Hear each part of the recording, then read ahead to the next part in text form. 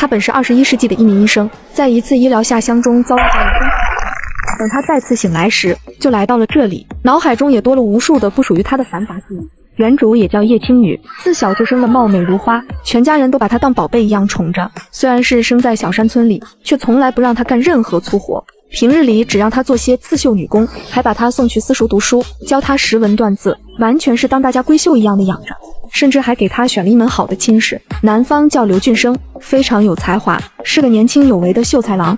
然而，就在两家将婚期正式定下来，还有半个月就要完婚的时候，悲剧却发生了。原主意外误食了一种奇怪的菌菇，虽然最后保住了性命，但本来娇俏可人的半边脸却是布满了黑色的斑点，丑得吓人。叶家人为了给原主恢复容貌，请了无数的大夫，几乎花光了家里的所有积蓄，却还是没有治好。然而屋漏偏逢连夜雨，叶家经营的豆腐坊于此时也出了大事故，险些吃死了人。叶家人在县衙重重挨了一顿板子不说，还把整个豆腐坊都赔了出去。看到原主和叶家遭此巨变，刘俊生和他的家人就彻底翻了脸。刘俊生他娘在叶家闹了几次，死活闹着要为儿子退了这门亲事，坚决不肯娶她。然而亲事虽然退了，原主却是对刘俊生一直念念不忘，非但不愿刘俊生悔婚，反而天天责怪自家人不给他找好的大夫医治他的脸，才害他嫁不出去。这一转眼2年过去了，为了给原主治病，叶家已经彻底破败，田地房产卖个精光。原本是村里第一的富户，如今却已经穷得揭不开锅了。而原主还一直陷在自己毁容和被退亲的痛苦中，原本温婉大方的性子，如今也变得阴沉可怕、尖酸刻薄。就在昨天，刘俊生中了举人，回清河县做了主簿，又娶了县城的女儿的消息传到了原主耳朵里，他更是悲恨交加，一时想不开，就跳河学长剑。这个傻子，为了个渣男，竟连疼爱自己的亲人都不要了。唉。叶青雨整理好脑中的这些来龙去脉后，肺险些都要被气炸了。真是身在福中不知福啊！前世的他是个孤儿，最羡慕最渴望的就是家人的疼爱和关怀。就在这时，破旧的房门传来一声轻响，一个身穿褐色粗布衣衫的中年妇人端着一碗药，满面愁苦地走了进来。叶青雨闻声，扭头朝他看过去，从记忆中得知这是原主的娘叶秦氏。雨儿，你醒了。叶秦氏见女儿已苏醒，惊喜的连忙快步的走上前。叶青雨看着她，见她双眼饱含泪水，满面慈爱和欢喜，这样来自于亲人的关爱，她还是第一次真切的感受到，心里不由得被触动了一下，嘴微微的张了张，沙哑的喊了一声娘。哎，娘在这呢，娘在呢，在呢。叶秦氏听着女儿喊的这声娘，再看她虚弱可怜的模样，疼的心都要碎了。雨儿，你昏迷了快1天了，可算是醒了。你可吓死娘了呀！你怎么能想不开的去跳河寻死啊？你要是死了，可叫娘、你爹还有你爷，你乃怎么活呀？你个傻孩子，那个刘俊生就不是个好男人，当初你们已经定了婚期，还因为你毁了容就坚决退亲，简直就是背信弃义。别说他只是中了举人，回来当个主簿，娶了县城的女儿，他就是娶了公主，当了驸马，也和咱们没关系。女儿，娘求求你了，咱将他忘了吧。别想着他了，更别为了他要死要活的，好不好？好。当听到女儿的回答，他猛了一瞬，惊喜地握紧女儿的手，不敢置信地问道：雨儿，你刚刚真的说好了？你真的不倔了？你答应了？娘，我在鬼门关走了一遭，真的想明白了，刘俊生他不值得我惦记着。对，不值得，你能想通就好，想通了就好。叶秦氏激动地俯身在女儿额头上摸了摸，关心道：还烫着呢，咱先不说了，来，将药给趁热喝了，烧退了你才能好起来。娘，家里哪里来的钱给我看病买药啊？该不会是将家里的最后2亩田给卖了吧？叶青雨从原主的记忆中得知，家里根本就没有余钱，而且除了他这个病号外，爷爷在豆腐坊出事时因挨了板子，身子骨伤得重，一直是卧床不起，是需要常年服药的。没卖，那是家里最后的田地了，说啥也不能卖，银钱是借的人家的。你就别管了，先将药喝了，身子养好了才是最重要的。真苦啊！喝完药，叶青雨就看了看窗外已经暗下来的天色，关切地问道：娘，我奶不在家吗？我爷身子还好吗？爹和二叔还没从地里回来吗？还有我二婶、大弟、二弟、小宝、小妞他们呢？叶青雨从醒来后看完原主这3年的所作所为，对他简直满肚子火气，一边气愤他作践了家人的疼爱，不知珍惜，又很羡慕嫉妒他能有这么好的家人。因为哪怕原主毁容后变得自卑阴暗，不仅不帮着分担家里的困难，还做天做地的找事，可一家子人都没有放弃他，嫌弃他，所以叶青雨万分珍惜如今他拥有的这些家人，哪怕现在还不能立刻为他们做些什么，可也想知道他们是否安好。你奶带着你二弟去山里挖野菜去了，你爷身子没事，在堂屋躺着呢。你爹和你二叔也在地里忙呢。你二婶带着小宝小妞回娘家去借粮食了，可能明天才能回来。叶琴是重新坐了回来，避开了大儿子的去向，将家里人都说了一遍。大弟呢？娘，大弟出事了吗？你怎么没提到他？叶青雨发现他娘没提到大弟，立刻察觉到了异样。你大弟跟着镇上的木匠学本事去了，短期内不能回来了，这可是个好事，人家管吃管住，还能学本事，1个月后就能给帮工的钱了，而且那一家人都对你大弟好着呢。叶琴是低着头，不敢看女儿的眼睛，将之前和家里商量好的说辞给搬了出来。若是女儿知道了他大弟因为他卖身为奴去做长工，说不定会再次想不开。叶琴是心疼儿子，可是更不想女儿再寻短见。有这么好的事？是哪家木匠铺子啊？叶青雨本能的怀疑，他有种直觉，大弟的去向似乎和他的要钱有关系。就老钱家的，这娘还骗你不成？叶琴是嗔怪的看了他一眼，又怕女儿多问，赶紧转移话题的问道：闺女，你还记得是谁把你从河里给救出来的不？我们得知你落水的消息就赶了过去，但我们到那时你已经被人给救出来放在岸边了，询问了村民也都说没看见是谁救的你。这救人一事可大可小，涉及到闺女的名誉，毕竟救人的若是个青年男子，对方和女儿有了肌肤之亲，那对方可是要对女儿负责的。叶青雨闻言，搜寻了落水后的记忆，发现自己落水后被救时的记忆不是原主的，而是自己的。原来他是在那个时候就穿过来了。在一起自己被他救的过程，叶青雨的嘴角抽了抽，着实有些哭笑不得。徐静南是下河救了他，却不是抱着他上的岸，而是将他套在了一个大的竹笼里，用绳子给拉到岸边的。人家根本就没碰自己一下，更没有肌肤之亲这回事。娘，我知道你想什么呢。我昏过去了，也不知是谁救了我，但就算知道，我也想装不知道。人家好生救了我，咱们要是仗着这个强硬的让人家娶我，咱这不是恩将仇报吗？他知道对方既然选择那种救人的方式，就是不想和他多做攀扯，他还是不说出来的好。你个丫头，说啥话呢？咋就是恩将仇报啊？你会识文断字，又会刺绣，性子又好，谁娶了你那是福气。可怜天下父母心呀，应该没有哪个父母不是觉得自己家的孩子是最好的。娘，咱们是乡下人，这村里的汉子要娶媳妇，也是娶力气大，能下地种田，在家做饭的。我虽识字会刺绣，可一点家务农活都不会干，脸又毁了，谁会要我呀？叶琴是知道女儿说的是实话，她看着女儿如今那半毁容的脸，再一想起女儿之前的娇俏模样，一颗心更是被揉得稀巴烂。好，咱不说这些了，只要你醒来就好。天黑了，娘要去做饭了，你好生睡吧，等吃饭了娘叫你。娘，不用喊我了，我喝完药发汗，睡一大觉，明早应该就好了。也好，那你好好休息吧，我把饭菜煨在锅里，你要是饿了就喊我，我给你送过来。谢谢娘。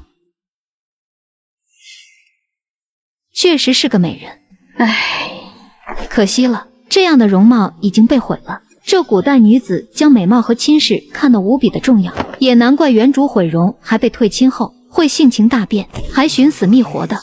等收拾妥当后，叶青雨便出了房门，走到院子里，入眼的是破败的几间土坯房，甚至还有用茅草搭的屋子。大姐，你醒了。闻言，叶青雨连忙扭头看去，只见一个身材不高又很消瘦的小伙，正背着一竹笼的猪草从门外进来。这是原主的小弟叶清风。大姐，你烧退了吗？等我洗把手，我去给你盛饭，你先回屋歇着吧。叶青雨听着这话，却是替原主脸红，自己也觉得赧然。才11岁的弟弟，不知多早起的床，已经去山上割了1背垄的猪草回来了。可是他这个当大姐的，才刚刚起床，就连饭也不成，还准备饭来张口。叶青雨都觉得叶家人这宠原主宠的简直是太过了。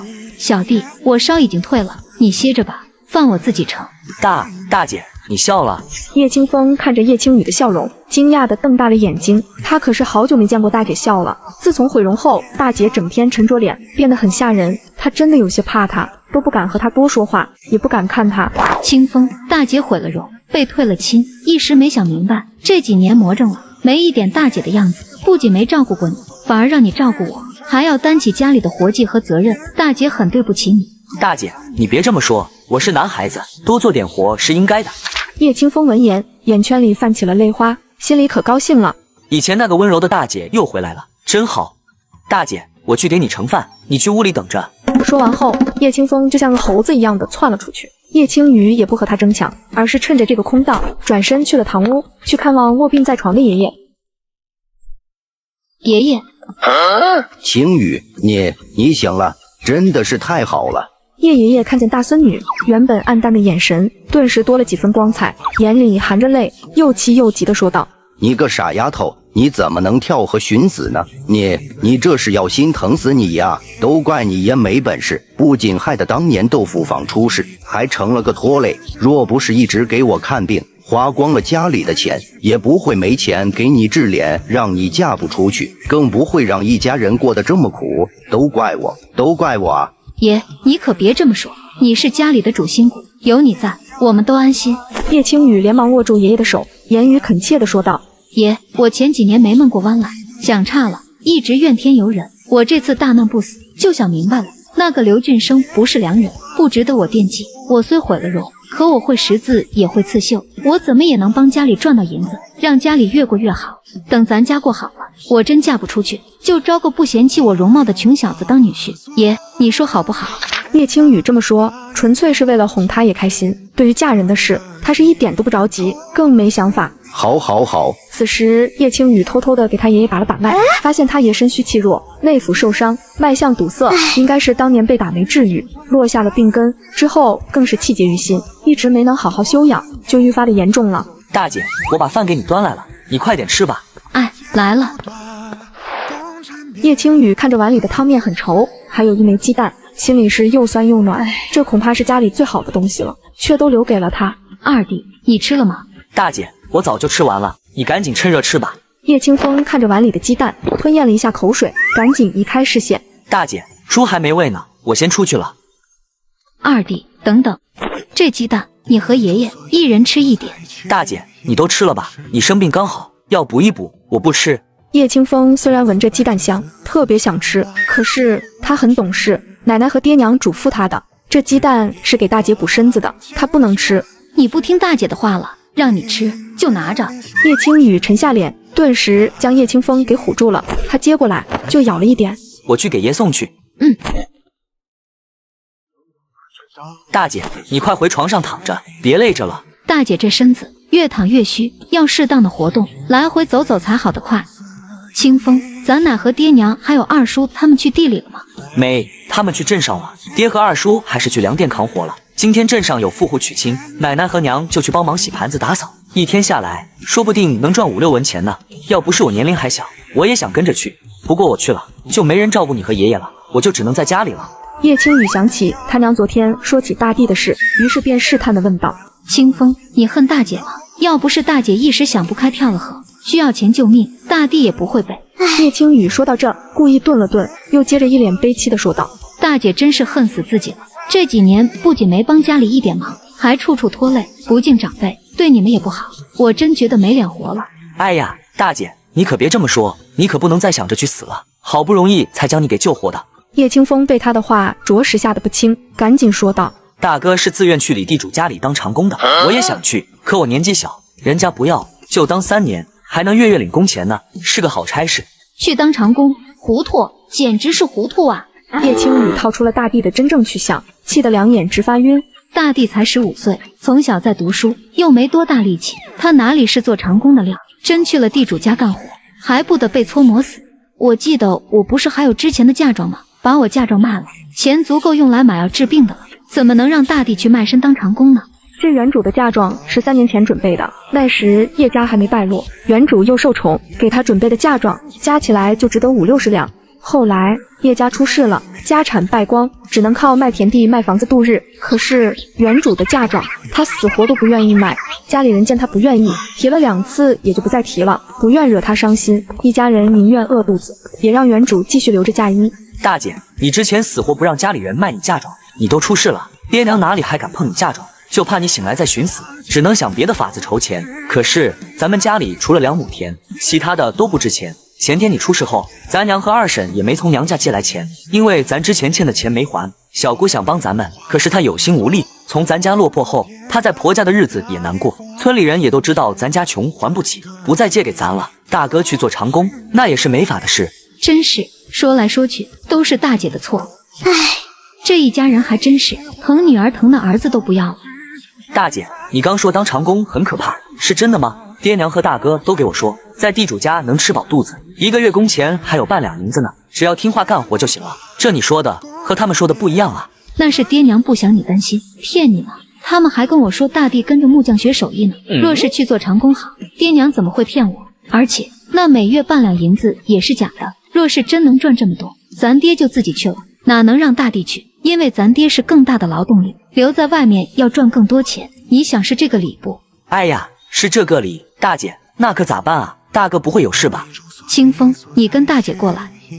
叶青雨拉着叶清风进了自己的屋，将床头的红木箱子打开，从里面找出自己的嫁妆，冲着叶清风说道：咱们这就去镇上找爹和二叔，将嫁妆给卖了，将你大哥给赎出来。大姐，你真要卖？可你卖了，你以后要嫁人了，可就买不了这么好的嫁衣了。你说是你大哥重要，还是这嫁妆重要？那当然是大哥重要了。大姐，你这嫁妆能卖多少银子呀？大姐也说不好，加起来可能有10两吧。哇，10两，那就是上等的1亩田啊！真能卖这么多吗？那咱们现在就去镇上吗？大哥签的是活契，李地主家就给了咱们1两半的银子，将大哥给赎出来了，咱们岂不是还能剩下8两半？这些银子除了给爷抓药的钱，够咱们吃半年多的了。大姐，对不对？对，咱们现在就去镇上。不过我身子太差，没力气，走是走不到镇子上的。你去问问赵家的牛车去镇上吧，咱搭车去。大姐，我不用去问，赵家牛车每天都这个时辰去镇上，可咱们没钱搭车啊。这样，你将这块手帕拿去你梅子姐那，让她瞧瞧。我记得之前她一直想要这种手帕的。好的。大姐，你猜刚才那帕子卖了多少文钱？卖了多少？10文吗？嘿嘿，不是，是30文。怎么卖了这么多？你是怎么说的？大姐，我没资格报价，我就说这帕子是好东西，是3年前咱们从县城买的，你都没舍得用过，而且上面还绣了一枝梅花，和梅子姐最是相配了。若是她用这帕子，村里的其他姑娘肯定会羡慕死的。然后梅子姐就问我多少钱，我让她看着给，又夸她大气，铁定不会亏到我。梅子姐就给了30文。小弟，你还真是个卖东西的一把好手啊，这是大财啊！叶清风被他大姐夸赞的有些不好意思，抓了抓后脑勺，又说道：大姐，那咱们快走吧，再不去，咱就赶不上赵家的牛车了。好，你还要再去办2件事，一是去给咱爷说声，别说咱去镇上，就说你去山上捡柴，中午恐怕回不来，我又睡觉了，就托隔壁的刘婶子中午给他送饭，照看一下。第二是你再拿2文钱给隔壁刘婶，给他说一声照顾咱爷的事，咱们去镇上卖嫁妆的事不用瞒他，也嘱咐他别先给咱爷说，可明白了？大姐，隔壁刘婶心善，人家过得也好，不缺咱这2文钱，给他说声，他也会给咱爷送饭的。叶清风有些舍不得这2文钱，毕竟家里真的穷死了，2文钱可以买半斤粗面了，够家里吃一顿的了。清风，咱们家是穷，但是咱们总是让刘婶帮忙，却从来不给回报，次数多了人家心里也会不舒服的。2文钱不多，可是说明咱家的心意，也能让刘婶更尽心照看咱爷，明白吗？叶青雨知道叶清风的想法，于是便细心的教导着，眼里充满了温柔和智慧，让叶清风十分触动。大姐，我明白了，那你赶紧收拾下，我办完这2件事，咱就出门了。那你快去吧。当2人来到村口时，赵大柱正准备赶着牛车出发，叶青雨姐弟俩赶紧喊道：大柱叔，等等我们。赵大柱和车上的人听到喊声，全都扭头看了过来。同时，赵大柱也冲着叶青雨姐弟喊道：你们也要去镇上？对，大柱叔，我们也要去，我们付车钱。大柱叔，那上车吧。赵大柱收了钱，就冲车上的人吆喝道：大家挤一挤，给他们姐弟俩腾点地方。青雨，你闹腾了一场，刚捡回来1条命，不好好在家歇着，去镇上干啥？叶青雨扭头见说话的是他们同族的3大娘叶周氏，她素来是个刀子嘴豆腐心的，对他们一家挺好的，这2年没少接济他们家。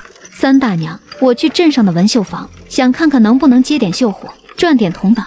叶青雨看向3大娘，声音中满是愧疚自责的说道：我前几年过得浑浑噩噩的，就觉得自己命苦，没想过家里的难处。昨天从鬼门关走了一遭回来，一下子就懂了，我不该惦记着那没良心的人，应自立自强，过好自己的日子。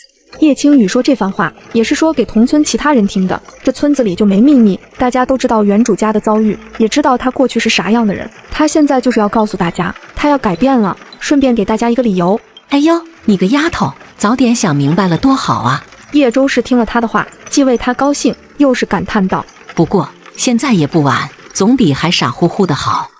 三大娘教训的是，等会儿到镇上了，你们跟着我和铁树吧。你是个姑娘家的，清风小子还小，没个人陪着你们可不行。那就谢谢三大娘了。牛车走了小半个时辰，就到了镇子上。叶青雨姐弟从牛车上下来，跟在三大娘和铁树哥后面，先走到一墙根处，商量着先去办什么事。三大娘、铁树哥，实不相瞒，大弟为了给我治病，去李地主家做了长工。我和小弟是来镇上卖嫁妆的，然后想拿着钱将我大弟从李地主家给赎出来。叶周氏一听，就拧起了眉头，问道：这么大的事，怎么就你们姐弟俩？你爹和二叔呢？爹和二叔，还有我奶和我娘，都来镇上干活了。我和小弟过来，是想着先找到我爹和二叔，然后一起去卖了嫁妆，再去赎大弟。叶周氏闻言，看着叶青雨的眼神又暖了几分，开口说道：你能想着卖嫁妆赎你大弟，看来是真不傻了。这样，我看你这身子还弱得很，你和我先去文绣坊卖嫁妆，让清风小子带着铁树去找你爹和二叔，咱娘俩就不跟着跑了。三大娘，那就听你的。今天碰上你，真是我们走了运，有福气了。行，那咱们就先去文绣坊吧。客官，你们要点什么？掌柜的，你们这收绣品吗？我们是来卖东西的。哦，我们收绣品，你们将东西拿过来吧，我要先看看东西。叶青雨上前将包袱里的东西拿了出来，便说道：是嫁衣和被面，你先看看。不错，姑娘，你这嫁衣我们收了，你想卖多少？掌柜的，你先报个价吧。你若是有诚意，咱们可以继续往下谈。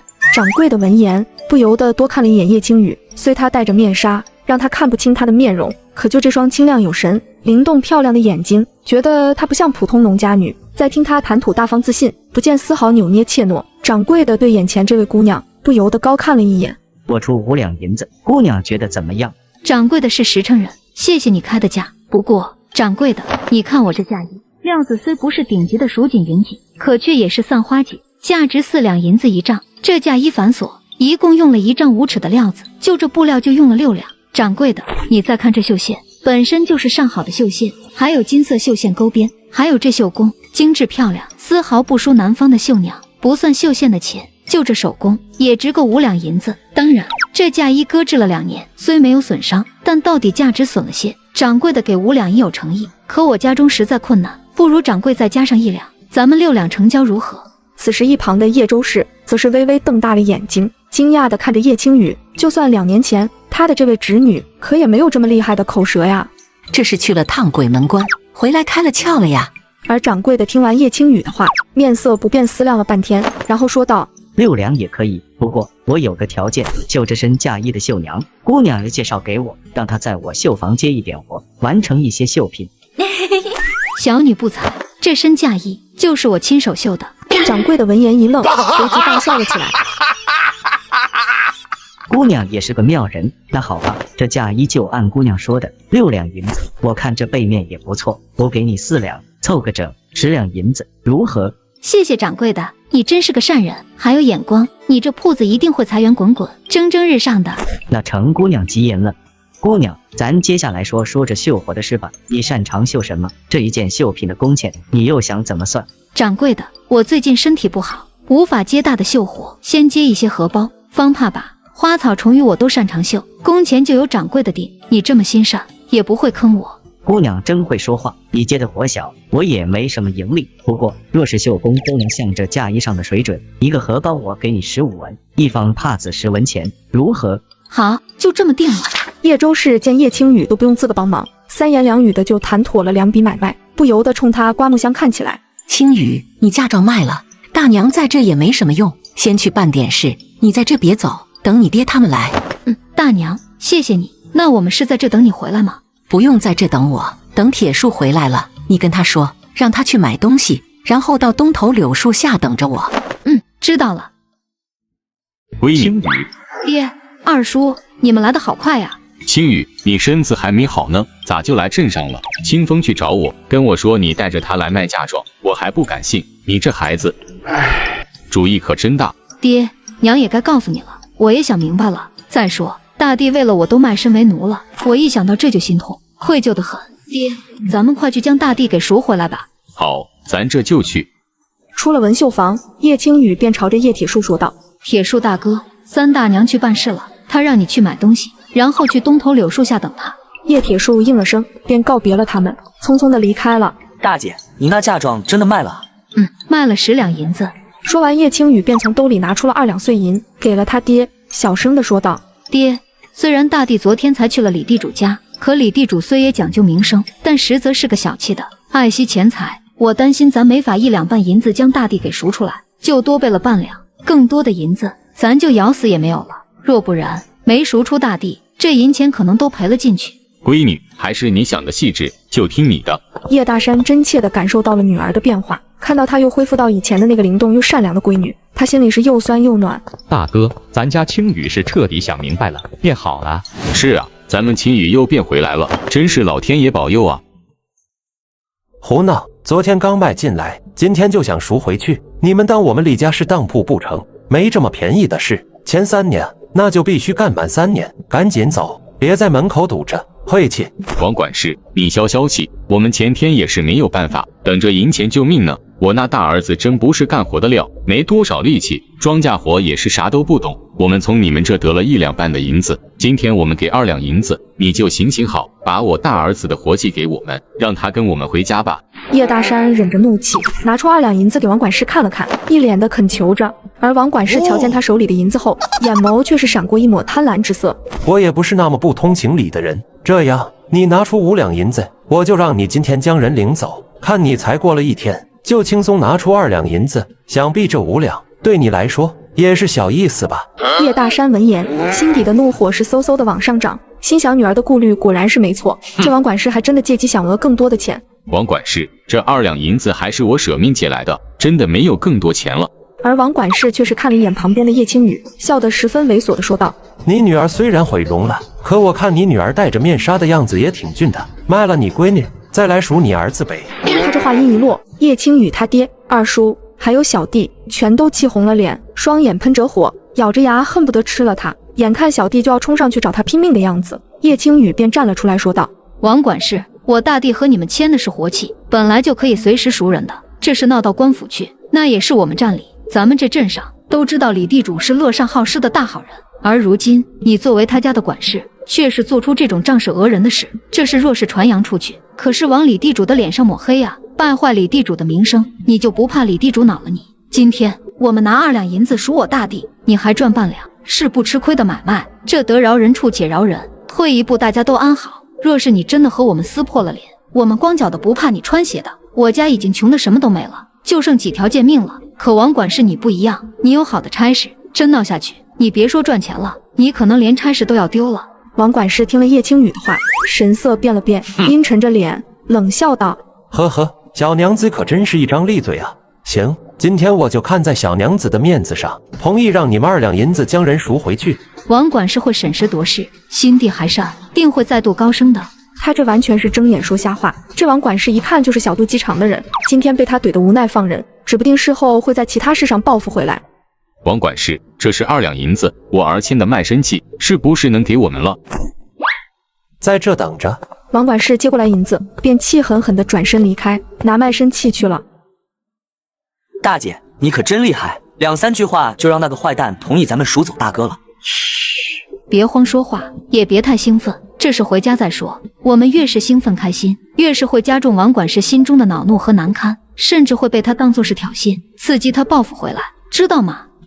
大姐，我知道了。等了一小会儿，叶青书便被一个家丁给扶了出来。青书，你怎么了？走路怎么瘸了？是不是？叶大山想问儿子是不是被打了，可碍于李家的门房在，这话没说出口。爹，我无碍，只是脚崴了。叶青书冲他爹摇摇头，然后将视线落在叶青雨的身上，对于大姐出现在这的惊诧掩去，而是面带关切地看着他。大姐，你身子好了？好了，大弟，姐对不起你，让你受苦了。你是读书人，还要参加科举的，你怎么能同意卖身为奴呢？简直是糊涂啊！你宁愿出来做长工，也同意爹娘留着我那嫁妆。难道你心里觉得大姐是那么无情的人？我是那种为了个渣男，就连自己弟弟的前程，甚至命都不要了的人吗？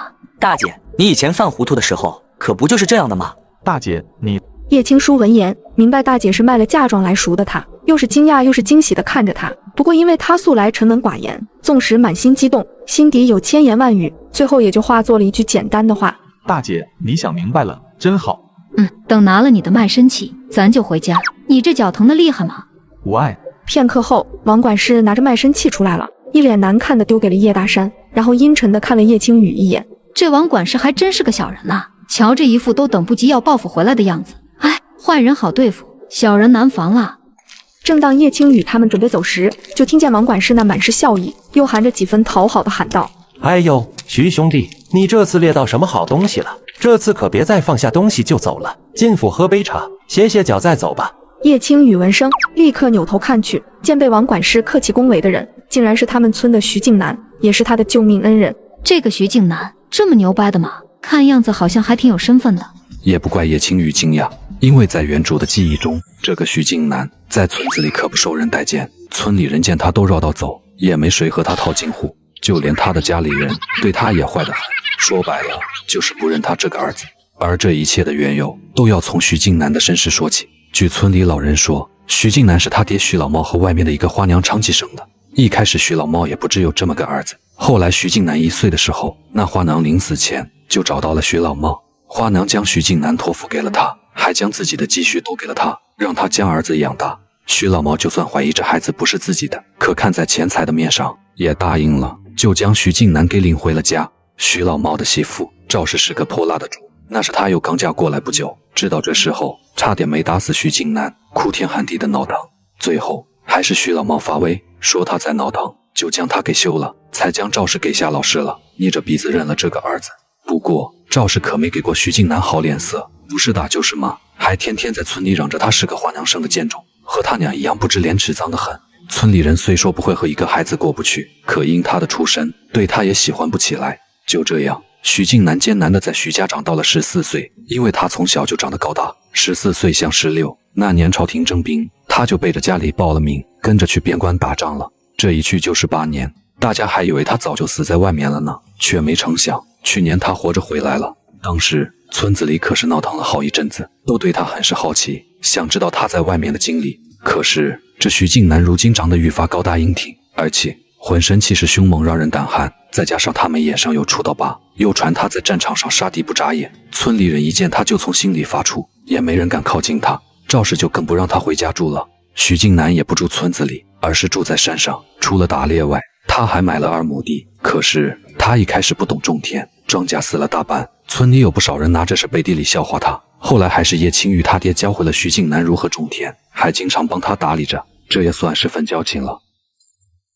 叶青雨从回忆里回过神来，再看那一脸讨好的王管事，顿时心生一计。他知道该怎么镇压这王管事，让他不敢随意对他们家使坏了。小弟，告诉爹他们配合我。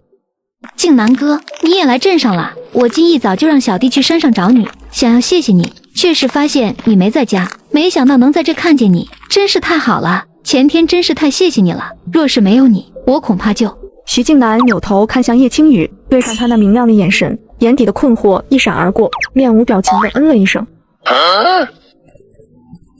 徐兄弟，你们认识吗？那当然啦，静南哥和我们住一个村子，我们从小就认识。叶青雨一副理所当然的口吻，也不给人发问的机会，口齿伶俐地说道：静南哥，眼见半个月就要秋收了，咱们2家的田地又在一块，不如咱在一起干吧。我爹和二叔可都是种田的一把好手，他们有经验，你有力气，这么合作是最好不过了，你说呢？徐静南深深地看了叶青雨一眼，不知道他想干什么，不过还是点头应了声。叶青雨见他点头了，心中悬着的一块大石终于落了下来，眉眼间的笑意愈发璀璨地说道：那就这么说定了。叶姑娘，你们和徐兄弟这么熟悉，怎么当时没向徐兄弟借钱，还让你大弟卖身做长工呢？那当然是静南哥不在家，去山里打猎了，找不到他呀。叶青雨说着这话，心里紧张地抬头看向徐静南，见他望过来，忙冲他眨了眨眼，露出一抹歉意和恳求之色。徐静南则是默默移开视线，他觉得这女子的眼睛亮晶晶的，会说话，还会勾人，而叶青雨见徐静南一点反驳他的意思都没有，而是一副自己说什么都是如此的模样，胆子立马就肥了起来，说道：这次我们能这么快的过来拿钱赎走大地，就是因为静南哥回来后给我们家送了银钱。静南哥，你不仅救了我，还救了我大地，真是太谢谢你了。徐静南是越听越糊涂，将他没做过的事全推到他身上，还说得有模有样的，搞得跟真的一样。这个女人想干嘛？哎呦，叶姑娘，你们咋不早点说和徐兄弟交好呀？你看这闹的，刚才差点生出了误会。叶姑娘会做人，觉得给我们李家添了麻烦，就多给了半两。但是你们家里也困难得很，我可不能贪你这半两银子，你快拿着吧。王管事，你真是深明大义呀！叶青雨略微惊喜地将半两银子接过来，再送上两句不要钱又好听的话，让王管事脸上笑容更真了几分，彻底放下了刚才的事。没想到这徐静南的虎威如此厉害，还能帮我拿回这半两银子，看来这徐静南的身份果不简单呀。叶青雨又看了一眼徐静南，趁着王管事被旁边的门房叫去一边说话之际，叶青雨悄悄冲徐静南说道：迫不得已利用阁下的威势，很是抱歉，多谢配合，不胜感激。徐静南听到这，彻底明白了为何叶青雨会过来和他搭话了。原来是他看出王管事待他客气有礼，便借他的事让王管事没有芥蒂的放他们离开。这女子怎么和村里人说的有点不太一样呀？大姐，你落水是不是徐大哥救的你啊？你是不是要嫁给他了？是他救的我不假，可我没想嫁给他。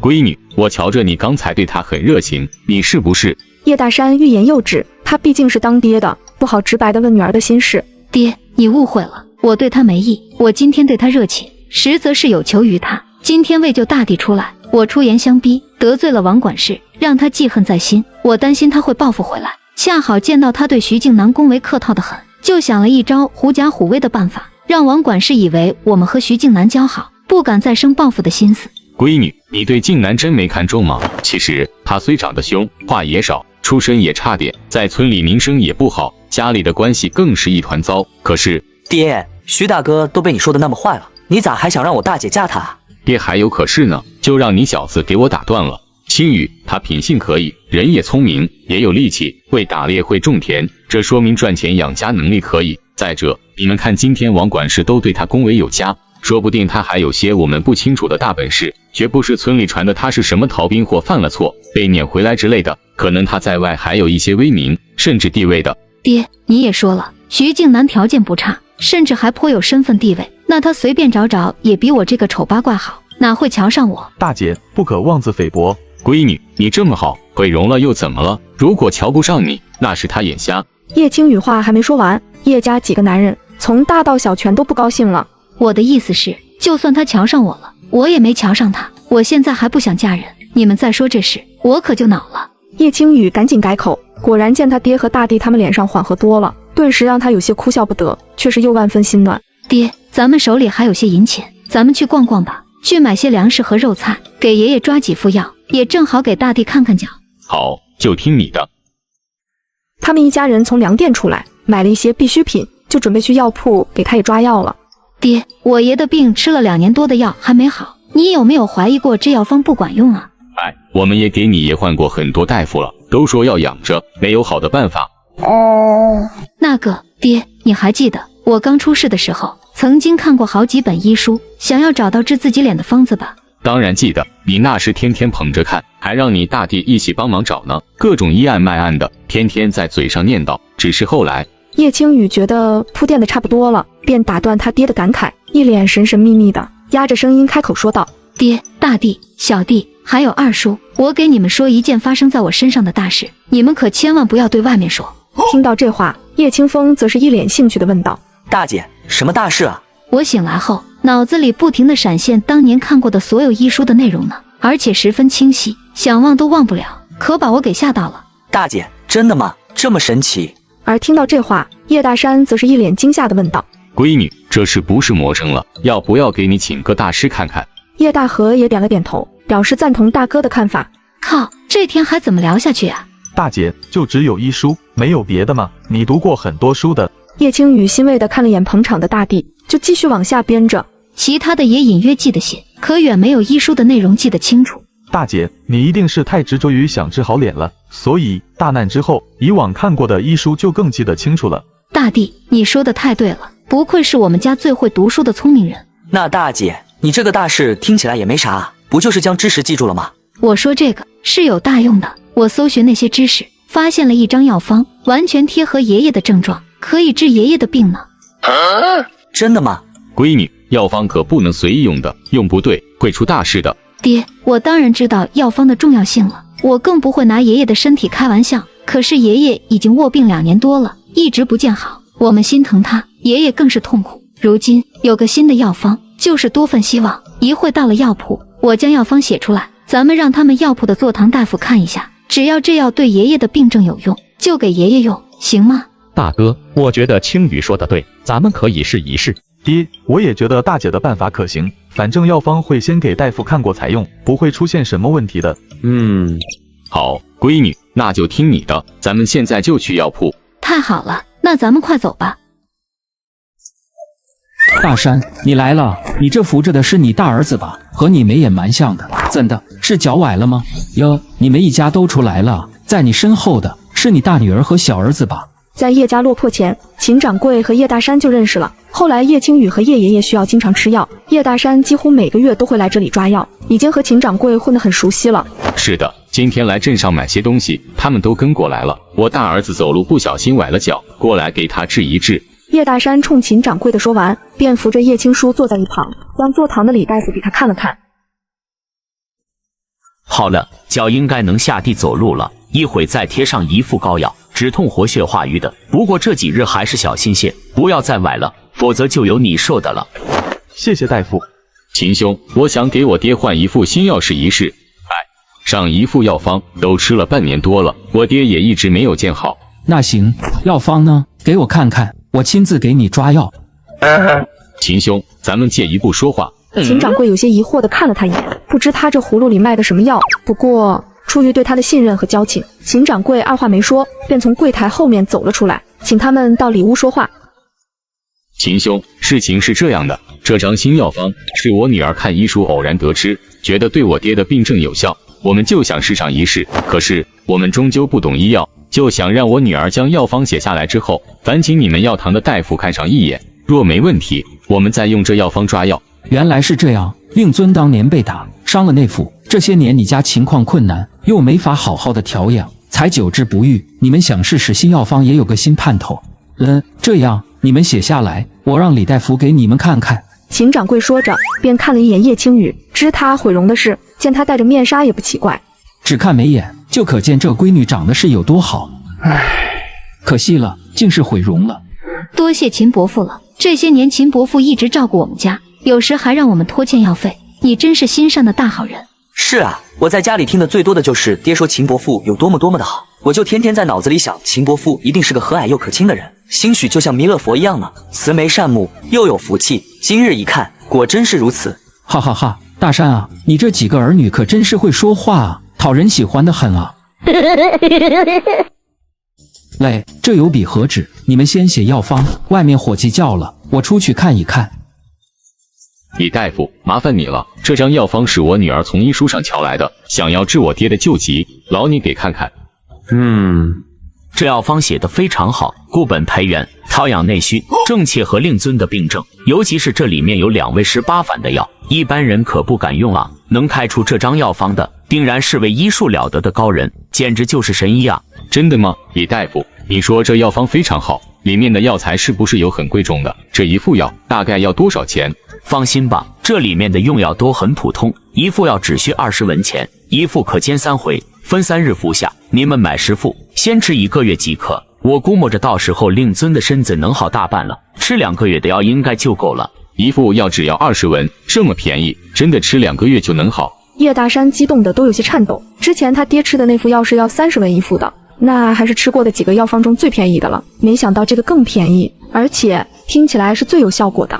大夫，你真看准了，这药方又便宜又有用。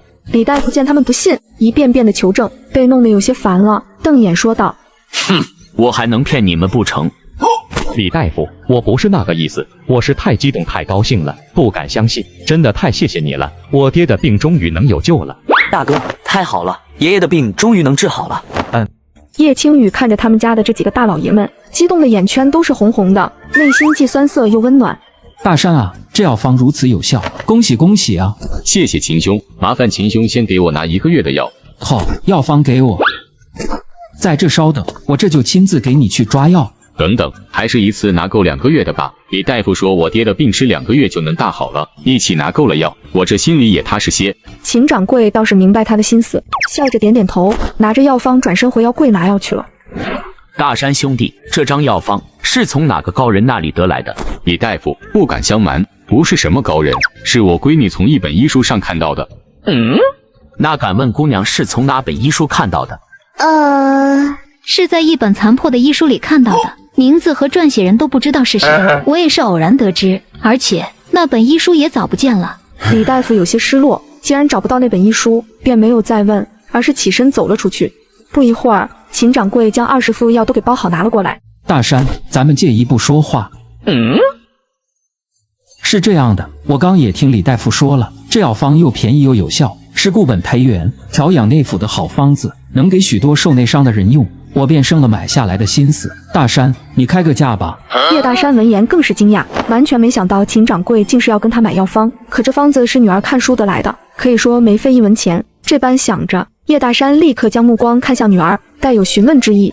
秦伯父，你之前帮我们家那么多，你想要这药方，直接拿去就是，不用买的。秦掌柜听他直接相送，心中一暖，可还是摇摇头道：那可不行，这药行有药行的规矩，我们不能不问自取别人的药方。你说赠与，伯父心里感激，却不能占你们便宜。这样吧，今天这20副药我不收钱了，再另外付你5两银子，可好？叶青雨闻言，倒是让他惊讶，他没想到药方这么值钱，他脑子里可是有好多药方的。秦伯父，这也太多了。是啊，秦兄，这不过是我女儿从医书上看的，你给5两太多了。你们都不懂，我说值就值的，不必再说了，我吃不了亏的。叶大山闻言，只能作罢，满心的欢喜，不由得看了一眼女儿。都是因为闺女才能有这样的好事，不仅给爹抓的药没花钱，还得了5两银子，女儿的好福气又回来了。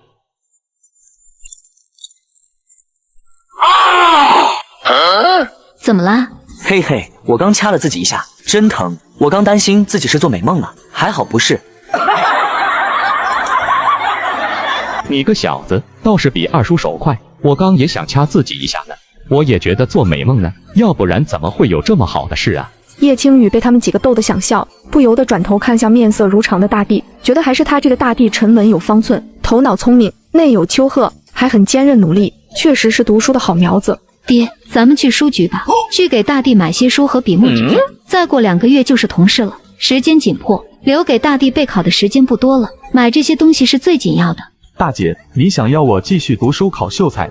是啊，大姐不仅想要你考秀才，还想要你3年后考举人，然后再中进士呢。你不仅聪慧，还肯吃苦，读书有见地，大姐相信你一定能够高中做官的。从今天起，你就安心读书，家里的活计不用你做了，银钱由我和爹来赚，咱家会和之前一样，越过越好的。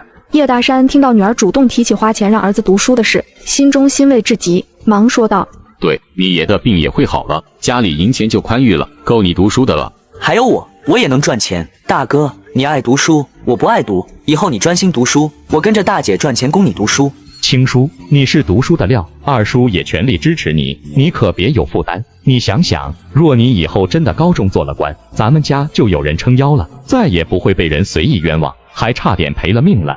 叶大河说到后面，已经眼冒怒火，语气愤愤不平。他说的自然是2年多前家里豆腐房差点吃死人的事。当时叶家是被人陷害的，可是官不给他们做主，也不查明真相，才害得他爹一直卧床不起。而叶青书也非矫情之人，他知道做官才是正途。他眼泛泪花，语气铿锵有力地保证道：爹、二叔、大姐、小弟，我一定不负所望。爹，我这身子刚好，实在是走不动了。闺女，你累了咋不早说呀？瞧我们刚才光顾着高兴，都忘了你身子弱了。爹，我没事，多休息会就好了。大哥，青叔的脚伤了，虽刚在医馆做了正骨处理，可也不宜过度走动。要不我陪着青雨和青叔在这休息会，让青叔将要买的书名告知你和清风，你带着清风去书局买吧，我们在这里等你们。也好，那我们这就去书局。青叔，你要买些什么书？叶青书将要买的书名告诉了他爹和小弟后，父子二人就匆匆地走了。而叶青雨休息了片刻，身上也缓过来些许劲了，于是又兴起了想要逛街买东西的心思，主要是想给他二婶还有二婶家的小宝小妞买些东西，借此表达以往原主的歉意，缓和一下关系。二叔，大弟，我想去逛逛，就在这附近，不走远。大姐，你身子刚好，我陪你去吧。那劳烦二叔在这照看下东西。叶青雨心想也不走远，不会加重大地的脚伤，就没拒绝。叶大河也不反对，只是让他们小心些，别走太远，快些回来。两人离开茶铺子，叶青雨就冲大地说明了他的心思，让他帮着出主意，看给二婶他们买些什么好。大姐，二婶已经2年多没有添置衣物了，你送她一些布料做一件新衣，定然能让她欣喜。小宝和小妞都是孩童，最好吃食，可平日又吃不到，买些糕点之类的就可以哄他们开心了。好，就听大弟的。这样，咱们买上一匹葛布，也就200多文钱，差不多能给咱全家人都做上一件新衣了。大姐，如此铺张有些不妥。我知你高兴，想让家人都穿上新衣，可是咱们还欠着不少外债，债不还清，却是自己享乐，会让人不齿的。大弟所言甚是，咱们所欠外债一共有多少？大弟可不要瞒我，实话实说。光我知道的就有25两3钱银子。叶青书犹豫了一下，又开口说道：我猜测真实的数量比这要多1倍。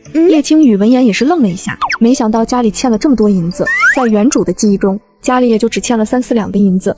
没事，哪怕欠下50两银子，大姐也能想办法慢慢还掉外债。大姐还接了秀活，一天能赚40、50文呢，大不了再去卖个药方，银钱很快就有了。你安心读书就行，不用操心这些。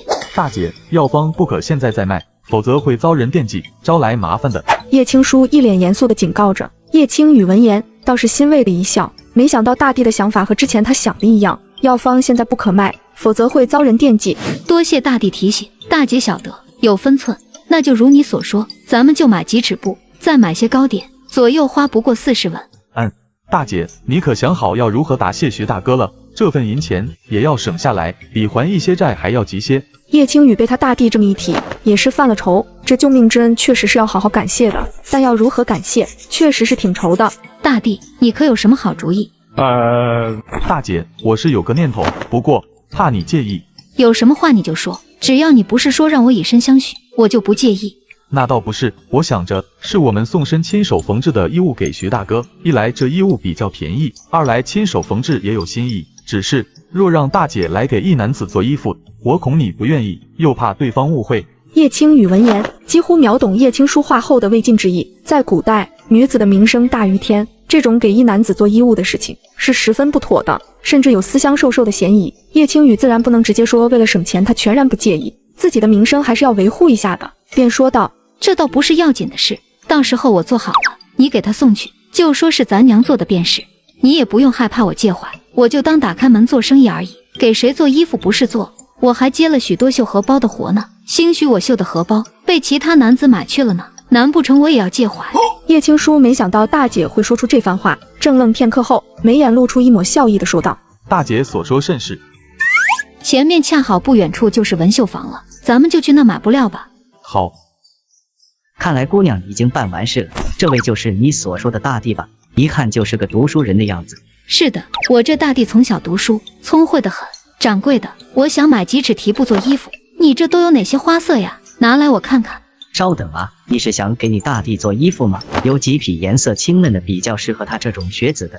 掌柜的，我不是给我大弟做，是要送给他人的。叶青雨将徐静南的身高、沉稳和气质大概说了说，掌柜的闻言倒也没说别的，而是立刻给他取了几匹比较好的布料。叶青雨征询了大弟的意见，最后选定了一匹显得比较大气的布料后，又给他二婶买了5尺比较便宜的葛布。付完钱，便冲着掌柜的问道：掌柜的，你这里有没有不要的碎布头啊？非常细碎的，你完全舍弃不要的那种。闻言，掌柜的便好奇地问道：有是有，可那些碎布头，你连拼接在一起用的价值都没有，而且还够费针线的呢。你要来干嘛？我们农家人穷，衣服或是鞋子破了，就打补丁照旧穿。这些碎布头正好做补丁，也是有些用处的。掌柜的，能否2、3文钱卖与我一些？不用你掏钱，一些碎布头我直接送给你吧。掌柜的很是大方，转身去了后面，提着一布袋的碎布出来了。掌柜的，太谢谢你了，你给的这些碎布头比我想的可要大多了，我今天可占了你不小的便宜啊。对我来说不过是些没用的东西罢了，不用客气的，拿去吧。叶青雨又买了一些丝线，便冲着掌柜的谢了再谢，便带着叶青书笑盈盈的离开了。你们可算是回来了，咋买了这么多的布呀？二叔，这块布料是买给徐大哥的，感谢他的帮忙，买多一些，等剩下了，我给小宝做身衣服。这个布料是给二婶的，二叔你瞧瞧，这花色，我二婶能喜欢不？叶大和一听大侄女惦记着他媳妇和儿子，一颗心顿时暖乎乎的，笑咧了嘴，也没推辞。青雨，你有心了，我先替你二婶谢谢你，这颜色她一定会喜欢的。叶大和对自个媳妇心里是有愧的，这2年多，他爹要吃药，大侄女也要治脸，家里过得困难，让他媳妇跟着吃了不知多少苦，天天干苦活，还吃不饱饭，更是好几次家里实在是没法了，还让他舍下脸面回娘家借粮借钱，让他被兄嫂数落。每一次媳妇从娘家回来，晚上就默默地抹着眼泪，也不出口抱怨，他这心里也难受得很，只能更心疼他几分。每次都说让他再熬2年，日子会过好的，可每次他说这话时，都很是没底气，透着心虚。不过现在他看着从跳河醒来后就不一样的大侄女，想着他爹的病也能治好了，叶大和隐隐的有种感觉，他们家往后是真的会越过越好的。二婶喜欢就好，还有这些糕点是买给小宝小妞他们吃的。叶大和听着心里是非常感动的，可还是忍不住念叨道：青雨啊，你虽卖了嫁妆和药方，有些银子，可是这钱越花越少，还是省着点花才是。二叔，钱是赚出来的，不是省出来的。我这个当大姐的，之前糊涂也没个大姐样，一想起我之前还和小宝小妞他们抢东西吃，我就羞愧的脸红。如今手头有些银钱了，我就想着要赶紧的弥补他们一二。叶大和被他这番话说得通体舒畅，看着他的眼神满是笑意，也就不再多说什么了。而片刻后，叶大山和叶清风就买完书回来了。大哥，你看，这是你要的4本书，可真贵，就这4本书就花了1两银子，还有这些笔墨纸砚，加起来又是1两半银子呢。叶清风说着，露出一脸肉疼的表情。你个小财迷，你大哥是要考秀才的，花这些银子很值得。嘿嘿，我知道的，我也就是叨叨2句。等我将这些书再复读一遍，手抄下来，就可以再卖了它们。都说了，银钱的事你不用管，安心读书做学问就好。知道了，大姐。闺女，你身体还好吗？咱们现在去找你奶和你娘怎么样？我刚打听了，有辆回咱村那边的牛车，半个时辰后走，咱叫上他们，正好回家。爹，我身子好多了，那咱们快走吧，也好早点回家。家里就我爷自己在呢，虽托了刘婶子照看着，可总是不放心的。你说的是，那咱们快些走吧。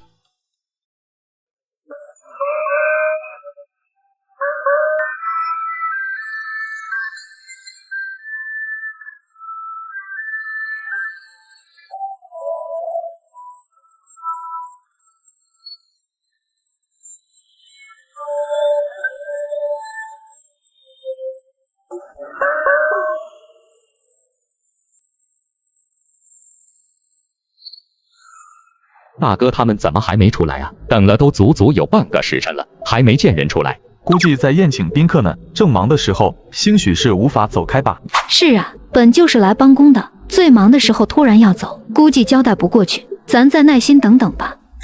出来了，是娘和清风。此时前方叶清风身边跟着一位头发半白、微弓着身子、模样干瘦的老太太，正是叶青雨的奶奶叶刘氏。叶青雨看到年迈的奶奶还要出来干活，心里很不是滋味，连忙上前2步迎了上去。奶奶，青雨，真的是你呀！奶奶刚听你爹说你来卖嫁妆，还将你大弟给赎出来了，奶都不敢相信。奶奶，是我。叶青雨重重的点了点头，鼻子微酸，眼睛也红得愧疚道：奶，我之前对不起你们，错得离谱，以后再也不会了。说啥对不起的，你个傻丫头。叶刘氏满目慈爱地看着孙女，高兴的简直不知该说什么好了。娘，我大哥大嫂怎么还没出来啊？太忙了，李家管事的不让离开，你爹就替我留下继续干活了。而且咱这一走，上午干的工钱就都没了，那就是白出力，啥也没捞着，太亏了。就让他们在这干完吧，咱先回家。爹也说了，让咱们先回去。好，那咱们先回家。爹，我们回来了。爷爷，我们回来了。一到家，一家子人就都冲进了叶爷爷的房间，关心地询问着：哎呦，青叔也回来了，老婆子，这是咋回事？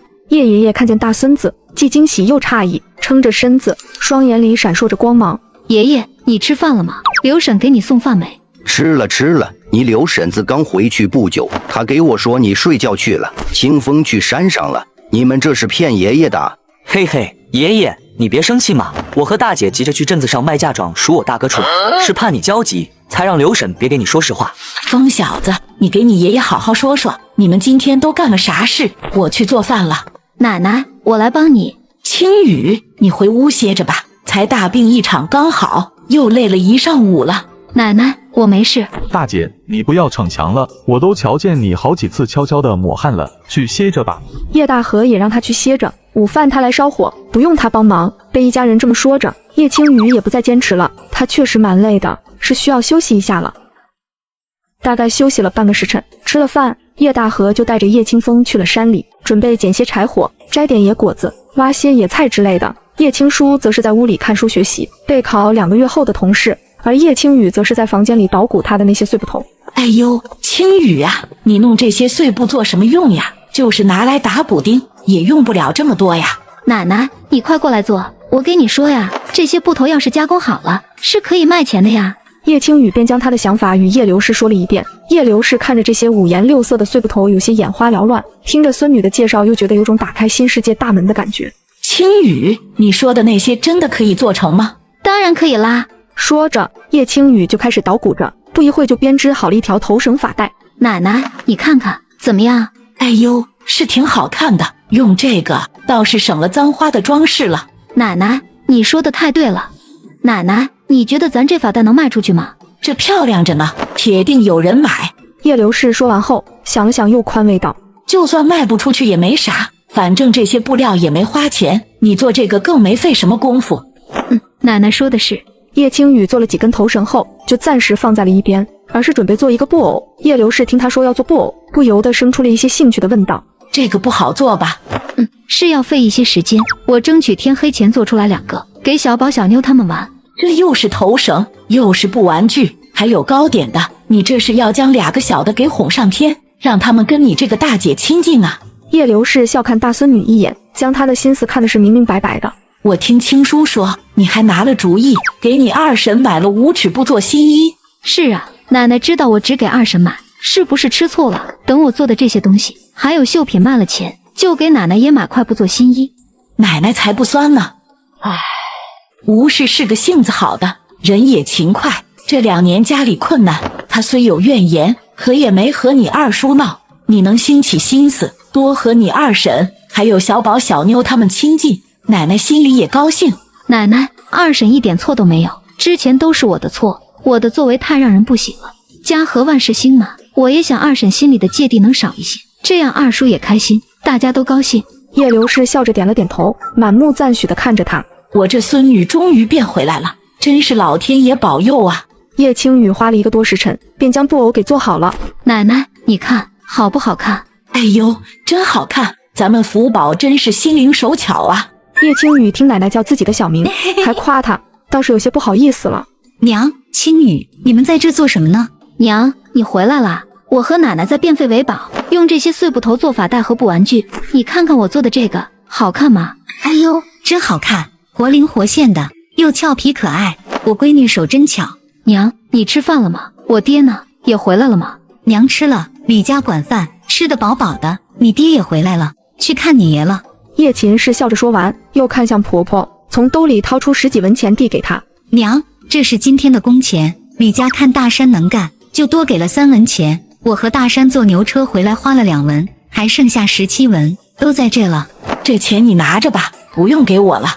哎，叶秦氏愣了下，听到这话，面上没有露出多少惊喜，倒是多了一抹的难色。娘，这钱还是给你吧，放我手里，我真不知道该怎么用，不知是买吃的还是还债，纠结得很。叶刘氏闻言，无奈地看了一眼软糯的大儿媳妇，当着孙女的面，她也不好说她什么，便将钱收了过来。奶奶，我这还有不少钱呢，也都给你吧。咱家欠的外债有哪些要紧的，就先用这些钱给还了。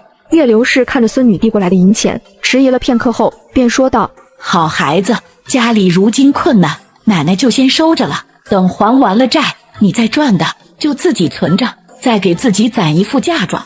叶流是从孙女那接过荷包，也没查看里面有多少银钱，而是满目疼惜地看着她道：“我也听你爹说了，是徐家靖南救的你，今天他又帮了咱一把，奶奶也见过他不少回了，觉得他不失为一个好夫婿的人选，不如趁这个机会托个媒人，咱们问问对方的意思。”奶奶，我现在还没想着成亲呢。再说，若是徐靖南不乐意，那我脸面不丢大了呀。要结亲，也要男方找媒人来女方家提亲，咱们上赶着去还被拒绝了，被村里人知道了，能笑话死我。叶青雨听到奶奶又提起她的婚事，真的是无奈又心累得很，只能找出这样的借口，让她奶奶赶紧打消这个念头。娘，青雨说的是，咱不能让媒人去问他的意思，这事咱们还是要私下里先通好气。青雨不是要给徐靖南做身衣服答谢吗？送衣服时就可以让青叔委婉地问问对方的意思，若他有求娶之意，就让对方托媒人来说媒。娘，你这样做，还是咱们上赶着求他娶我呀？哪怕我如今脸毁了，嫁不出去，可也不想这样缠着一男子，像是讹人家一样。而且我也没瞧上他，你看他长得凶神恶煞的，我看见他就不喜，还害怕。他救了我，咱们报恩是报恩，可别把我和他说到一块了。叶流是见孙女真的气上了，连忙妥协道：“好，咱们不说了。”叶流氏也冲儿媳妇使了个眼色，让她别说了，还将她给支了出去。青雨啊，你先歇歇，奶奶回屋看看你爷去。哎，奶奶快去吧，我不累，趁着天没黑，得赶紧再做个布偶出来。叶流氏见他精气神好得很，也就不念叨了，转身离开了。大山，清风小子跟我说的都是真的吗？爹，是真的，这一切都是真的，你也会很快就好起来的。太好了，太好了，这一切都是真的，我们家的福宝又回来了。娘，大山，刚刚你媳妇将你们的工钱给我了，青雨也将银钱给了我，说要用来还债，我见他坚持，也就收了过来。叶大山点了点头，他原本也没想着要女儿卖嫁妆和药方的钱，不过既然闺女给了，要为家里还债，他也不想矫情的推辞。我刚数了数，一共有11两6钱银子30文，再加上我那里这个月还存了半两的银子，如今你爹的药也不用买了，这些钱我们可以凑个12两出来先还些债，再留下一点花销的。老婆子，你给我句实话，咱家欠下了多少银钱？你也别怕我担忧，我现在知道我的病能治好了，心里轻松得很，以后不拖累你们了，还能帮着干活，就是欠上100两银子，我也不觉得是大问题。哼，你现在倒是大气了，那以前还愁得整夜的睡不着觉呢，也没100两银子那么多，就一半，50两4钱银子，如今咱有12两，先每家都还上一些吧。若是一下子还清某一家，其他人知道了估计会不舒服，家里都不富裕，咱们算一算，一家先还个1到2两银子，我给人家送过去。是这个理。叶刘氏点了点头，然后将银钱分了分，让叶大山去还村里同族的几位叔伯的钱后说道：咱欠的你媳妇和老二媳妇的娘家钱，还有你妹妹的钱，咱也不能拖，这几天找个空，你和大河跑一趟。好，我知道了。娘，大嫂，我回来了。弟妹，苦了你了，路上没什么事吧？没事，大嫂，我就从娘家带回来10来斤面，家里去年收成不好，今年的粮食还没下来，实在是……好弟妹，别说了，嫂子懂，你能从娘家借回来这些粮食，已经很不容易了，苦了你了。大嫂，瞧你说的，我是叶家的媳妇，这是应该的。再说又不是只有我回娘家去借粮，上个月是你去的，我也懂你的苦。叶无是知道大嫂说的是真心话，连忙反过来宽慰她。虽然这2年家里过的是越来越穷，可是除了大侄女叶青雨性子变得有些刻薄阴沉外，这一家人还是互相扶持，相亲相爱的。大嫂，青雨咋样了？醒了吗？醒了，醒了。提起叶青雨，叶秦氏又变得满脸的笑容，这一说起来就根本停不下来，便将今日所发生的事情都跟叶无事说了个遍。大嫂，你说的这些都是真的吗？叶无事难以置信地瞪大着眼睛，觉得刚才听到的这些比他曾经做的美梦还要美呢。是真的，这么大的事，我还能骗你不成？大嫂，那我先去屋里看看青雨去，一会再来帮忙做饭。青雨，二婶，你回来了，快来坐。二婶，这是我给你买的布料，打算给你做身新衣，你看这花色，你喜欢吗？说着，叶青雨就面露期待地看着他，而叶无事一时有些回不过神来，愣愣地看着面前温柔大方的叶青雨。你真的是青雨吗？叶青雨听着心里咯噔一下，全家人也就只有他二婶问出了这个问题，而其他人对他的变化都是惊诧过后便是欣喜异常的接受了。面对这位心怀芥蒂的二婶，他需要一个更大的理由。二婶，我当然是青雨了。我前天落水后，你们看我昏迷不醒，实则我自己做了一个很长的梦，我梦见自己去了阴曹地府，阎王审判我，说我一时被晦气蒙上了心，变得自私自利，不孝顺长辈，不友爱弟妹。再这么下去，真的等我死后就要在地狱里饱受折磨。阎王又说我本身乃是有福气之人，不想见我如此，便出言点醒我，还言明只要我心善对待家人，福气还会归来，也会福荫周围的人。我从梦中醒来，就幡然醒悟了，后悔自己前2年的所作所为，一心想要改变，想要对家人好。叶青雨说这话时，一直盯着他二婶，注意查看他的神色，见他惊异连连，后面还透着恍然之色，便知自己这番话他是听进去了。二婶，我这话没给奶奶和爹娘说过，就怕他们多想担忧，还请你为我保密。放心吧，二婶不往外面说。青雨，都说大难不死，必有后福，你又做了这样的梦，更是一种符兆，你可不要再犯糊涂了。二婶教训的是。叶青雨见时机差不多了，便有些不好意思地看向叶无事说道：二婶，我知道我之前做了许多不好的事，我今天厚着脸皮求你原谅，想你给我一个表现的机会，慢慢考验我。叶无事听完大侄女的话，简直是受宠若惊，连忙说道：青雨，二婶虽怪怨过你，可没你说的那么严重，哪有什么原谅不原谅的，只要你好好的，二婶高兴还来不及呢。二婶，你真是大度又心善，这若是放别人家，早就和我闹翻脸了。叶青雨笑着夸赞他二婶2句后，又转回到那布料上面说道：二婶，这布料等我做好衣服再给你，好不好？只要你不嫌麻烦，那当然好了。青雨，你的女工可是出了名的好，不过这花色也太艳丽了些，我觉得我穿似乎有些……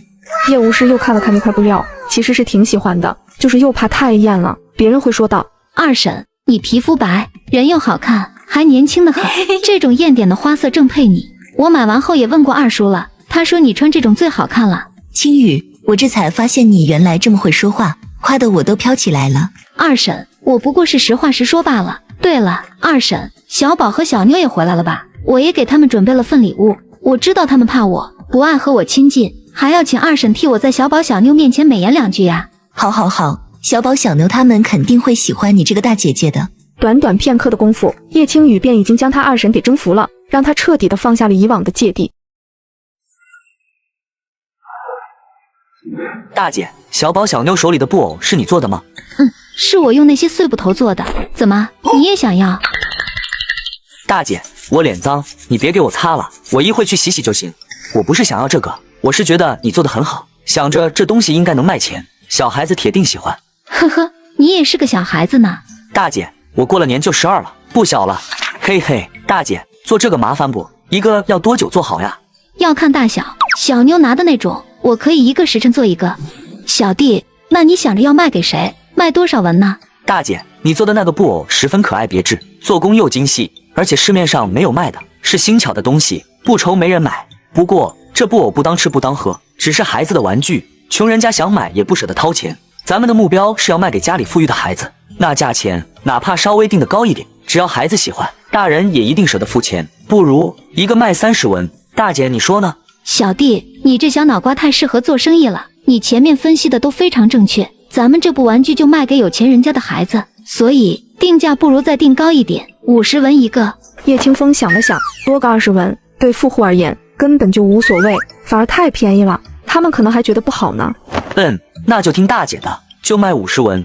叶清风兴奋的跟打了鸡血一样，都有些迫不及待的想要去售卖了。大哥，你从哪里弄的山鸡啊？该不会是徐静南给的吧？对，就是他给的。我下午去地里除草，弄完咱家地里的活，看见静南地里的庄稼也该除草了，想着他帮了咱这么大的忙，也就帮忙，帮他把地除了，却不想被他看见了。我回来时，他非要给我这只山鸡，我不拿都不行。这个徐静南可真实诚，之前得他的大恩，咱都没感谢他呢，又得他一只山鸡，这恩情倒是越欠越多了。可不就是吗？娘，静南今天又给了咱们一只山鸡。你这孩子，他救了青雨，咱还没谢他呢，咋好意思再拿人家东西呀？我也不想拿的。叶大山被老娘训斥着，一脸的苦笑，又将得到这只山鸡的经过讲了讲。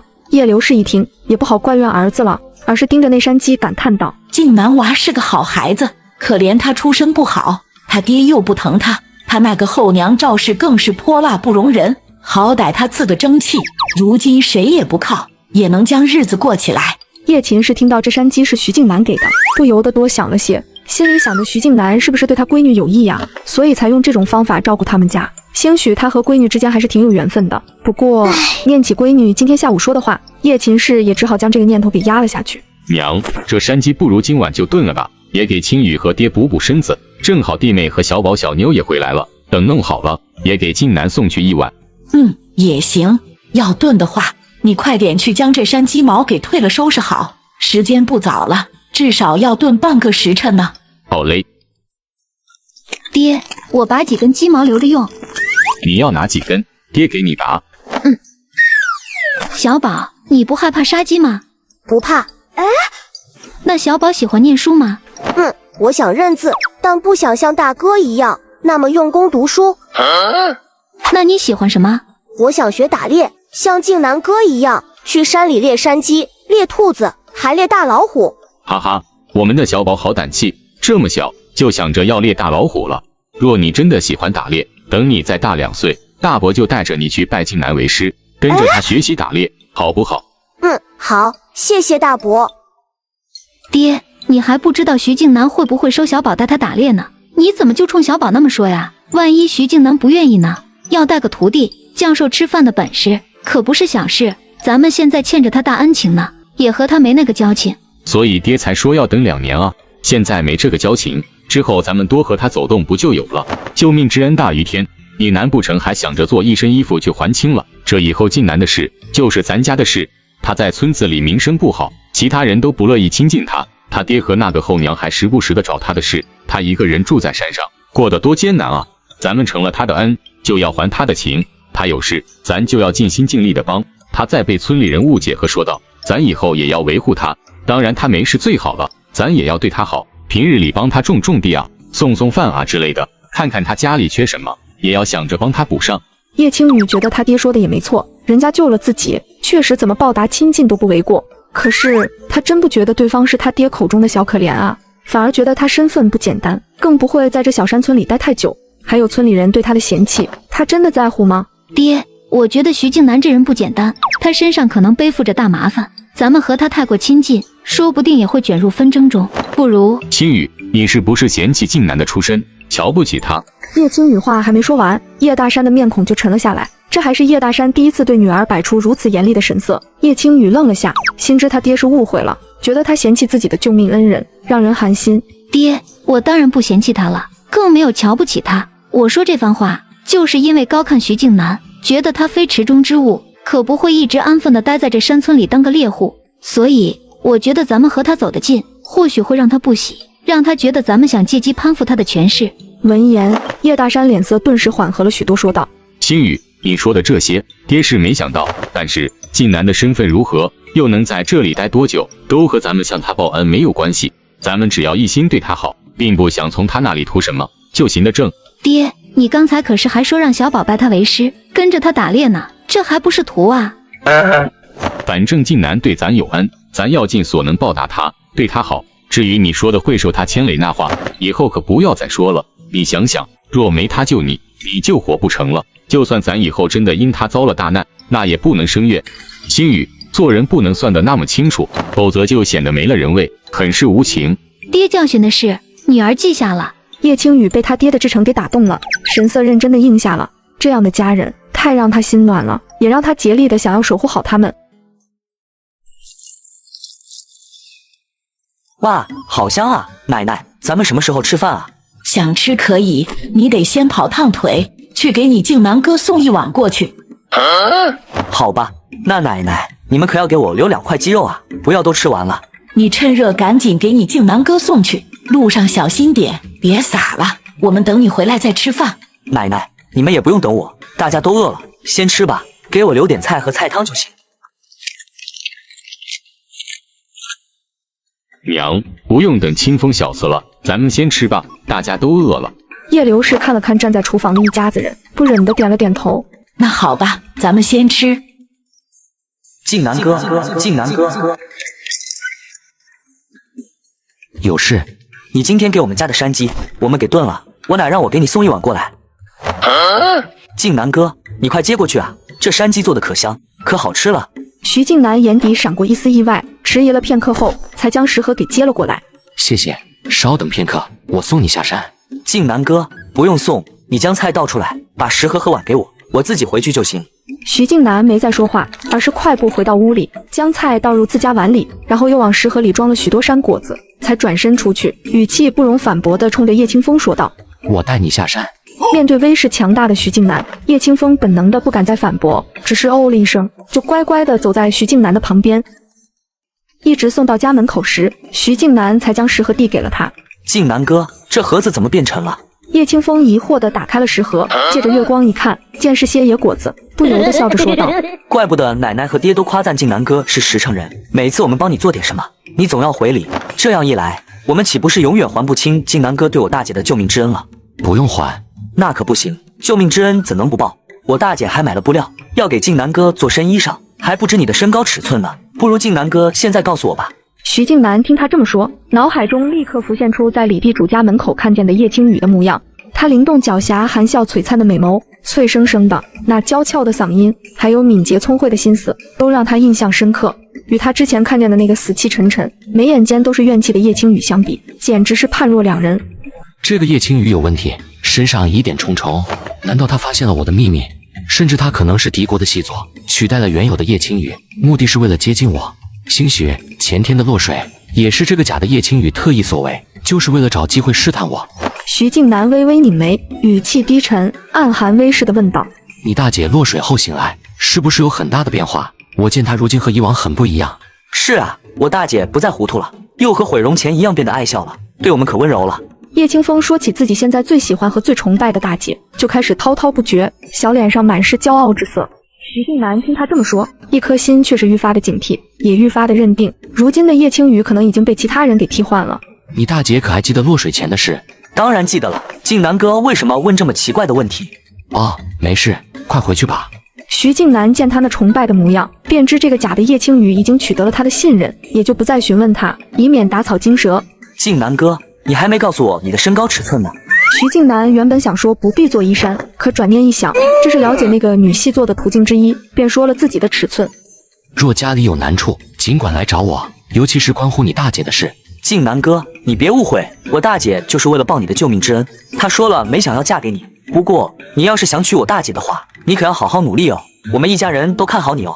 留在原地的徐靖南却是被叶清风这神来的一句给弄得有些懵了，甚至不禁细细思量起这个可行性。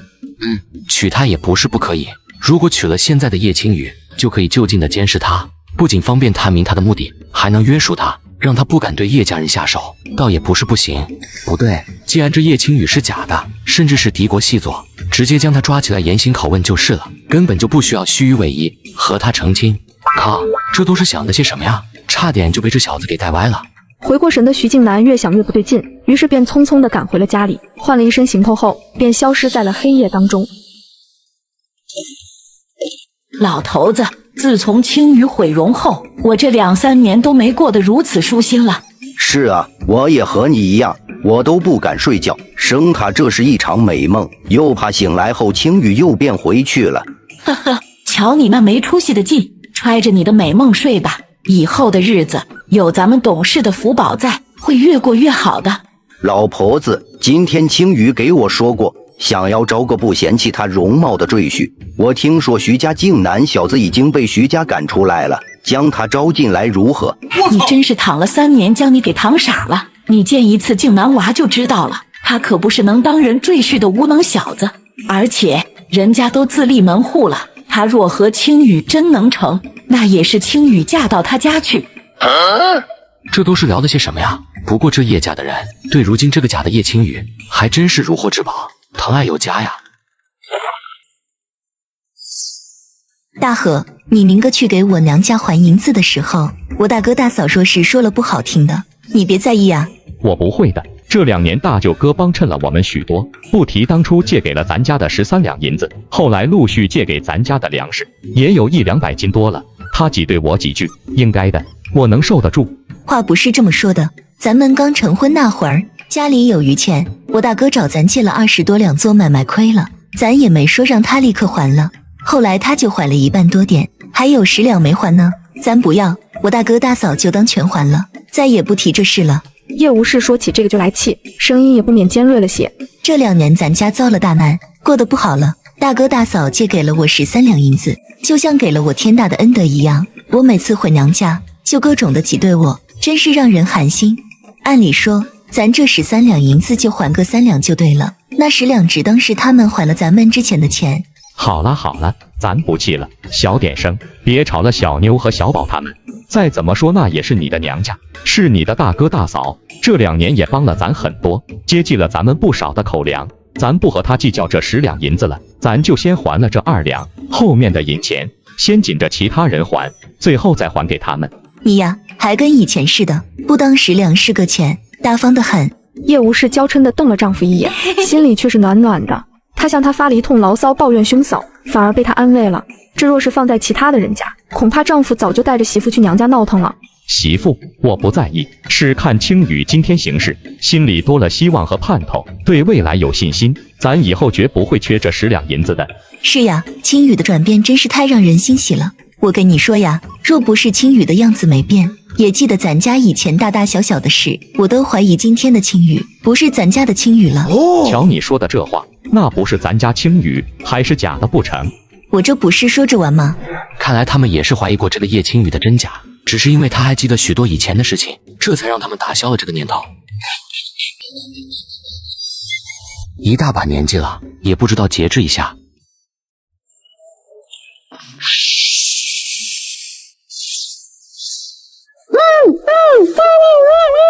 我松开手，你别喊，否则我立刻杀了你，你的家人也会跟着遭殃，明白吗？尼玛，这刚穿越过来第2天，就有人找上门来要杀我，这原主是得罪了谁啊？听到没？不准出声。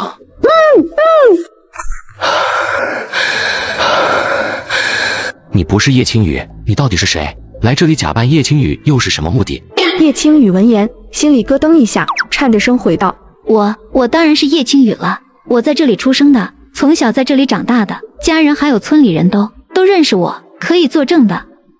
我真不知你为什么会怀疑我不是叶青雨，我就是个普通的农家女，长这么大，之前去过的最远的地方就是县城，还就去过一次。我毁容后，虽内里自卑胆小，可表现得尖酸刻薄，除了对家里人不太好外，我没做过别的伤天害理的事，甚至这3年我几乎没踏出过家门。你为什么要找我？你是不是找错人了？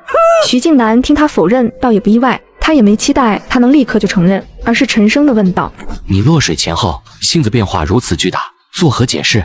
嗨，那是因为我差点死了一次，想明白了许多道理。之前我也是读书明理、温柔聪慧的人，只是因为毁容和被退了亲，失了心智，愤恨命运不公，看什么都有怨气。落水昏迷后，我去了一趟鬼门关，彻底顿悟了。我现在只是恢复成原本的性子，并不是假冒的。不信你摸我的脸皮，是真的，没话本里说的做了什么易容。徐静南抿了抿嘴，对他的这番话，顶多就只是信了一成。他犹豫了一下，还是伸出手，在他脸皮上仔细摸了摸，确实没有任何易容的痕迹。你的胆子很大，被我用匕首威胁，还能侃侃而谈，被我轻薄摸脸，也能面不改色，这是一个农家女该有的胆气吗？这位大哥，我感觉你不是滥杀之人，不会要我的命，也就没那么害怕了。只想向你解释清楚，我并非假冒的叶青雨。至于你说轻薄摸脸，呵呵，就我这副尊容，我这辈子没想过再嫁人，因为嫁了也是被夫家嫌弃糟践，所以我也没必要为了什么未来夫婿守节。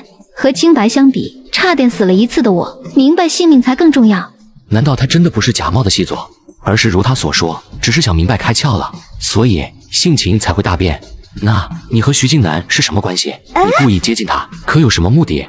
这位兄台，冤枉啊！我和徐静南没有一点关系，我更没有故意接近他，我们就是同村人。前2天我落水，他恰好救了我，是我的救命恩人。叶青雨听他忽然扯到了徐静南身上，恍然大悟道：兄台，你今天过来是为了徐静南而来。你是觉得我和他关系匪浅，又察觉我前后变化太大，以为我是徐静南的帮手假冒的叶青雨，所以才过来探我的话，是不是？徐静南听他想偏了，也没有纠正，而是顺着他的意思道：你倒是聪慧。哎，兄台，我不管你和徐静南有什么恩怨，我也不想知道他的身份如何，我就是个普通的农家女，我就想守着家人，安安稳稳的过好自己的小日子。你们的纷争，我一点都不想参与，所以拜托你高抬贵手，放过我，也别去打扰我的家人，好吗？你可不像普通的农家女。谢谢你的赞誉，我也知道我机敏聪慧，不论是识文断字，还是女工厨艺，都天赋过人，说普通确实自谦了。还有这样夸自己的人，脸皮真是够厚的。我听你家人想要将你许配给徐静南。兄台，你该不会想要我嫁给徐静南，配合你监视他，给你传递消息吧？你可太高估我了，我这么丑，他怎么可能看得上我？这个坚决不行。我有说过让你嫁吗？哈，自作聪明，不过总算是有些自知之明。不管你用什么方法，你接近徐静南，探听他的行踪，给我传递消息，做得好了，我不仅不会伤害你和你的家人，还会付给你酬劳。我能拒绝吗？他怎么说也是我的救命恩人呐。这位兄台，咱有话可以好好商量，不要一言不合就拔刀子嘛。只是让我探听他的行踪是吧？好的，没问题，我答应，一定照做。还请兄台也信守自己的承诺和保证，不要伤害我的家人，也不要出现在他们面前，惊扰了他们。你真的很在意家人？徐静南见他答应，心中又泛起一丝不爽地问道：出卖自己的救命恩人也无所谓。呵呵，虽然这么说显得我很小人无情，可是一个救命恩人，自然没有我家人的安危和性命重要了。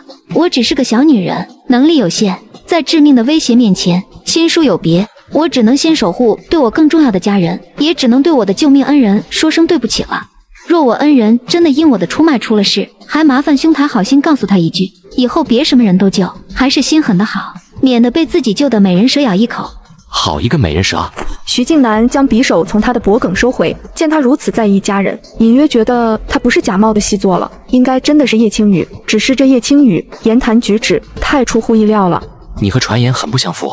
嗨，这年头谁信传言？谁傻？兄台，你在村子里打听一下徐静南，就知村民有多愚昧了。传言丝毫不可信。想要了解一个人，还是要多接触才行，道听途说的都不准。徐静南点了点头，倒是颇为认同他说的这话，所以他才让他去接近自己，也是更方便的了解他。和叶青雨谈过后，徐静南对他的怀疑降低了不少，没了杀心，而且该说的都说了，便转身欲要离开。哎，兄台，我该怎么给你递消息啊？我自会来找你。叶青雨见黑衣人消失后，便长呼一口气道：总算是将这人给忽悠走了。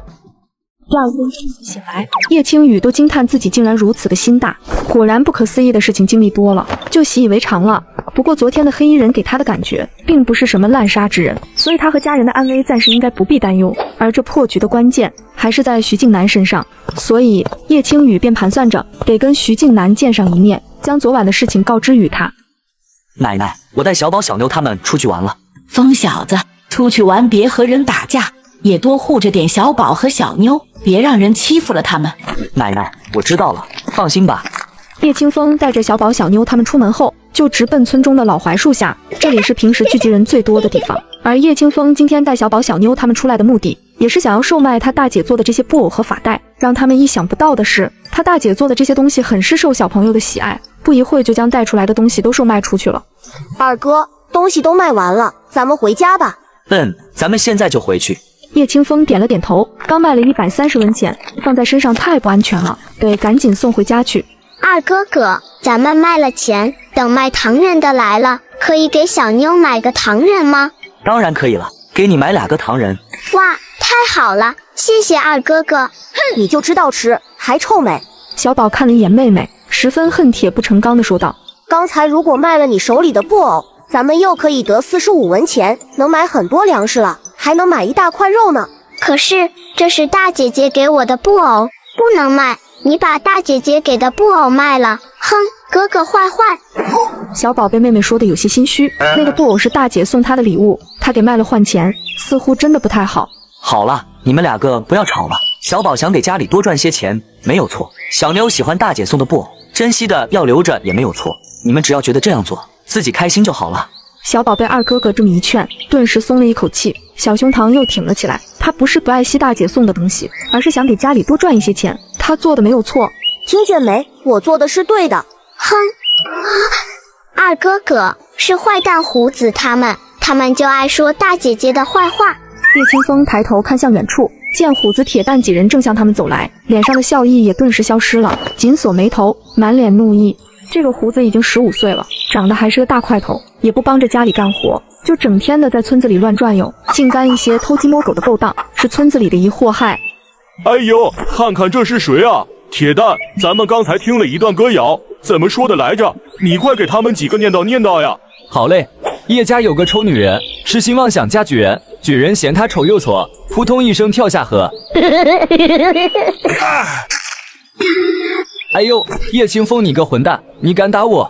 叶清风听见他们骂自己大姐，气得冲上去就狠狠地踹了铁蛋一脚。你再敢骂一句试试，看我不打掉你的狗牙！胡子哥，咱揍他！你们这些坏蛋，不要打我二哥哥，不要打我二哥哥！小宝，你带着小妞快跑！小妞，别哭了，你快跑远点！小宝拉着妹妹跑了几米远后，就让妹妹自己先跑，他要回去帮他二哥打胡子他们。就算他人小打不过，但这个时候他也不能丢下他二哥自己跑了。小宝，你快回家去，你跑回来干嘛？快跑！来人呐，救我哥哥！打坏蛋！住手！徐静南见村里的几个无赖正在欺负叶家的孩子，拧着眉飞速上前，一手一个揪着虎子、铁蛋几人就丢出，眨眼间就全将他们给制服了。胡子等人正想骂脸，可一看是徐静南这个凶神，顿时吓得脸色惨白，屁也不敢放一个，爬起来就想跑。因为他之前不知天高地厚的招惹过徐静南，然后被狠狠地收拾了一顿，所以他可害怕徐静南了。看见他，老远就想着绕道走。而叶清风一看是徐静南来了，顿时来了底气。静南哥，帮我抓住他，他骂我大姐，我要打掉他的牙，让他再敢骂。徐静南闻言，顿时明白他们是为何打架了，原来是为了叶青雨的名声。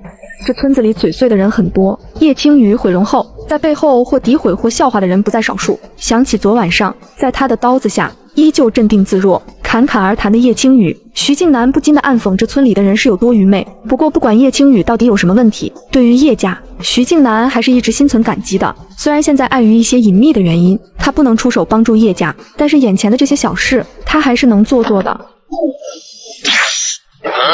徐大哥，我之前真的不知道这小子得了您的庇护，我以后再也不会对他动手了，求求您饶了我这一回吧。是叶家。胡子愣了一下，这才明白过来，他说的他护的是整个叶家，不只是叶清风，这是警告他以后不准再侮辱叶青雨了。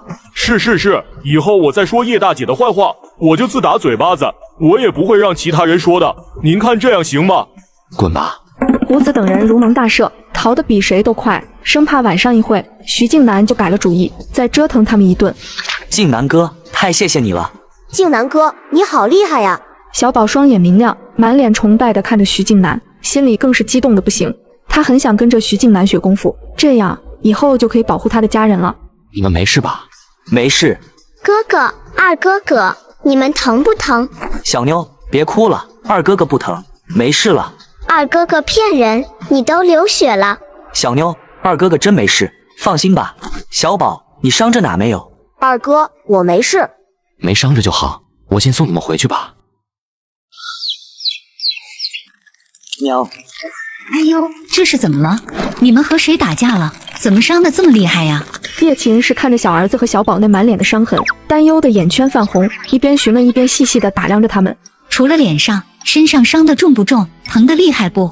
娘，我们没事，我们碰到虎子和铁蛋，他们说我大姐坏话，就打了一架。还好静南哥正好路过，救了我们，还帮我们教训了虎子他们呢。哎呦，静南，太谢谢你了！你快请屋里坐。爹娘，静南来了。叶秦氏将徐静南领进堂屋，听到动静的叶青书、叶青雨还有叶流氏他们连忙从屋里跑了出来。他们看着受伤的叶清风和小宝他们，又是一阵关切又慌乱的询问着。等问明了缘由，对徐静南自然又是感激不尽。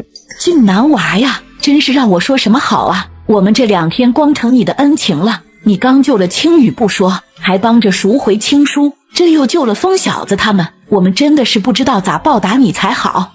是啊，是啊，静南啊，你可真是我们一家的大恩人呀。不必这么客气。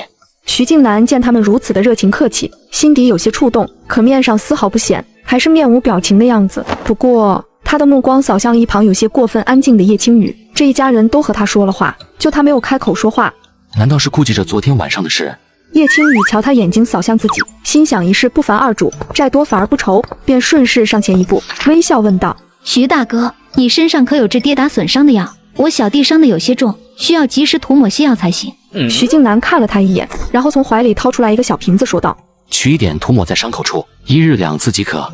叶青雨从他手里接过那小瓶子，打开后闻了闻，便知这是上好的伤药，冲他笑得灿烂了几分，真心感激道：徐大哥，太谢谢你了，多亏你有药，能让我小弟少受许多的痛苦。徐静南看着他的笑颜，只是应了一声，然后便面无表情地移开了视线，实则他的内心是慌了一批。这个叶青雨真是个厚脸皮的奸猾女子，昨天晚上刚说要出卖我，这时居然好意思主动向我要伤药，还冲我笑得那么真诚，仿佛没有对我动坏心思一样。这叶家的其他人倒都是质朴心善的人，怎么就养出了他这么一条美人蛇？这养歪的着实有些厉害啊！青叔啊，扶我起来，我要好好谢谢静南嘛。徐静南听见这动静，连忙起身，走到里屋门口，略躬身冲里面的叶爷爷说道：不必劳烦了，还请您老好生歇着。好，我不起来。静南娃，你走近些，让我好生看看你。你回来这么久，对我家照顾颇多，我还没见过你呢，也没当面向你说声谢谢。徐静南闻言，立刻上前2步，来到叶爷爷的床前。哎呦，长这么高了！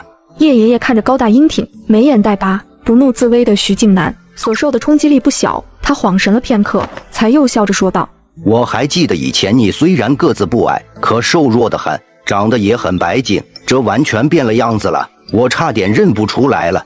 叶爷爷亲眼见到了徐静南，便明白了老伴之前说的那一番话。这样的徐静南怎么可能做赘婿呢？不过让徐静南做他孙女婿，他还是愿意的。徐静南对上叶爷爷那热切的眼神，想到他有意让自己娶叶青雨，不禁变得有些不自在了。青雨呀，你将屋里的尺子拿出来，再给静南量量身。我昨天听着清风只给了个身高，其他的都没说，那做出来的衣衫铁定不够好。叶青雨看了他娘一眼，点了点头。他能看得出来，他娘这是想让他和徐静南多亲近一些。他也正好要找个机会和徐静南说说昨晚黑衣人的事，所以便没忤了他娘的意思。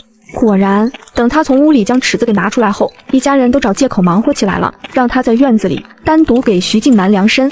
被叶青雨量着身，徐静南心底是抗拒的，可是他实在是无法推拒叶秦氏等人的热情，只能选择妥协，然后如木桩子一般的立在院子当中。徐大哥，还请你张开双臂，我要为你丈量臂长。徐静南闻言，如机器般的张开双臂，备受煎熬的等待着量身的结束。徐大哥，有坏人想要害你，他还找上了我，让我帮他盯梢，监视你的行踪，你可一定要小心呀。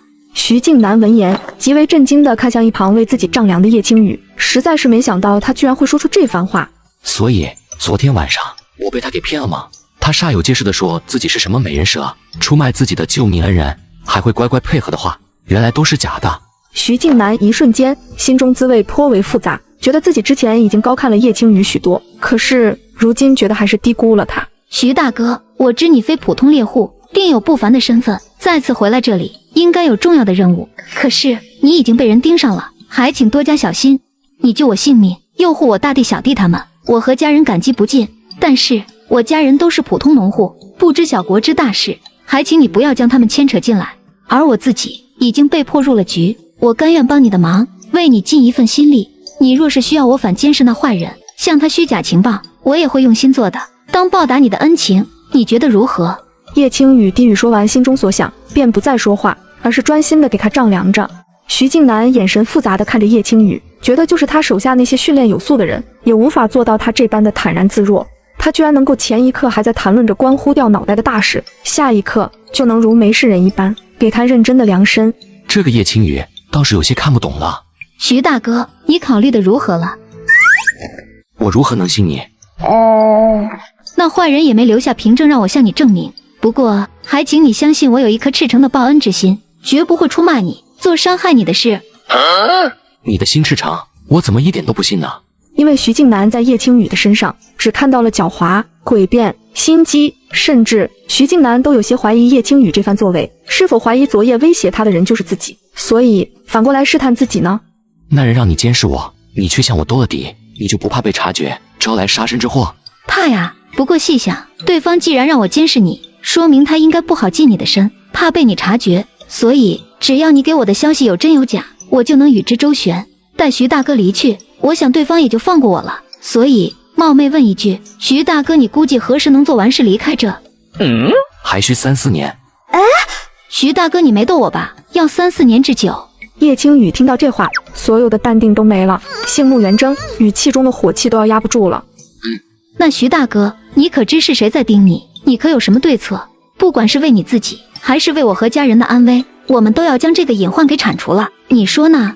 徐静南见他这般焦急又在乎家人，已经排除他是细作的可能性了，又见他也没有什么坏心思，徐静南心里便开始有些过意不去了，觉得自己对他做的是否有些过分了。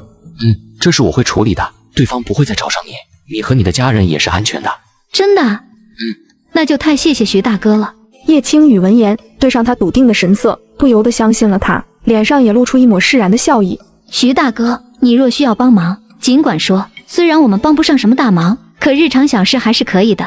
叶青雨对他的观感好了不少，当然更心怀感激他对家人的帮助。徐静南点点头，算是应了他的话，可是他心里却想着，以后还是少和叶家往来的好，以免日后真的将叶家给牵扯进来。他们聊得好像还不错，看来是有戏哦。娘，咱们中午要留静南吃饭吗？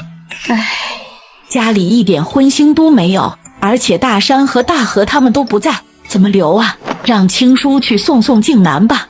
叶秦氏应了声，便去找大儿子了。叶青叔从屋里出来，这边叶青雨和徐静南也说完话了。徐静南见他出来，便顺势提出离开，叶青叔便将他送到门外，冲他再次感谢一番。目送他离开后，叶青叔才转身回院子里，快步朝堂屋走去，便听到他奶开心地说道：“哎呦，疯小子，你真把你大姐做的那些布玩具给卖出去了？”“对啊，是兰兰娘他们买的，除了小妞的布偶外，他们全买去了，我还卖给了他们2根头绳发带呢。”叶刘氏等人都听得惊叹不已，没想到真能卖出这么多钱。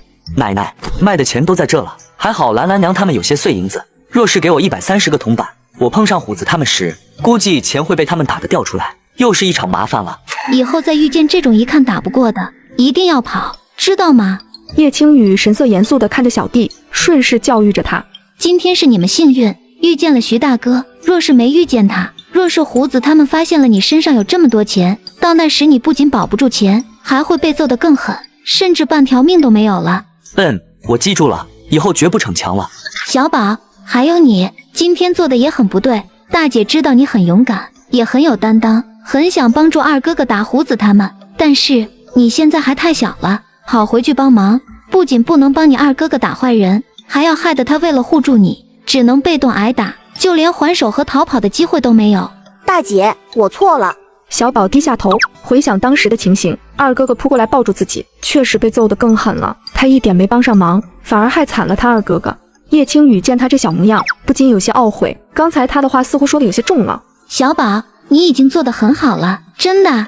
大姐是看你和清风受了伤，心里又担心又着急，不想你们再受到伤害。以后啊，再遇见这种事，你就跑快点去喊大人来帮忙，好不好？”“好。”小宝点了点头，犹豫了一下，又说道：“可我想学功夫，像静南哥那样亲手打坏人，他真的好厉害的。”“想学功夫好啊，但是你现在还太瘦小了，等过了今年，你把身子养好一些，再开始学，好不好？”“好，谢谢大姐。”而叶秦氏和叶无事见叶青雨做的布玩具这么好卖，便拉着叶青雨教他们做布玩具，想着多做一些，好拿去卖钱，早点把债还清了。这样家里的几个男人就不用天天累死累活的干苦力了，还能贴补家用。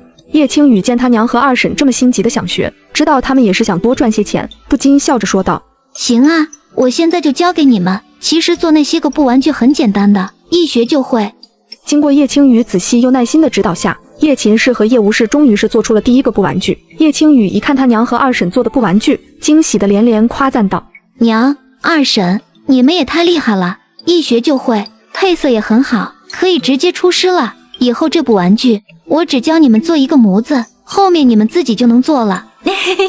哪有你说的那么好呀？样子倒是有了，就是觉得没你做的生动可爱。叶无事被夸得有些不好意思，然后他将自己做的布玩具翻来覆去的看了好几遍，倒是让他自己琢磨出来几处改进的地方，然后拆线重新修改。叶秦氏也是如此，对自己要求很高，拿着女儿做的和他做的那个来回的比对，发现他用绣线勾勒的眼睛、嘴巴还有胡子都做得太呆板不灵巧，所以他也拆了要重新做。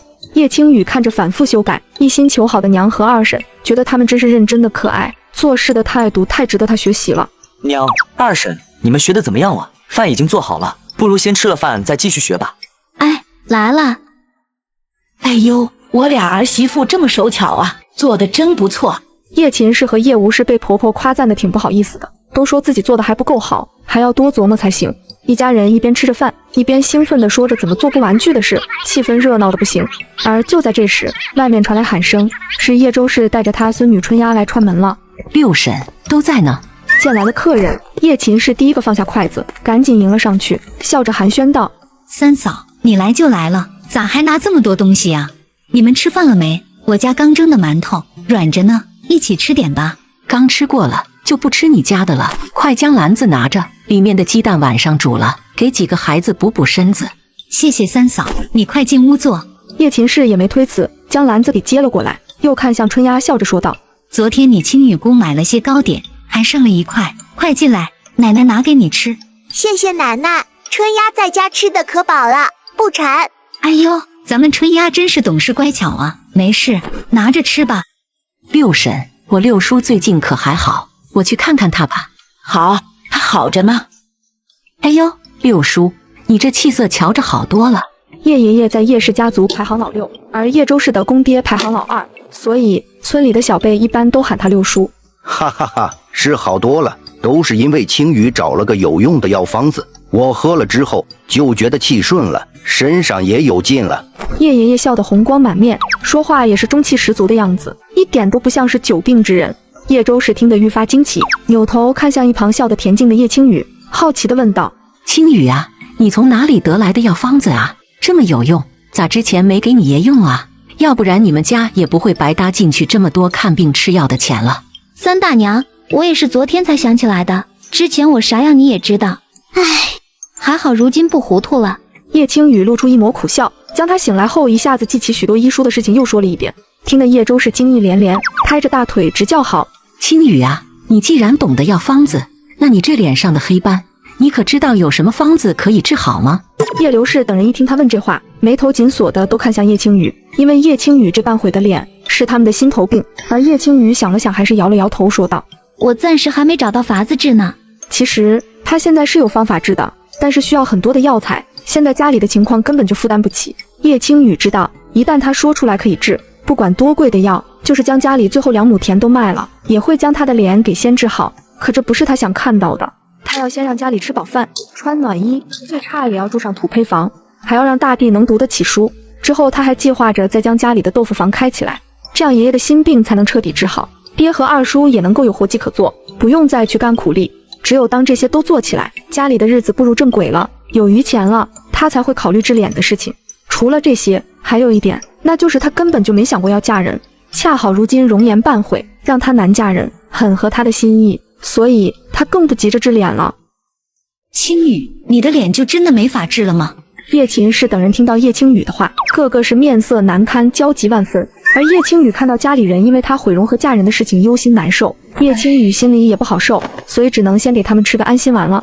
娘、奶奶，你们放心吧，虽然现在我还没找到治脸的方子，但是我相信在不久的将来一定能找到的，我的脸也一定能治好，还能找个好人家嫁了，这是我冥冥之中感觉到的机缘，很准的。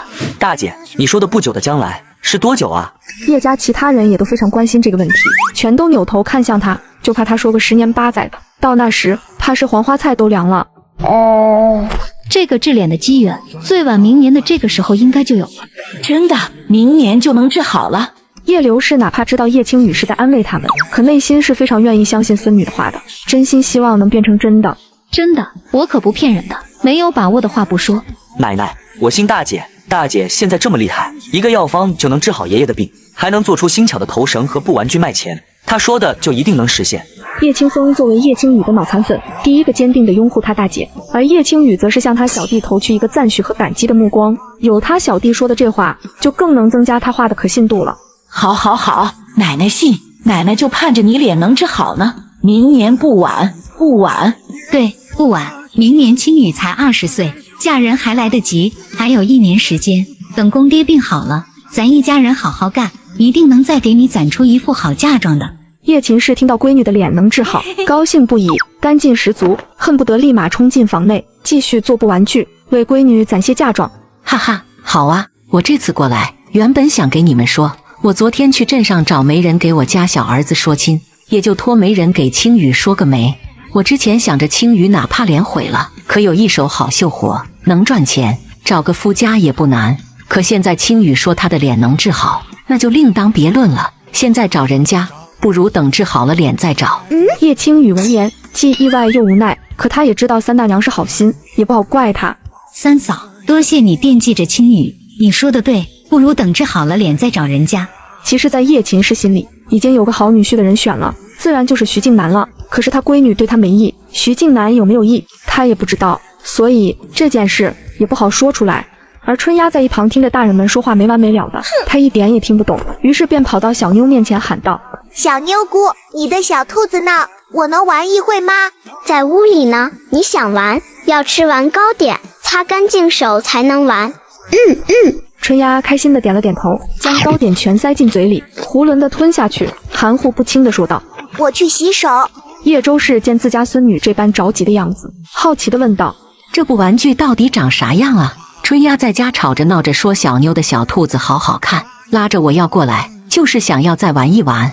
你们瞧瞧她，平时吃糕点那是一小口一小口的吃，哪像现在跟吃馒头似的，都不稀罕了。春丫也喜欢小兔子呀，你等等，姑姑这就去给你拿一个送给你，好不好？姑姑要送一个给我吗？春丫惊喜的瞪大眼睛，激动不已的问道：“你是我小侄女，你喜欢就送你了，你也能和小妞一起玩了。”大姐，我去拿吧。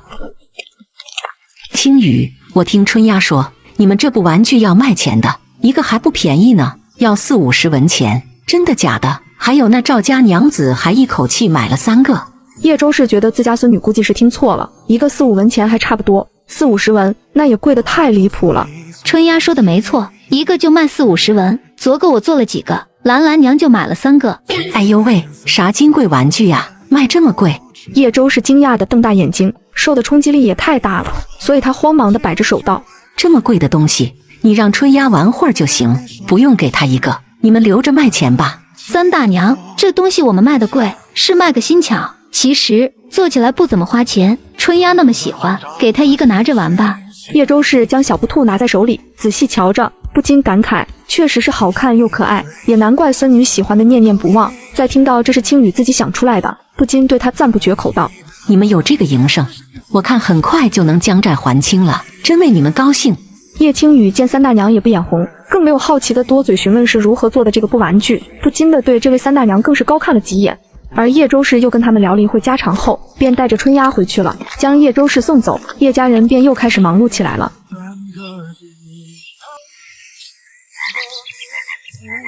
媳妇，我们回来了。今天镇上有人盖砖房，我和二弟干了一天，东家阔气，见我俩出力最多，干得好，就多给了10文钱，我俩一共赚了50文呢。叶大山说着，从怀里将48个铜板给掏了出来，递给媳妇，那2文钱坐牛车用了。辛苦了，快去洗洗，坐着歇会儿，饭也快好了。咦，你今天不对劲啊，除了清风被人打了，可还有事？叶大山看着媳妇，皱着眉问道：“若是以往一天能赚这么多，媳妇铁定眉开眼笑，眼里带光的看着他，再说上一句：哎呀，赚这么多呀，真好，真能干。”那时候他就感觉十分满足，只要他媳妇觉得他能干，能让他媳妇拿钱拿得开心，他就是在外面再苦再累都觉得值了。可是今天他没看到媳妇水润带光的眼神，也没看到他脸上有惊喜的笑，心里不免失落的同时，又怕出了大事。是有好事，青雨做的那些个布玩具和头绳都卖出去了，一共卖了130文钱呢。我和弟妹下午跟着青雨学了怎么做，以后也能帮着赚钱了。叶秦氏一说起这事，浑身就往外冒喜气，双眼放光，笑得还合不拢嘴。叶大山终于如愿看到媳妇璀璨带光的眼神了，不过不是因为他，而是因为他闺女。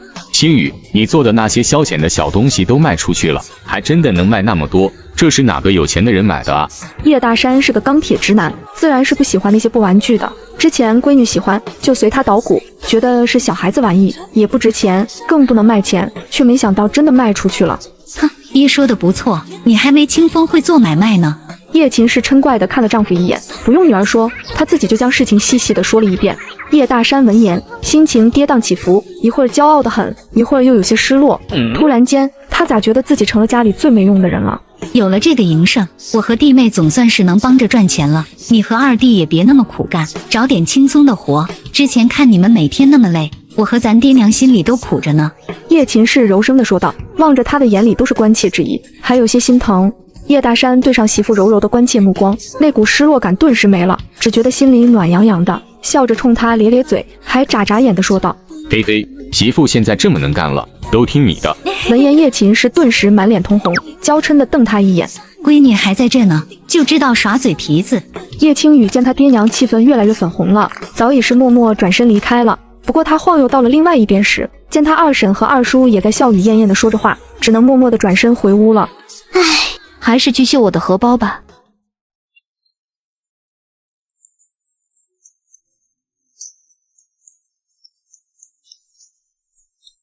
唉，终于都绣完了，这做绣娘呀，真的是太辛苦了。做绣活不能过久，说了让你多休息，你也不听，非要这么赶着绣完。我是想着快点绣完，明天就能去一趟镇上，将绣品给掌柜的，再买一些碎布头回来，也正好把做好的这些布玩具和头绳一块带着卖了。是啊，咱们这3天做了有43个布玩具，还有24根头绳，基本将那些大块的碎布都用得差不多了，挑不出好的配色了，确实该再买一些碎布头了。什么？做了40多个布玩具，这么多？叶青雨这2天都埋头刺绣，期间偶尔指导一下他娘和二婶做布玩具和头绳，也没注意他们到底做了有多少。青雨，我和你二婶做的布玩具还是没你做的好看可爱，就算咱们打算卖20文一个，可也不知能不能卖出去。娘，二婶，我有个想法，咱们可以留一小部分单卖，大部分卖给镇上的一些店铺里。卖店铺有2个好处，一是这样不用咱们去镇上摆摊浪费时间，还省了来往的车钱。第二呢，店铺若是觉得咱们这玩具让他们有利可赚，会长期和咱们合作，也就有了稳定的销售渠道。可那些店铺会不会觉得咱们卖的贵，不愿意收啊？娘，我觉得不会的。你看兰兰娘之前可是一口气买了咱们3个布玩具呢，而且还是40文一个，这说明咱们做的布玩具很受欢迎。哎呦，你们家怎么都这么整齐，在院子里坐着呢？我能进来吗？叶青雨等人听到声音，不由转头看向院门外，脸上都露出惊讶，说：曹操就到了。当然能进来了，我们欢迎着呢。婶子，你是不是不会用头绳？过来问我大姐的。不是这个事，那头绳啊，这几天我都摸索会了，那头绳做的确实好用又好看，我家兰兰很喜欢用。青雨，你可真有巧思，婶子过赞了。前几日清风卖给了我3个布玩具，我家兰兰很喜欢，我又送给了娘家的侄子侄女们，他们也都喜欢得很。我娘家是镇子上的，他们天天拿在手中玩，这件的孩子多了，就都问是从哪里买的。我这3天啊，就碰到了4、5家问的，他们也都不在乎价钱贵，都想买给孩子。这不，我今天终于得空了，就过来你家问问，还有那布玩具吗？我替他们买几个。叶刘氏等人一听这话，顿时喜上眉梢，尤其是叶琴氏激动地说道：有的，我们这几天又做了一些，你大概要多少个？刚才他还担心卖不出去呢，没想到转眼间兰兰娘就又上门来买了，而且他还说镇上的孩子很多都喜欢的。叶琴氏不傻，这句话的背后可透着很多商机的。至此，他悬在心中的石头总算是落下了，也不担心做的布玩具卖不出去了。买10个吧，有这么多吗？别说10个了，你就是要40个，我们也是有的。你等等，我这就去给你拿。天哪，这么多呀！瞧着真好看。兰兰娘上前将那些布玩具拿起来瞧了瞧，见里面包含了各种各样的小动物，每一个都造型别致，憨态可掬，十分讨喜。不过她拿起来仔细的看了看，发现这些布玩具的做工之间还是有着差别的，虽然都不错，但是有的更灵巧可爱一些。青雨，这些布玩具都是你做的吗？我瞧着这手工倒是有些不同。婶子的眼光很准，这些布玩具大大都是我娘和二婶做的，我只是做了几个。不瞒婶子，这部玩具我们家打算当个长久的营生来做，所以单靠我自己可不行，便让我娘和二婶帮着做。不过我娘和二婶刚学，还有些手生，做的玩具神韵差了几分，所以这一批布玩具我们统一卖20文一个，你可以从里面挑出10个喜欢的。20文。兰兰娘微微惊讶地挑挑眉，瞧着手里的布玩具说道：“是和你做的相比差了几分，不过你们降了1半的价钱，也着实便宜了。就算继续卖个30-40文，依旧有人买的。”你这话我们就当是夸奖了。来，你是我们家的第1个顾客，还是各大主顾，我给你挑最好的，不能让你拿出去失了面子。兰兰娘笑了笑，心里很是欣慰，对叶家的人更高看了几分。她想了想，又道：“你们这剩下的布玩具，不如都卖给我吧，我拿到杂货铺去卖。”你全要了？叶琴是惊喜的瞪大双眼，然后又看向叶青雨，让他拿主意，他们到底卖不卖给兰兰娘啊？婶子，谢谢你照顾我们的生意，你是个有眼光、会做生意的爽快人，能和你合作是我们的福气。这一批布玩具都可以卖给你，不过你在兜售的时候，最好不要统一价位卖，而是将这些布玩具按照大小、做工来错开价格，有贵有贱，这样可以有更广的销售路子。谢谢你的建议，我会采纳的。婶子，我们家还有20多根头绳，你要不要？这头绳可以搭配布玩具卖，都是女孩子家喜欢的物件，是能添彩的东西。哈哈哈，你这小子可真是会做生意啊！好吧，把头绳一起带上。这些布玩具和头绳一共908文钱，兰兰娘给了银钱，便带着布玩具离开了。等兰兰娘离开后，叶琴是惊喜的声音颤抖地问道：“刚刚咱们是卖了1两银子吧？”娘，是9钱银子，不到1两。才3天，咱们就卖了差不多1两银子，这样干下去，不出半年，咱们家的债就能全还清了。娘，你说是不是啊？说的没错，若是回回都能卖这么顺利，那这1个月能赚将近10两银子呢，不用半年，4个月就还清了，比咱家以前的豆腐房1个月赚的还多。你们这2天辛苦了。叶琴氏和叶无氏连连摆手，忙说不苦。两人都心想着这3天确实是累，可这样干的有奔头，想着未来的好日子，心里也都是甜味，一点都不苦。叶青雨看着一家人开心的样子，心里也高兴得很。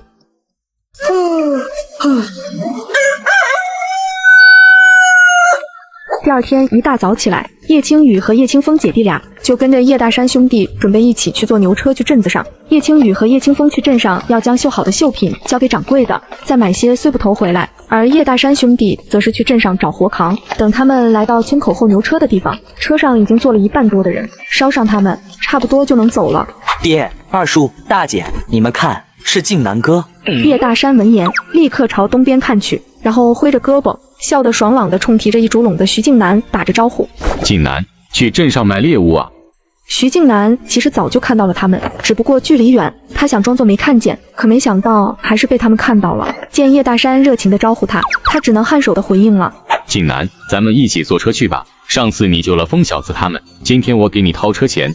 说着，叶大山也不管徐静南是否同意，直接就掏出5文钱，连着徐静南的那一份递给了赶车的赵九。赵九还有车上的其他人都面带八卦的朝叶大山看了过去。叶大山，你有病啊！喊上徐静南那件种坐车，我们可不想和他同车。叶大山脸色立刻就沉了下来，撸起袖子，握着拳头喊道：“孙喜旺，你嘴巴给我放干净点！你再敢说静南的一句不是，看我不揍你！”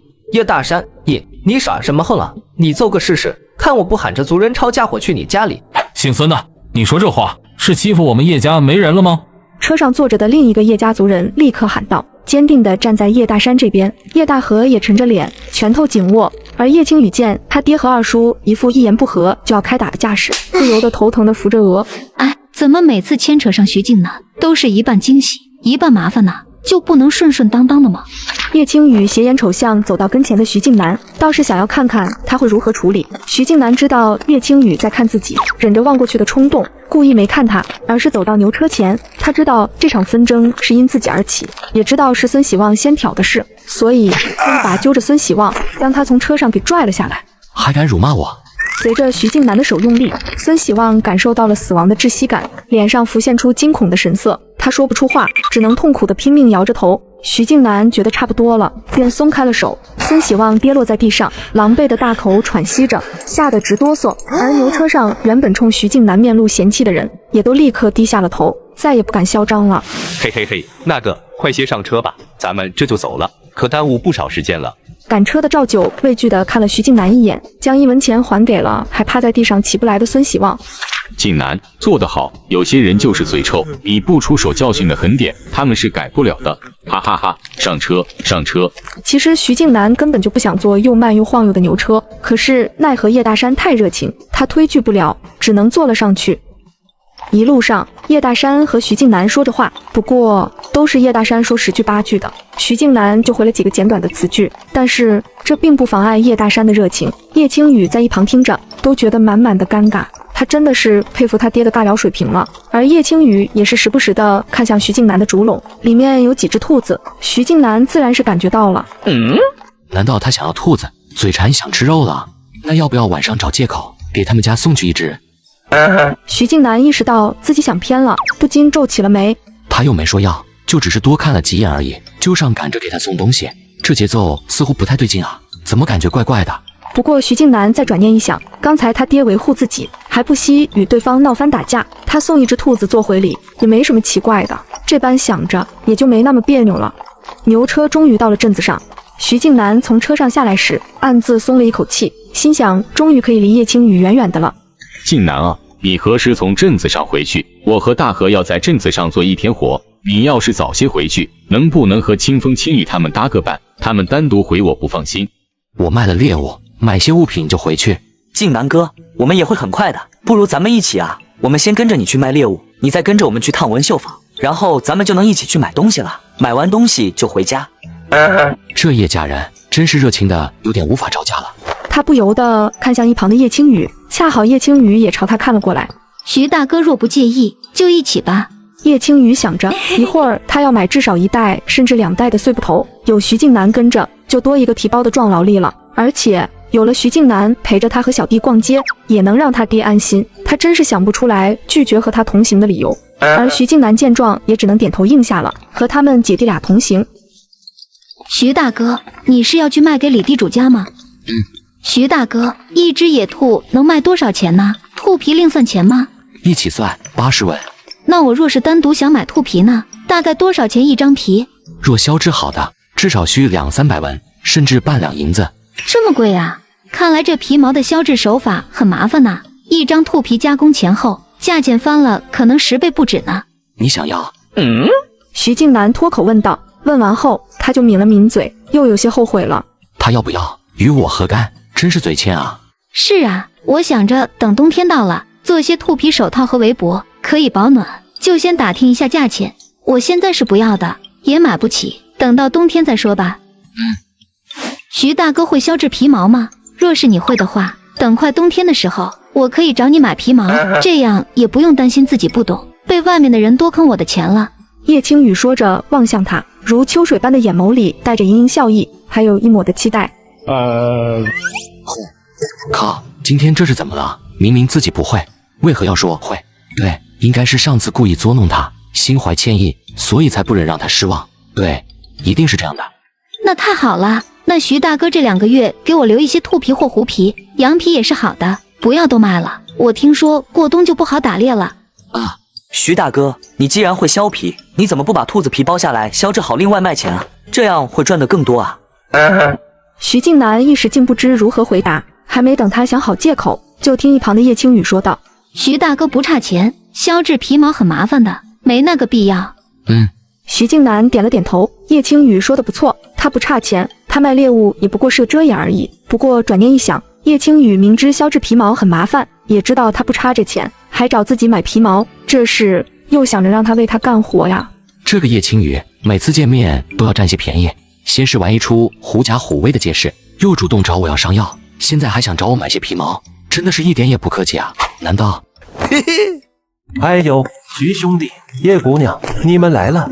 王管事见到叶青雨，眼底闪过一丝意外，脸上堆着笑意，热情地询问叶青雨可有何事。无事，陪徐大哥一起来卖猎物。叶青雨说得很坦然，王管事却是怪异地看了他俩一眼。这徐兄弟的口味够独特的。王管事，这次只卖肉，兔皮不卖，你剥了皮留着，明日我来取。哎，行，您是大爷，您说了算。王管事好奇地看了徐静南一眼，不知道他要留着这兔皮有何用。徐大哥，谢谢你，没想到这人还挺体贴细心的。等回头得空了，也该开始采药制药了，到时多送他一些止血疗伤，还有救命的药吧。徐静南心底其实是挺懊悔的，明明想着要和叶青雨保持些距离的，但在刚才卖兔子时，又一时嘴快让对方留下兔子皮。今天这是怎么了？真是嘴欠。他多想，心生误会啊。走了1炷香左右的时间，他们便从李地主家到了文绣坊。哟，叶姑娘，你来了。掌柜的看向叶青雨身边的徐静南，脑中灵光一闪，想起上次他买布料时的描述，应该就是给这位做衣服了。掌柜的眼里那八卦的小火苗瞬间就闪了闪，但是很快就被他给压了下去。叶姑娘这次来，绣活可是做好了。做好了，掌柜的，你看看，若是不满意，你少给些工钱即可。掌柜的笑看叶青雨一眼，因为这还是他第一次听到绣娘会这般说。看来他这是对自己的绣品很自信了。叶青雨不知掌柜的误会了，其实他是觉得多赚少赚那几个钱无所谓，不如给掌柜的留个好印象，也好谈接下来的买卖。不错不错，姑娘这绣工确实是出色精细，而且这图案绣得灵动精美，活灵活现，这绣品我很满意。这时店铺里来了3位女客，以中年妇人为首。这位妇人穿着绫罗绸缎，配着珠钗玉饰，气质高贵，她身后还跟着2位年轻的丫鬟。看这妇人的穿着打扮，还有仆从相随，更像县城的大户人家，而不是镇上的小门小户。所以掌柜的连忙上前热情地招呼着：这位夫人，你要买些什么？我家夫人要上好的蜀锦，你这可有？有的，夫人稍等。掌柜的知道这是贵客，不敢有丝毫怠慢，连忙去将珍藏的蜀锦给拿出来。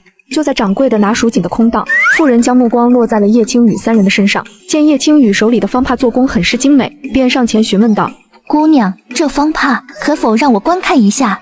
当然可以了，夫人请看。叶青雨见妇人面相和善，人也客气有礼，便礼貌地将方帕递给了她。妇人接过方帕后，一条条地看着上面的绣图，眼底闪过赞叹之色。没想到这小镇子上还有绣活如此出色之人，这帕子可是姑娘所绣。这姑娘虽蒙着面纱，却有一双漂亮的眼眸，想必容貌更是出色。只是这穿着太差了些，应该是农家的姑娘。是的，那姑娘可否将这几个帕子一块卖给我？夫人想买帕子，那就要问掌柜的了。这是我从他这里接的绣活，帕子不是我的。闻言，妇人不由得多看了叶青雨一眼，然后看向掌柜的，问他这帕子如何卖。掌柜的也不由得看了一眼叶青雨，思虑了片刻，才开口说道：夫人，这帕子单卖1条是40文，您若买的多，我给你便宜些。妇人点了点头，表示没意见。丫鬟当即就掏出荷包，付了钱。夫人，店铺小，就只有这2匹蜀锦，您看这花色可满意吗？妇人看了看，心知买不到更好的了，便勉强点了点头道：就拿这一个吧。那你要多少？这1匹我家夫人都要了。丫鬟随即掏出10两银锭子，还有几块碎银子放在了柜台上。还真是财大气粗啊。好的，夫人稍等，我这就将布匹给您包好。不知姑娘怎么称呼？我看姑娘绣工出色，想请你帮我做一些绣活，工钱绝对丰厚。小女姓叶，谢谢夫人的看重，只是我不打算再接绣活了，很是抱歉。妇人微微皱起了眉，没想到自己被拒绝了。掌柜的一听这话，也着急了，神色恳切地劝说道：叶姑娘，这是为何？你绣工如此出色，而且你上次不是说家境困苦吗？你不做绣活怎么赚钱？这工钱我可以再给你加倍。实不相瞒，这做绣活实在是太累了，还赚得少，我不想干了。这理由好直白，好强大，好任性。掌柜的，我不做绣活，是因为我有更好的营生。小弟将东西拿出来给掌柜的看看。好嘞。因为原来的布玩具都被兰兰娘买走了，这3只玩具是昨天下午叶青雨赶工做出来的，为的就是今天带过来给掌柜的看看。这也是你做的吗？这布偶的样子很新奇，但是又不失可爱，小孩子会喜欢的。你一个想卖多少钱40-50文，读一份，别处没有。做这个更简单，不累眼少费时，还比绣荷包和帕子赚得多。掌柜的点了点头，倒是明白了他为何不想做绣活了。而那妇人看见那几个布偶，眼睛一亮，忙问道：“我能看看吗？”“当然可以了，夫人若想买，40文卖你。”妇人捏了捏软软的布偶，询问道：“这里面放的是什么？”“放的是草料。”叶青雨见他有些微微皱眉，又不慌不忙地解释道：“夫人若买了，可以拆开这里的针线，回去后将里面的草料换成棉絮，手感会更软，里面也可以放喜欢的香料。”经他这番解释，妇人这才眉头舒展，轻点着头的问道：“就只有这3个吗？”“其他的都卖了。不过夫人若是还想再买，可以去赵家杂货铺，那里有代售我家做的布玩具。”妇人点了点头，冲着丫鬟说道：“给他200文。”“夫人，你多给了80文，多余的是那帕子赏你的钱，你的绣工值得这些。”“那就多谢夫人了，夫人真是心善又大方呀。”妇人微微一笑，不再多言，便转身带着丫鬟离开了。叶姑娘，5个荷包原本咱们说好的一个15文，帕子一个10文钱。不过这帕子你做的出色，我也按照荷包的钱给你，一共是195文钱，给你凑个整数，算2钱银子。这是钱，你收好。掌柜的，太谢谢你了，今天真是财运连连呐，比预想的多赚了不少钱呢。叶姑娘，你不想绣这些荷包手帕，不如我给你找些大的绣活来做吧，绣一个成品可以得到1两银子呢。掌柜的不想放弃他这么好的一个绣娘，再次劝说着，而叶青雨则是坚定的摇头拒绝了。他不想累得眼瞎，而且绣活这买卖实在是不划算。掌柜的，我若是35文钱将刚刚的布玩具卖给你，你可愿意收？掌柜的，不用我多说，你也能看出这部玩具乃新巧可爱之物，又很受孩子们的喜欢，就算一些未出阁的姑娘也会喜爱，绝对不会让你赔本的。叶青雨见他不语，像是在思索着什么，也不着急，而是又缓缓地开口说道：“你收了我的布玩具，可以让人在里面塞上棉絮或是香料，做成高档品，运到县城去售卖。我想就算一个卖100文，也一定不愁销路，这里面的利润可比荷包、帕子这类物件可观多了。”叶姑娘，你先回答我一个问题，这做布玩具的布料你是从何而来的？这就是上次我从你这带回去的那一袋子碎布头啊。叶青雨没有丝毫的隐瞒，坦诚地告诉了掌柜的。而掌柜的听到叶青雨的话，也是颇为欣赏地看了他一眼。变废为宝，叶姑娘的才能让在下惊叹了。那掌柜的，这生意你可愿意做？我是个生意人，没理由将赚钱的生意往外推呀。掌柜的，上次的碎布头快用完了，这次我买2大袋，10文一袋可好？加上上次那一袋，我给掌柜的30文。本就是丢弃不用的废品，叶姑娘能变废为宝，那是你的本事。我们已经开始合作，我就不贪图这10文钱了。你在这等着，我这就去给你拿碎布。大姐，掌柜的真是个好人，做事大方得很。是啊，若是这掌柜的是个心胸狭窄的人，知道我拿碎布头做了布玩具赚钱，一定会心生膈应，甚至觉得自己当初被欺骗了，会主动找我要钱，还会要的不少呢。不一会儿，掌柜的有些费力地将2袋碎布头给扛了出来。徐静南见状，上前几步，从他手中接了过来。掌柜的顿时松了一口气，赞赏地看了徐静南一眼，又笑呵呵地冲叶青雨说道：“叶姑娘，不用都等做完了再送过来，过个2、3天就可以先送一些过来。”好的，掌柜的，那我们就先走了。徐大哥，我来提一袋吧。不用，这袋子挺沉的，你拿上走不了几步，反而会累到的。徐大哥，多亏了有你，否则我和清风要扛这2个袋子可就费劲了。太谢谢你啦！回头让爹请他来家里吃饭，谢谢他。择日不如撞日，就今晚吧。一会儿去多买点肉和大骨头。不客气，我怎么感觉他刚刚主动提出要和我同行的时候，就已经算到要把我当苦力来使唤了呢？果然跟他在一起就准没好事。徐大哥，你要买些什么？油、盐、白面。那咱们就从这条街逛过去吧，沿途应该都有相应的铺子。叶清风就是大姐的小尾巴，自然没意见。徐静南也没意见，他就是个扛包的苦力。徐静南去杂货铺买菜籽油的时候，叶青雨也选着买了一些香料和酱料，毕竟要炖肉吃，没些好的材料就不香了。而从杂货铺出来后，他们就去了卖肉的摊位。姑娘，要买点什么？1斤肥肉，2斤五花肉，2斤瘦肉，再加3斤的大棒骨。好嘞，稍等，这就给你称。大姐，会不会买的太多了？这得花多少银子啊？不多，今天多了几笔意外之财，有100多文呢，不赶紧花掉，会破坏之后的财运的。叶青雨一本正经地忽悠着他小弟，谁叫他小弟是个小财迷呢？真的吗？真的，真的。叶清风听到大姐这么说，瞬间就觉得这肉买得好，一点都不多了。在一旁的徐静南见叶青雨开口就忽悠他小弟，说的跟真的似的，觉得那一晚他被他骗，可真是一点也不冤枉啊。不一会，肉铺老板就将叶青雨要的肉类都全部处理好了。姑娘，这些肉挺沉的，你拿好。各种肉、骨头和后来要的猪肝加起来有10几斤重，叶青雨拿到手里，只觉得沉的胳膊往下猛一坠。给我。徐静南看他一眼，总觉得他那细胳膊会被累断一样。可徐大哥手里都拿满了，我和清风分开拿就行了，而且前面不远就是坐牛车的地方了，我提过去就行了。徐静南便将手里比较轻一点的油壶和盐袋子递给了他。你拿这些吧。几人买完了肉，也没再逛其他的铺子了，就去坐了牛车，一路顺利的回到了家里。娘、奶奶、爷爷、二婶，我们回来了。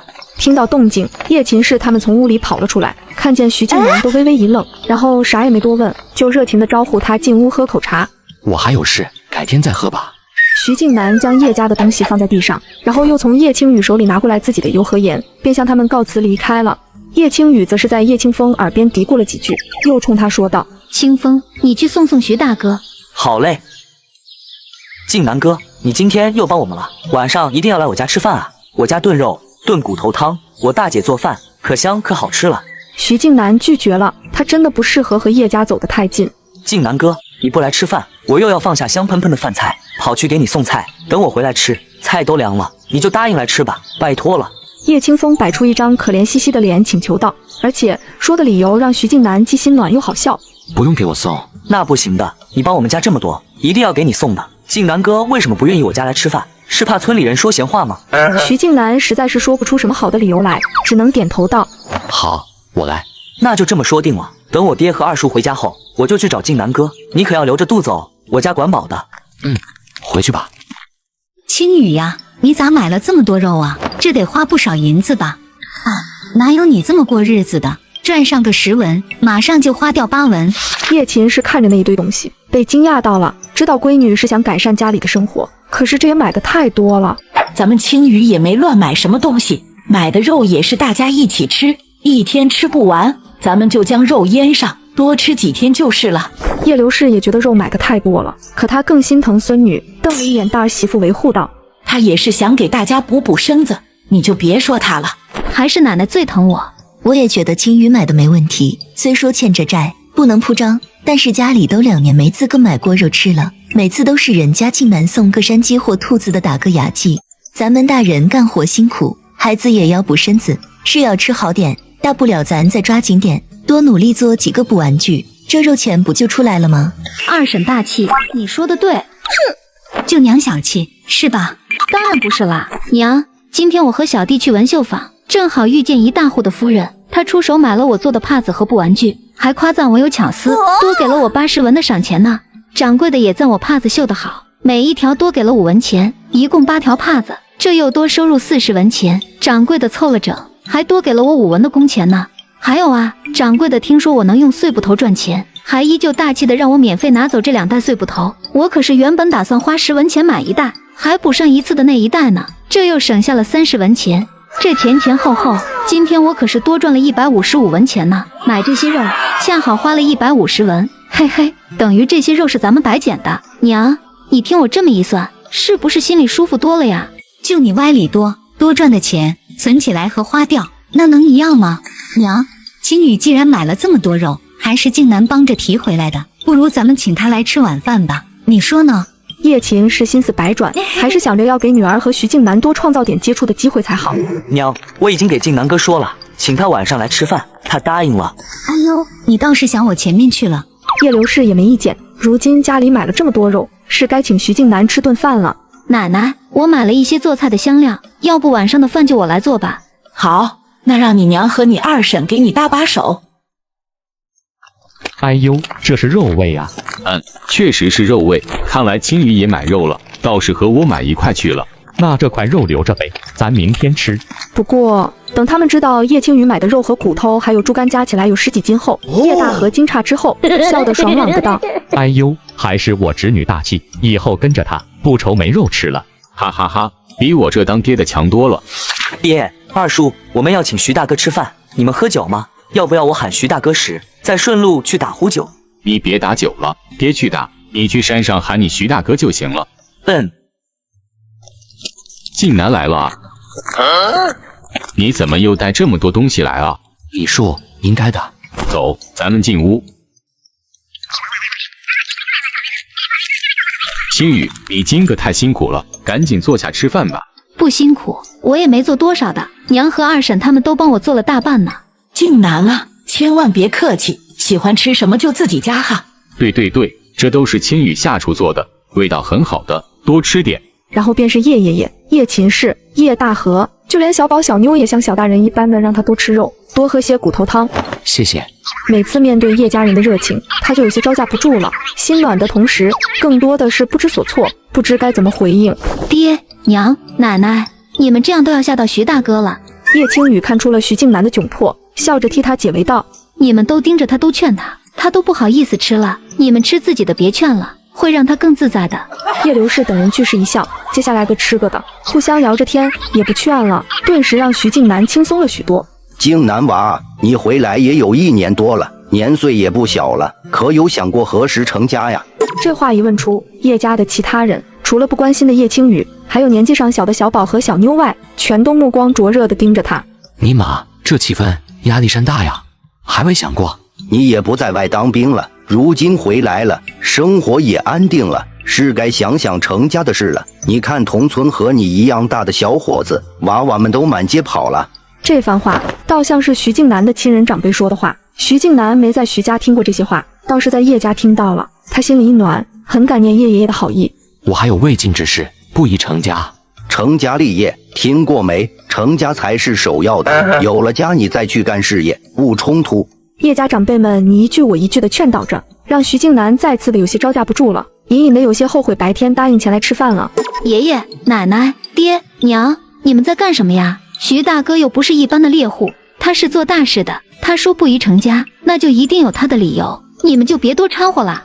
叶青雨在一旁听不下去了，再这么说下去，他爹估计都要开口将他许配给徐静南，就问他同不同意了。哈哈哈。那个喝酒喝多了就没个准了，想到啥就说啥。静南啊，你别介意啊。叶大山对上闺女那带火的恼怒眼神，一拍脑门，尬笑2声，生硬的结束了这个催婚的话题。嘿嘿，这人老了就爱操心小辈们的婚事，就多问了几嘴。静南娃，你多吃菜喝酒。叶爷爷也不想让孙女不高兴，而且孙女无意，接下来也就不好再挑明说了。静南呢，你别介意啊，婶子刚那话没别的意思，你快把大骨头汤喝了，锅里还有，我再给你去盛1碗。叶青雨听他家人你一言我一语的尬聊转移话题，尤其是他娘此地无银300两的话，真是好笑又无奈。不介意。徐静南暗松一口气，背后都沁出一层汗了。一顿饭吃完，徐静南就陪叶爷爷和叶大山他们简单的聊了几句后，便起身提出告辞。叶大山出门去送徐静南，叶青雨跟到了门口，然后冲他爹说道：“爹，你先回屋吧，我和徐大哥说2句话。”徐大哥，很抱歉。为何道歉？自然是为我家人刚才的试探逼婚。我也不瞒徐大哥，因为我毁容后难嫁人，如今已是老姑娘了，我家人甚是着急的想将我嫁出去，而徐大哥又恰好救了我性命，还是个热心肠，这几日更是帮助我家良多，所以我爹娘他们就动了心思，想让我嫁给你，因为你实在是不可多得的好夫婿人选。不过你放心，我知道自己几斤几两，容貌半回很吓人，所以绝对不会恩将仇报让你娶我的。我爹娘他们说的话，你不必放在心上。徐静南很意外叶青雨会如此的坦诚大方，竟是直接和他摊开说明了这件事情，还直接表明了他的态度。原来他一点都不想嫁给我呀，看来之前是误会他了。徐静南原本以为听到了这话，本该松一口气开心的，可是他并没有开心，相反还有些胸闷。不吓人？什么？容貌不吓人。徐静南咬了下舌尖，将下面一句挺好看的给吞了回去。而叶青雨听到徐静南的话，怔愣了片刻后，不禁含笑低声谢道：“徐大哥，谢谢你的安慰，你真是个体贴的好人。”这徐静南看着冷面，但和他接触了这几次，没想到是个外冷内热的人，还很体贴细心。没安慰，是实话。叶青雨听他还和自己较真了，笑得愈发厉害了。没想到这次真被他安慰到了，觉得徐静南真是个不错的人，可当朋友看待了。对了，那坏人再也没来找过我，徐大哥已经处理好了吗？有碰到麻烦的，你就说，我一定会尽力帮忙的。处理好了，绝不会再来打扰你和你家人了。谢谢。叶青雨感激道，这下他可以彻底的放心了。那徐大哥可还有事？我的衣服还没做好吗？徐静南刚问完，就后悔的想抽自己了。这特么问的是什么问题啊？果然是喝多了。嘿嘿，抱歉，我还没开始做呢。前几天一直在忙着做绣活，我明天就给你做衣服，2天就好。叶青雨有些不好意思的解释道。而徐静南本想说他不急，可转念一想，若是不急，他刚才干嘛要抽风的问出这个事情？想想还是算了，便颇为郁闷的说道：那我走了。那徐大哥慢走，天黑，上山时小心些。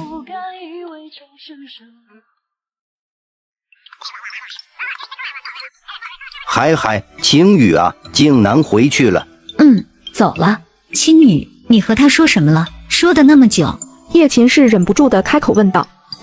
我就直接告诉他，我没想过要嫁给他，让他别在意你们今晚说的话。叶爷爷等人一时不知该说什么好，都沉默了下来。大姐，那徐大哥怎么说啊？还是叶清风没有那么多顾忌，好奇的问道。他说不久后他会离开这里。叶青雨心想，这也不是他胡编乱造的。上次和徐静南交谈时，徐静南就是说过他要离开的，只是他说的是3、4年之久，叶青雨只是稍微模糊了一下时间概念而已。离开？他要去哪里呀？这徐静南要是一走，那他和闺女之间不就完全没戏了呀？兴许再去边关打仗吧。他刚才也说了，不宜成家，我看不是托词。他一个还要去战场的人，随时有丧命的危险，兴许他也不想成家连累无辜女子守寡吧。若真是如此，这徐静南就是再好，那也不能让闺女嫁给他呀。我可不想闺女将来守寡。叶爷爷和叶刘氏都在心底叹了口气，也歇了撮合孙女和徐静南的心思。大姐，徐大哥真的要走吗？徐大哥走了，我就没法跟着他学习功夫和打猎了。而且我真的很喜欢徐大哥，不想他走。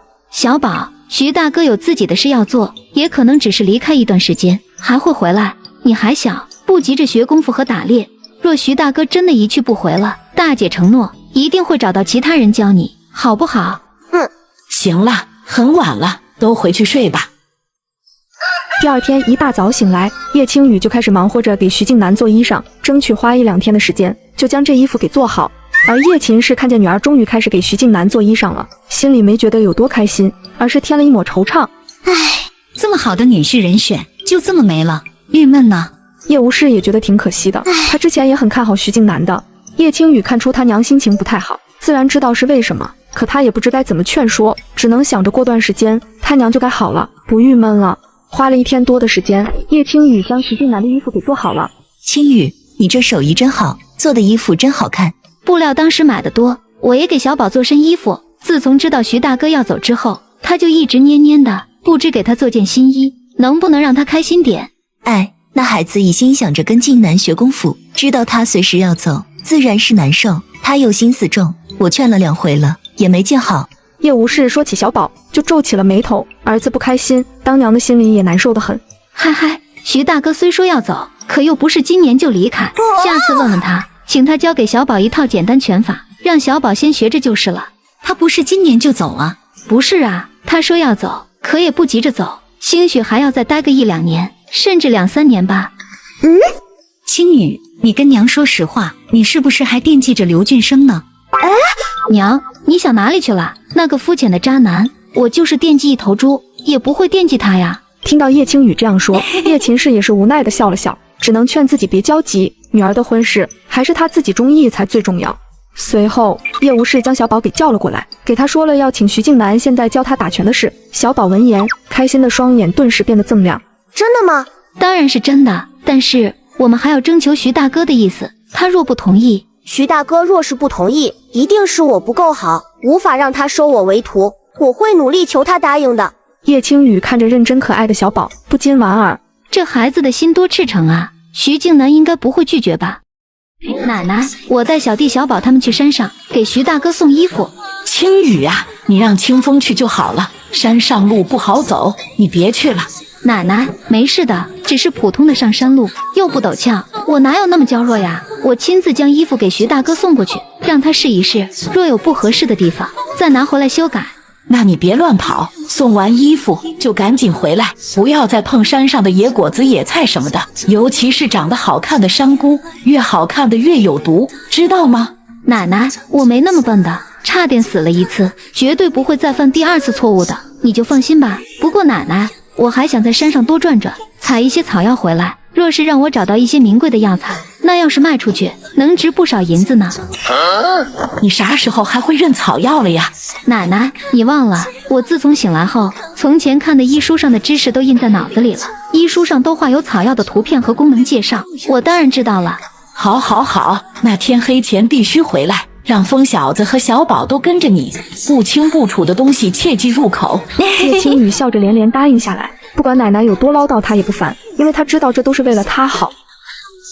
从家里出发，因为叶青雨脚程慢，上山也慢，一路上他们采摘了不少的草药，不过大多都是比较常见的草药。值得高兴的是，叶青雨在几棵桑树上发现了不少的桑黄，因为这东西一般人都不认识，也就正好便宜他了。几人就这样一路走走停停的来到了徐静南的木屋前。徐大哥，找我有事？衣服我做好了，给徐大哥送过来。谢谢。不客气，早该做好的衣服被我拖到现在，该我说声抱歉的。徐大哥，你快拿去试试吧，若是不合适，我再拿回去给你改改。徐静南应了声，便请他们进了屋。没热茶水，招待不周，你们吃些果子吧。徐大哥，不用客气，我们一会儿就回家了，你快去试衣服吧。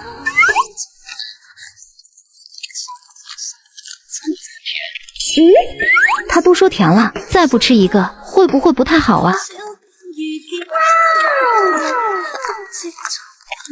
好看。徐静南被夸得脸皮一热，不知该怎么回应，一张面瘫的脸绷得更紧了。叶青雨也没在意，毕竟知道他少言寡语。徐大哥，你穿上这衣服后，顿显英俊贵气，看着更不像是山野之人了。而且你穿着也让这衣服增色不少，我忽然觉得自己做的衣服很好看呢。他这不是在夸我吗？怎么夸着夸着就夸上自己了呀？不过他做的这衣服确实是挺好看的。锦衣玉袍他也穿过，可是他觉得这身衣服是他穿过最好看的，简单又舒服，让他很喜欢。徐大哥穿着真的很好看，像是有身份的贵人。徐大哥穿着可舒服，你上下左右伸展一下胳膊，臂膀这里可会觉得紧了。不紧，很合适。那就好。叶青雨很高兴，很开心自己第一次做衣服就如此成功，让他觉得自己超厉害。无关徐静南。徐大哥，你最近有时间吗？小宝非常崇拜你，觉得你很厉害，想要拜师，跟着你学一些拳脚功夫。我们也不会耽误你很多时间，一天半个时辰就好。我们会教学束修的，你能同意吗？徐大哥，我不怕吃苦，我也不笨，我一定会好好学的。小宝紧张的忙说道，生怕他会拒绝。徐静南则是沉默了片刻，低头看着小宝问道：为何想学功夫？不想被欺负，我不会随便打人的，但是别人欺负我们时，我想打回去，不是挨揍，也不是逃跑。小宝握着小拳头，又想了一会儿说道：我还想要学打猎，打大老虎，觉得这样很厉害，也说不出为什么，就是很喜欢。徐大哥，小宝虽然才7岁，可是已经很有胆气了，也一心想要学功夫和打猎。不提他资质如何，就这一份赤子之心也很难得了，绝对是个好苗子。你若是没空，只是教给他一些简单的拳脚功夫也行，不用每天教授，可以吗？徐静南看着叶青雨，双眼中写满了恳求和拜托之色，点了点头道：好，我收下他。徐大哥，谢谢你，我会好好努力的，一定不会让你失望的。徐大哥，那你每天什么时候有时间教小宝？在哪里教他呀？卯时3刻到我这练一个时辰。好的，徐大哥，我一定会准时的。那徐大哥，你看这束修药，不用给。不给那怎么能行啊？叶青雨坚决的摇头。不过再看徐静南明显不喜他争辩的样子，叶青雨脑子里灵光一闪，话锋一转，开口问道：徐大哥，你教小宝时不介意多个陪读吧？我是这样想的，你不要束修就教小宝，我们很过意不去，而且小宝每天单独过来，我又不放心，所以我打算每天陪他过来，然后给你做一顿早饭，甚至多做一点饭或是菜，中午饭你热热吃就行，你就当雇我当厨娘了，如何？这不太合适，对你名声不好。大姐，你刚说的真不合适。小宝来这，我可以送他过来，我给徐大哥顿顿送饭也行。可你不能来这做饭啊，被村里人知道了，一定会说难听的话的。大姐，你以后还嫁不嫁人了？不嫁了呀。叶青雨脱口而出心中所想，让才19岁的我就嫁人，想想就可怕。可若是现在不嫁，再等2年，再想嫁，就只能给人当续弦做后妈了。去做妾，人家都嫌弃太老。唉，在这么一个时代，我能怎么办？只能不嫁了呀。叶清风瞪着眼，过了好一会儿，他才红着眼难过的问道：大姐，你那天说能治好脸，真的是安慰我们的？是比我预料的麻烦的多，可也不全是安慰吧，兴许还是能治好的。你们不要给爷爷奶奶说这事啊。大姐，没事的，你不嫁人，我会多赚钱，养你一辈子的，绝不让你受委屈。大姐，我也会好好学功夫，护着你的。叶青雨闻言，笑得灿烂又心暖，语气轻快地调侃道：好啊，那大姐以后可就靠你们养老了。别现在说的好听，等以后娶了媳妇就嫌弃大姐了。不会的，开个玩笑，你们怎么这么认真呢？原来她因为容貌，真的打算一辈子不嫁人了呀？可她根本就不丑，还聪慧过人，那些嫌弃她的人才是眼瞎呢。徐大哥，你也介意的话，那刚才我的提议就算了，也是我考虑的不周，这样做确实是会让你也被非议。我是怕对你名声不好。哦，可我不在意名声啊。你家人介意？这倒也是，哎，奶奶他们一定不会同意的，那还是算了吧。徐大哥，那你别不收束修，我们1个月给你半两银子吧，否则欠你太多人情了。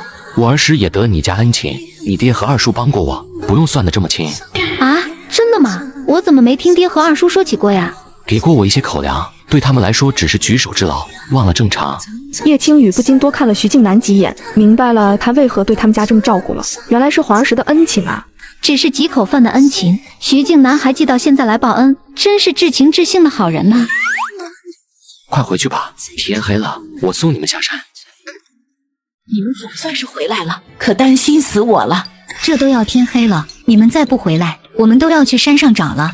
奶奶、娘、二婶，你们不要这么担心了。告诉你们一个好消息，徐大哥答应要教小宝功夫了。徐大哥答应一天教我1个时辰呢。哎呦，这么好啊，在哪里学啊？什么时辰学？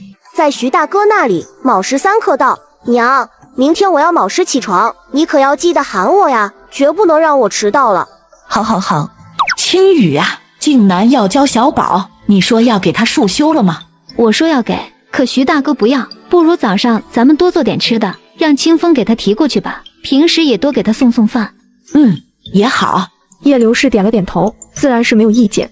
奶奶，还有个好消息，我在山上采到贵重药材了，这个卖了应该能卖不少银子呢。哎呦，真的假的？这是啥呀？这么值钱？是桑黄，主治止血活血的名贵药材，也是运气好，咱们村里的人不认识，也没要商来这里采，都让我摘了。这玩意长得跟木柴似的，真这么贵呀？当然是真的。那奶奶，我先进屋将这些草药和桑黄处理一下，一会儿我去帮忙炒菜。你忙你的，炒菜不用你。等晚饭要做好了，叶大山和叶大河兄弟俩也从镇上赶回来了。听说小宝已经拜了徐静南当师傅，跟着他学拳脚功夫。叶大山笑呵呵地对小宝说道：好好跟着静南学，以后说不定能当个捕快呢。当捕快厉害吗？挺威风的。叶大河想起当时家里豆腐房出事时，那县衙门的捕快来抓他们的样子，又气怒地说道：也很欺负人。我不会主动欺负人的。叶大河闻言，欣慰地看了儿子一眼，夸赞了他2句，让他好好学，不要怕苦怕累。第二天一早，公鸡一打鸣，叶青雨就起来了。哎呦，青雨，你咋起这么早啊？昨个睡得早，公鸡一打鸣我就醒了。我去厨房摊几张饼，一会儿让小宝吃点，我去送他上山。哪用你送啊？让你二叔送他过去，你回去再睡会吧，我给小宝做饭。二婶，我不困了，精神得很。我送小宝上山，也是想自己锻炼下身体，还想再采些草药或是挖些野菜回来，2不耽误。以后送小宝和做饭的事情交给我就行了。你和娘晚上还要做活，也累得很，多休息会儿。叶无事皱起眉，还想再劝，就见叶青雨自顾自地走进了厨房。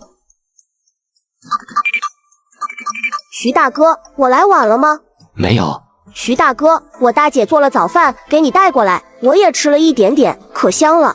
徐静南看向叶青雨，有些意外他还会来送小宝，更意外他给自己做了早饭提过来，心情忽然变得很好。徐大哥，早上好啊！今个早上给你做了几张油饼，还有2个煎蛋，你以后想吃什么，告诉我就可以了。我送小宝时，正好给你做好送过来。不用如此费事，他要为我做早饭，那岂不是要很早就起床？这也太辛苦了。不费事的，小宝也要吃的，他之前一直吃不饱，身子瘦弱，我怕他再不吃点，练功夫会晕倒。徐静南也不知该说什么了，每次看到叶青雨笑意盈盈、温柔说话的样子，都让他词穷，哪怕不同意，可也辩解不过他。给我吧。谢谢。呀，大姐，你看，徐大哥清理出了一大块平整的地方，让我练功。叶青雨看着那块有5-6平方米大的地方，心底不禁涌起了淡淡的感动。昨天这里还布满了杂草，还有各种碎石，而如今已经变成了像晒谷场一样平整，在上面打滚也不会很疼。徐静南真的很上心了。徐大哥对你这么好，你可不能偷懒呀，要好好跟着学，知道吗？我一定会的。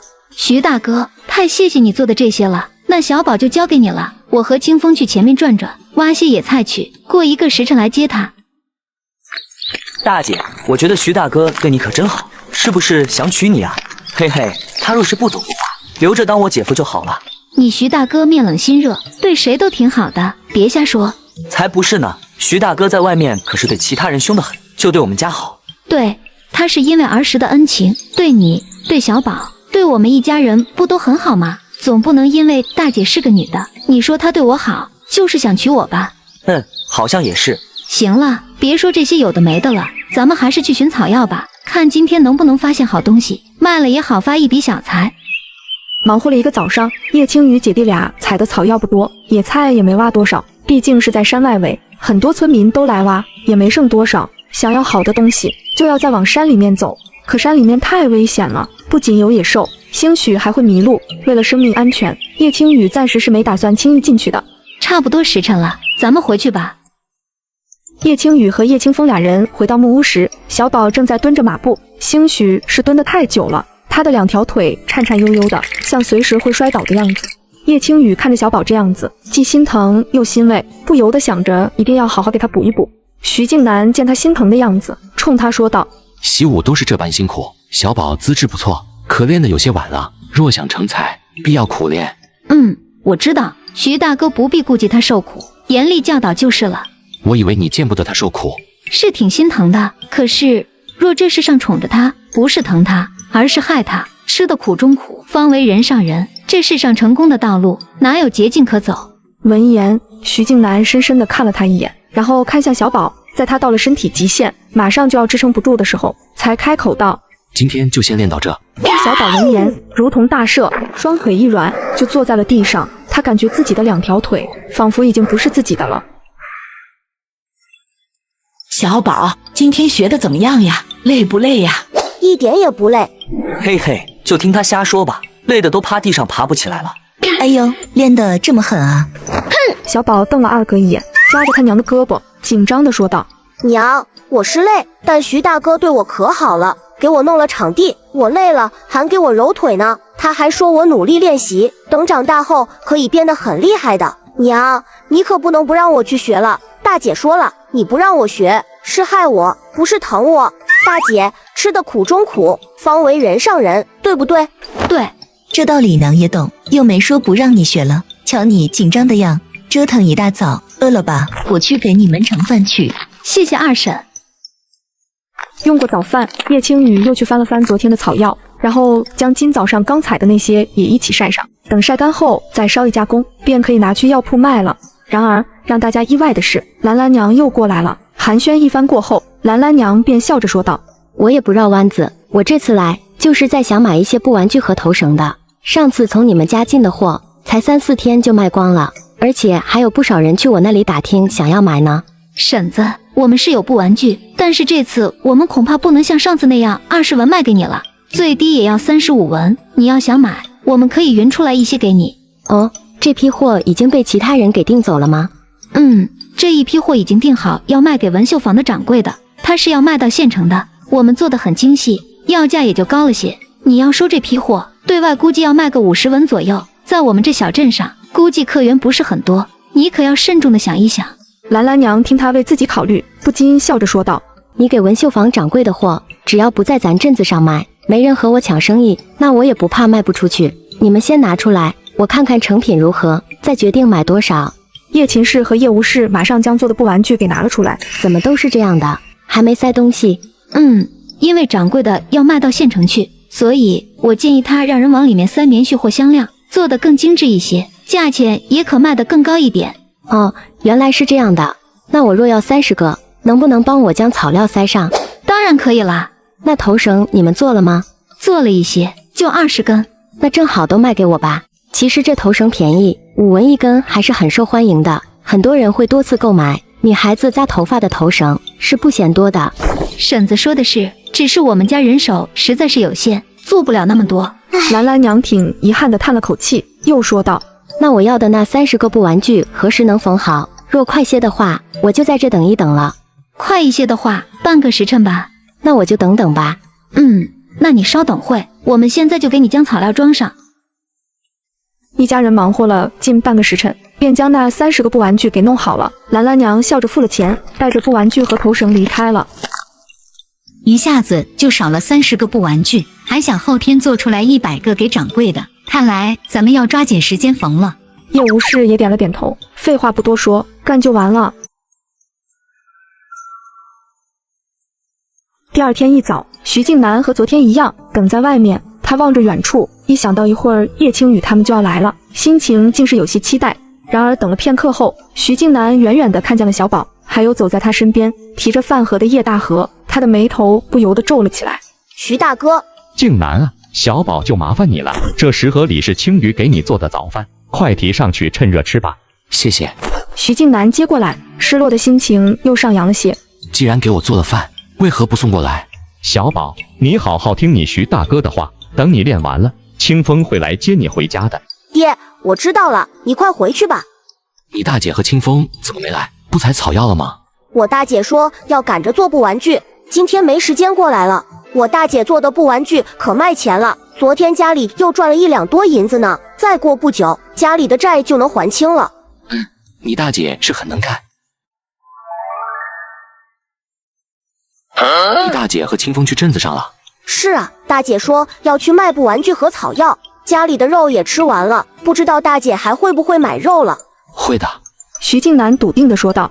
你大姐是个舍得花钱的，而且也想让你们家里吃得好一点，所以她绝对会买肉的。徐大哥，你什么时候教我捕猎呀？这样我家里就不用买肉了，我自己可以猎野猪了。你还太小，好好练，再过2年再教你猎野猪。可是那时你不就走了吗？谁说我要走了？大姐说的呀。大姐说你很快就要离开了，还会再上战场，兴许还会死掉。徐大哥，你千万不要出事呀！你等我长大，我也可以上战场保护你的。徐静南闻言颇有些哭笑不得，又有些气恼地说道：你大姐说我可能会在战场上死掉，这女人就不能盼我点好吗？大姐也不是这么说的，她说你不愿娶妻，又有未尽之事，兴许是怕自己哪天在战场上出事了，连累媳妇守寡。小宝记忆力很好，将那天叶青雨说的话复述个8、9不离10，最后还说道：我听我娘说，一听你又要去打仗，还可能会出事，家里都不想大姐嫁给你了，怕大姐会守寡。这个叶青雨为了让家人打消要将她许配给自己的念头，真的是什么都说得出来啊。徐静南突然很恼怒，心里窜起一撮小火，他语气生硬地说道：那只是你大姐的猜测，我至少5、6年内不会去战场，就算去了也不会死在战场上的。真的吗？徐大哥，你是说你这些年都不离开这吗？差不多吧。小宝听到这个好消息，转身飞快地朝着叶流氏跑去。奶奶，奶奶！哎呦，好慢点，别摔着了。奶奶，徐大哥刚才给我说他5、6年内都不会走了，就在这待着，不用去打仗。叶流氏闻言惊诧地看向徐静南：真的呀？或许会偶尔离开一段时间，但还是会回来的。之前或许不会，但是徐静南忽然在这里找到了一丝归属感，喜欢上了在这的生活。送走叶流氏他们后，徐静南就去厨房里瞧了瞧，看着米缸里没怎么动的米，心想要不也去镇上一趟吧，可以买些米回来。大山来了，是来买药的吗？令尊的病可好些了？我父亲的病服药后好多了，如今已经能下床行走了。今天我们不是来买药的，是来卖药的。是我闺女在山里采的药，已经晒干了，你们这收吗？闻言，秦掌柜的不由得看向叶青雨，上次见了一面，对他的印象很是深刻。草药我们是收的，不过我们要先看看成色，不知采的是什么药。大青叶、金线莲，还有桑黄。哦，这样，你们随我这边来。叶姑娘，我能否先看看桑黄？当然可以啦。不错，这确实是上好的桑黄。叶姑娘，你想要卖多少钱？说实话，我也不知行情，秦伯父按正常给就行，你总不会坑了我们的。你这桑黄品质很好，譬如这2块，年份有7、80年，其余的几块也至少有50年份。这样吧，我统一给你按6两银子1斤收购，如何？好，那这些大青叶和金线莲多少钱1斤呢？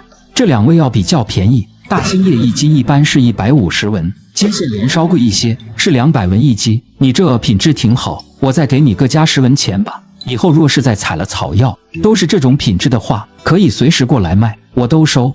谢谢秦伯父。秦兄，谢谢啊，你可真是帮了我们大忙了。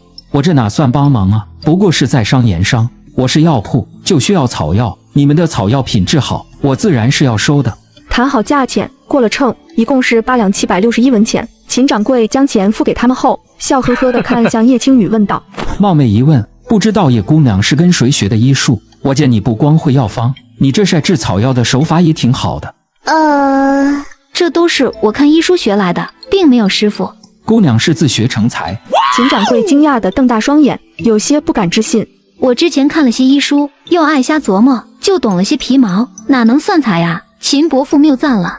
秦掌柜还是惊异地看了叶青雨一眼，总觉得他不是只懂得皮毛那么简单。这时，药铺的伙计一脸难色地跑到秦掌柜面前，小声冲他耳语一番。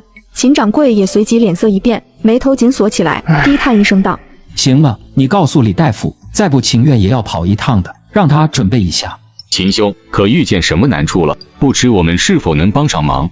秦掌柜闻言，像是被提醒了什么样，眼睛一亮地看向叶青雨，期盼地问道：“姑娘可会把脉问诊？”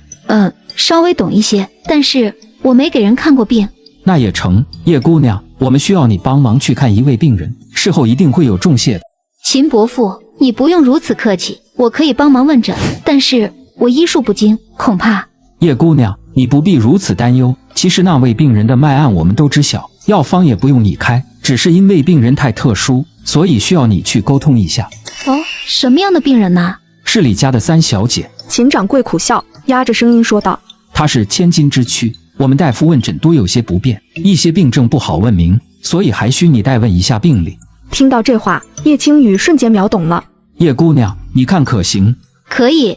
见叶青雨答应下来，秦掌柜不禁松了一口气，忙说道：“还请叶姑娘现在就随李大夫一起过去吧，李家的下人在催了。”好，爹、二叔，你们去忙你们的吧，我和小弟去李家一趟，之后我们会自己回家的。叶青雨随着秦掌柜一起从会客室出来，便见王管事焦急地等在大厅里。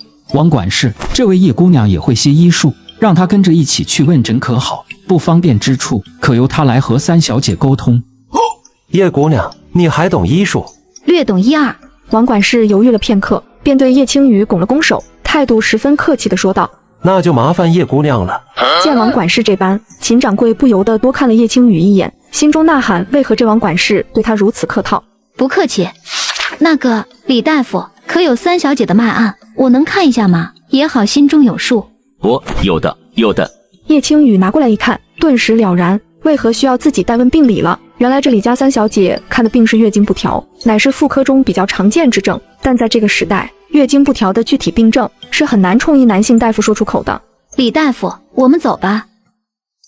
话说徐静南这边，他决定去镇子上之后，又觉得空手去不太好，便先去了之前做的陷阱那看了看，竟是见收获一狐狸。虽不是白狐，但相比兔子和山鸡，也是极难的猎物了。拎着这只狐狸，徐静南一路飞奔赶路，还不到半个时辰就到了镇上。到了镇上后，徐静南下意识地先去了文绣房，只是等走到门口了，他又心生别扭，觉得有些不妥。这1不买布料，2不买成衣，更不买绣品，我来这里做甚？在朝里看了一眼，徐静南没瞧见熟悉的身影，便立刻转身离开。嘿，徐兄弟，却不想掌柜的眼尖看见了他，立马热情地叫住了他。都来了，怎么不进来啊？我有事正要问问你呢。徐静南只得默默转身，面无表情，实则略窘地进了店铺，冲掌柜的拱手问好。掌柜的见他穿的新衣分外好看，不由多打量了几眼，立刻认了出来。这不就是前段时间叶姑娘从这买的布料吗？果真是给这个徐静南做衣服用的。叶姑娘这手艺是真好啊，绣活出众，这衣服做的也格外好，和徐兄弟的气质很是相称，看出叶姑娘是用了心的。她是很能干的。徐兄弟，今日你自己来的，叶姑娘呢？没跟你一起来吗？你可知她做了多少副玩具了？何时送过来？他已经把叶青雨和徐静南当成一家的了，觉得自己问的没有任何问题，可徐静南却被掌柜的问的有些心乱了，想要反驳他不是和叶青雨一起的，但是嘴巴张了张，反而说道：他也来了，只是被其他事情绊住了，还没过来。看来他们应该是先去了药铺了，还没到这边来呢。嘿嘿，徐兄弟，叶姑娘给你做了一身衣裳，你要不要也买些布料作为回礼啊？片刻后，徐静南拎着包好的布料从纹绣房出来了，脸上的神色颇为一言难尽。我怎么会魔怔的真的买了这块布料，还是送给叶青雨的？他送我衣衫是为了报答救命之恩，可是我哪有什么名目送他布料啊？徐静南攥着手里的布料，一时间颇觉烫手，不知道该怎么处理，甚至想要直接扔了，来个眼不见心不烦。可是他的脑海里不禁又想起刚才掌柜的念叨的话。哎呀，叶姑娘真是太辛苦了，赚了银子也不舍得给自己做件新衣，瞧她穿的太过破旧，实在是配不上她的气质啊。你瞧瞧这花色和叶姑娘非常相称的，穿起来一定好看。徐静南拧着眉，攥紧了手中的布料，已经不打算丢了，而是心烦着想着该如何将布料给送出去。可是他想了半天，都没有合适的借口送这块布料。所以我干嘛就听了掌柜的，要买布料给叶青雨呢？魔怔了，一定是魔怔了。于是自认魔怔的徐静南决定将狐狸卖去李地主家后，就赶紧回去做点正事，免得他脑子又抽风，做些老让自己后悔的事情。徐大哥，这么巧，你也来镇上了？你们怎么来这了？我略懂一些医术，便陪李大夫过来给三小姐问诊。咦，徐大哥，你今天猎到狐狸了呀？这可够稀罕的。狐狸皮，你要吗？好啊，你给我留着吧。王管事见两人竟是旁若无人的聊起来了，还一副停不下来的样子，便焦急地上前一步，讨好的冲徐静南问候道：徐兄弟，要不要进府喝杯茶？我家老爷也在。其实王管事已经做好了被拒绝的打算了，却不想徐静南点了点头道：好。哦，那徐兄弟快请进。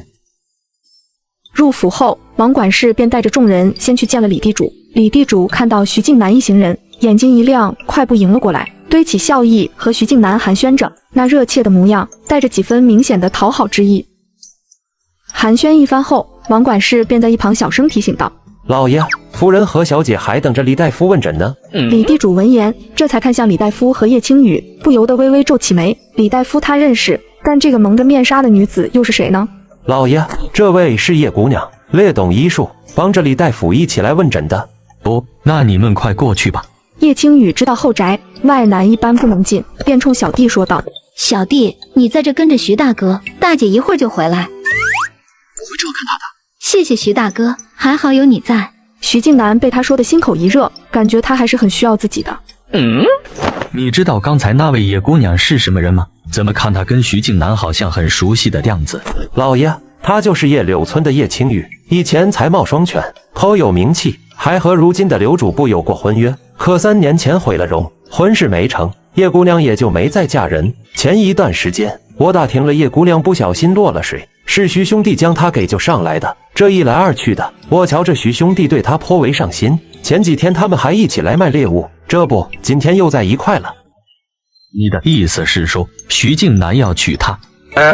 我说不好，但是我从来没见过徐兄弟对谁这么热心过。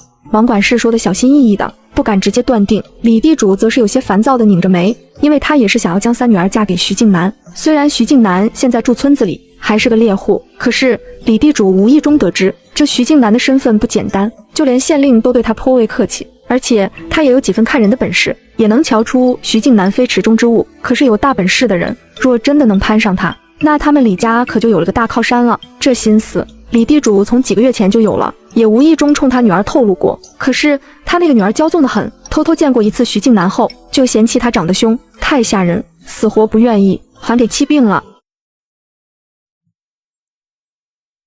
怎么来的这么慢？回夫人，他们先去见了老爷。这位姑娘是谁？回夫人，这位是叶姑娘，也通医术，由她向三小姐问诊，最是合适了。不，你懂医术？李夫人打量着叶青雨，见她眼眸清正明亮，颇让人有好感。只是为何蒙着面？李夫人这么想，也这么问了。回夫人，小女容貌毁了大半，怕吓到别人，出门便用面纱遮着面。叶青雨很坦然地回答，丝毫不自卑，也不躲闪。李夫人闻言，不由得高看了她几眼。大，你随我进来吧。小女如今疼得十分厉害。娘，我不看病，你让大夫走，我宁愿疼死，我也不看病，我不要丢人，不想被占便宜，让他走。我都快要到当你爷爷的年纪了，还能占你便宜？月儿，不可胡言乱语。今天给你看诊的是位女子，不是之前的李大夫，可不能再胡闹了。你瞧，你疼的脸都白了。你的？李思月闻言，有些诧异的看过去，便看到了蒙着面的叶青雨，心直口快的问道：“你是长得不能见人吗？怎么还蒙着面？”月儿，怎么说话呢？李夫人心累的瞪了一眼女儿，又转头向叶青雨道歉：“叶姑娘，还请不要介意，小女没恶意，只是好奇。”无碍。我是真的好奇，你能不能摘掉面纱，让我看看你的脸？可以啊，你不要吓到就行。什么嘛，一点都不吓人，不就是脸脏了，有点黑点吗？也没有疤啊什么的。得，没吓到你，真是对不住了。月儿，李夫人见女儿越说越不像样，对她呵斥一声后，又冲叶青雨笑了笑，说道：“叶姑娘，你可以先将面纱放一边，其实不戴也是可以的，并不吓人。”谢谢。三小姐可是来了月事，腹痛难忍。我屋里丫鬟也来月事，可他们就不疼，就我疼死了，每次都疼得不能动，日子还不准，时长时短，烦死了。夫人，可有汤婆子？让丫鬟灌些热水拿来，让三小姐放在肚子那，可以减缓疼痛的。还有家里可有红糖，再煮些红糖姜汤，让三小姐饮下，也可缓解。有的，都有的。李夫人见叶青雨说的自信从容，不由得很是信服，连声冲丫鬟吩咐，让他们赶紧去准备这些东西。经过叶青雨的一番操作后，李思月的疼痛舒缓了很多，整个人也恢复了些血色。记住，你若是以后不想再这么痛，一定要听我的，不准再贪凉，尤其是快来小日子的前几天。若是小日子到了后还是痛，就用汤婆子像刚才那样暖腹部，多喝红糖水，也可像刚才我教你的轻揉肚子，都可以缓解疼痛。谢谢叶姐姐，我现在舒服多了。叶姑娘，真是太谢谢你了，月儿还没喝药呢，就好了大半了。那些大夫开的药，苦死个人了，还一点用处都没有，哪有叶姐姐厉害，法子又好用，还不用喝药。谁说不用喝药的？不过你放心，不会让你喝很久的，药也不会太苦，喝1个月调养下身子，你以后也不会这么痛了。好吧。叶青雨见他不高兴，于是调侃地说道：“除了不能贪凉外，还要保持心情舒畅，不要烦闷。”那完了，我这辈子都会被痛死了，根本好不了了。还是让我疼死好了，我不治了，不治了。月儿，你不要任性了。娘，事关女儿一辈子的幸福，女儿怎么任性了啊？爹让我嫁给那么凶的人，他根本就不管我的死活。叶青雨闻言恍然，原来是为了婚事。才15岁的小姑娘就要考虑嫁人了，而且还要遵从父母之命，不能挑自己喜欢的。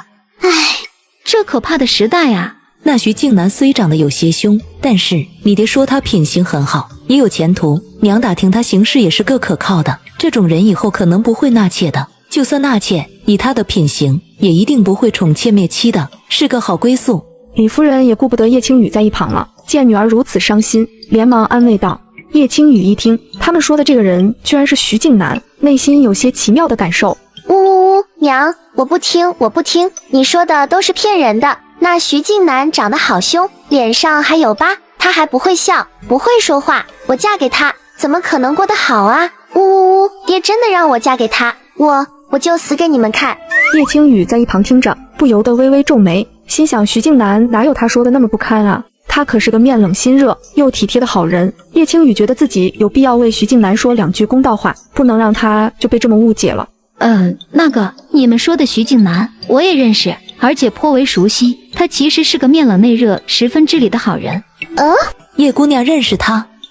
我们是同村，徐大哥对我家也有恩，我家小弟弟还拜了他为师，跟着他练习拳法。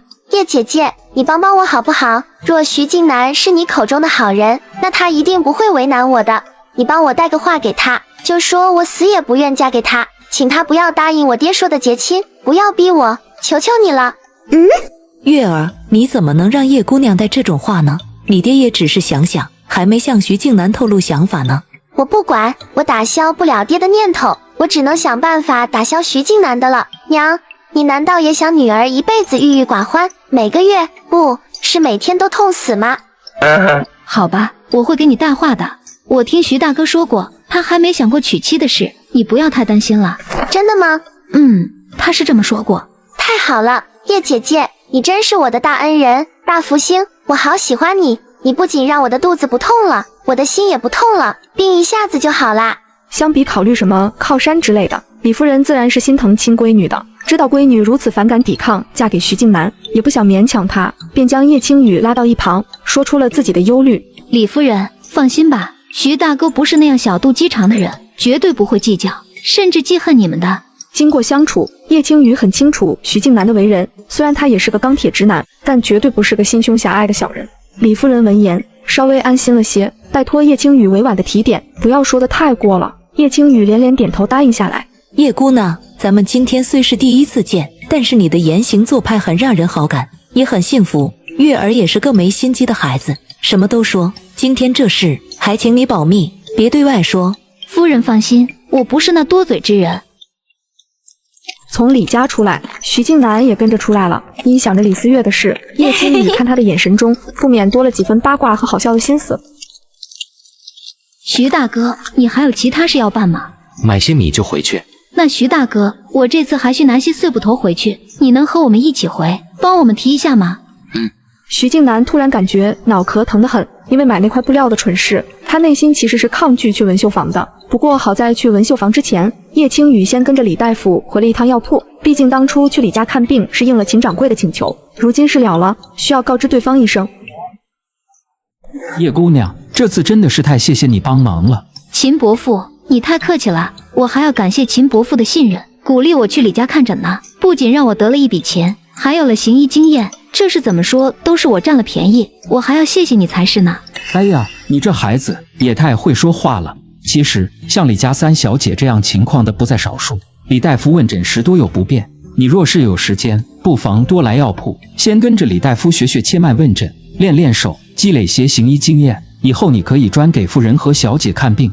叶青雨闻言既惊喜又激动，虽然他前身也是一名医生，但是现代跟古代还是有很大的区别的，若是能跟着对方学一学的话，对他的帮助可就太大了。秦伯父，你是说我可以来这当学徒，跟着学医？李大夫愿意吗？真的可以教我吗？放心，他一定是愿意的。若真能带出一个女徒弟，能给他省不少的事呢。更何况你有基础，又不是从头学，教导你根本就不费事。大姐，你以后要行医吗？你觉得大姐不能行医吗？也不是，就是没有听说过女大夫，觉得有些怪怪的。就是因为没有女大夫，我们女人才可怜呢。因顾忌男女之别，许多病症不好说出口，就耽误了病情，甚至导致死亡。叶青雨面露怜悯，轻柔又带着力量地说道：大姐既然有这能力，就想尽一份力，学了医术，以后专为女人看病，治愈她们的疾病和痛苦。大姐，我支持你，能有机会学医，可比做生意好多了。会医术的人很受人敬重的。徐静南也不禁地看向叶青雨，被她眉眼中的自信、智慧、悲悯、柔美给吸引了全部心神，觉得这一刻她美得动人心魄，让他移不开眼。徐大哥，可是有话要说，是不赞同我一个女人抛头露面在外行医吗？不是，你的想法让人肃然起敬。谢谢。那个叶姑娘，可否借一步说话？当然可以啦。叶姑娘，这给你。为何要将这布料给我？给你买的。哎，徐大哥为何要给我买布料？不知。他也不知为何掌柜的一说，他就给买了。想了许久，想破了脑袋也没找出个像样的理由来。叶青雨则是满头黑线，啼笑皆非地问道：“到底怎么回事？”掌柜的估计误会了我和你的关系。徐静南便将他路过文绣房，被掌柜的叫进去，又被他热情推销布料，他实在是难以拒绝，就稀里糊涂的买了的事说了一遍。买完后，我便深觉不妥，可丢弃太浪费，你拿回去做件衣裳吧。叶青雨听完，顿时松了一口气。刚才徐静南给他布料的时候，叶青雨还以为徐静南对自己有了求娶之意呢，吓了他一大跳。多少钱呢？我给你，这花色挺好看的。不用给。那当然要给的，不给的话，不就成徐大哥送我的了？那可不妥，你刚也说了不妥的。那就100文吧。徐大哥呀，你买的这块布料恐怕不会低于400文吧？你这人也太热心了，以后可别再人家一说让你买什么你就掏钱了，会让人觉得你太好欺负了。这还是第一次有人说我是个热心肠，还是个好欺负的人。那我就占徐大哥便宜了，给你400文吧，快拿着呀！你不收，这布料我可不要啊！见状，徐静南只得郁结地接了过来。叶青雨又压着声音问道：“徐大哥，你可有意和李地主家结亲？”当然没有，你怎会如此问我？是这样的，李地主有意想将三小姐嫁给你，只是我今天去给三小姐看病，了解到她不想嫁你，还为此忧思成疾。三小姐又知我与你相熟，便求我替她带个话，请你在李老爷想要说亲时，一定要断然拒绝，不要答应。叶青雨说完，见徐静南面无表情，也不似恼怒的样子，便微笑问道：“徐大哥，你是怎么想的？”他不递话，我也不会同意的。那就好，那我这任务也算是完成了。嘿嘿，徐大哥，三小姐不愿嫁你，可让你心生郁闷和挫败了。其实你大可不必挫败。徐大哥虽脸上有疤，破了面相，但长得高大威猛，气势不凡，喜爱勇猛男儿的女子是不会介意的，也不会怕你的。世人皆以斯文俊秀为美，不是我这种。那是大众审美，又不是每个人都喜欢。我就更欣赏你这种阳刚高大的、太柔弱俊美的男子，我就不喜。可是被那刘俊生伤透了心，所以抱歉，我不该问他。没关系，谈不上被他伤透了心，是我之前不甘心一辈子就这样毁了，就想抓住点什么，才觉得对刘俊生念念不忘。实则刘俊生是个没责任心的小白脸，还娘了吧唧的，就会花言巧语。当初年纪小不懂事，才觉得那种是良人，现在知道其实就是个渣渣。徐静南闻言，忽觉心情大好，强压心中喜悦，一本正经地说道：“你能这么想，很不错。”徐大哥，那咱们走吧。掌柜的，一共做了110个布玩具，都在这里了，你可以挨个的检查，若是有不满意的地方，我可以拆了重做的。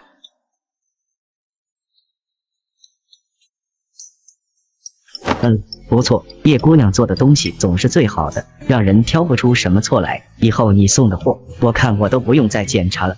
掌柜的过誉了。叶姑娘，这布玩具一个是35文钱，一共是110个，那就是3两8钱50文，这是银钱，你拿好。多谢掌柜的。叶青雨收了钱，又向掌柜的提出要再拿2袋碎布头。早就给你备好了，徐兄弟，你过来帮着拿一下吧。徐大哥，麻烦你啦。嘿嘿，叶姑娘要是觉得过意不去，就多给徐兄弟做件衣衫吧，这就1件，太少了。掌柜的，你误会了，我和徐大哥只是同村，他救过我，我才做衣裳答谢他的。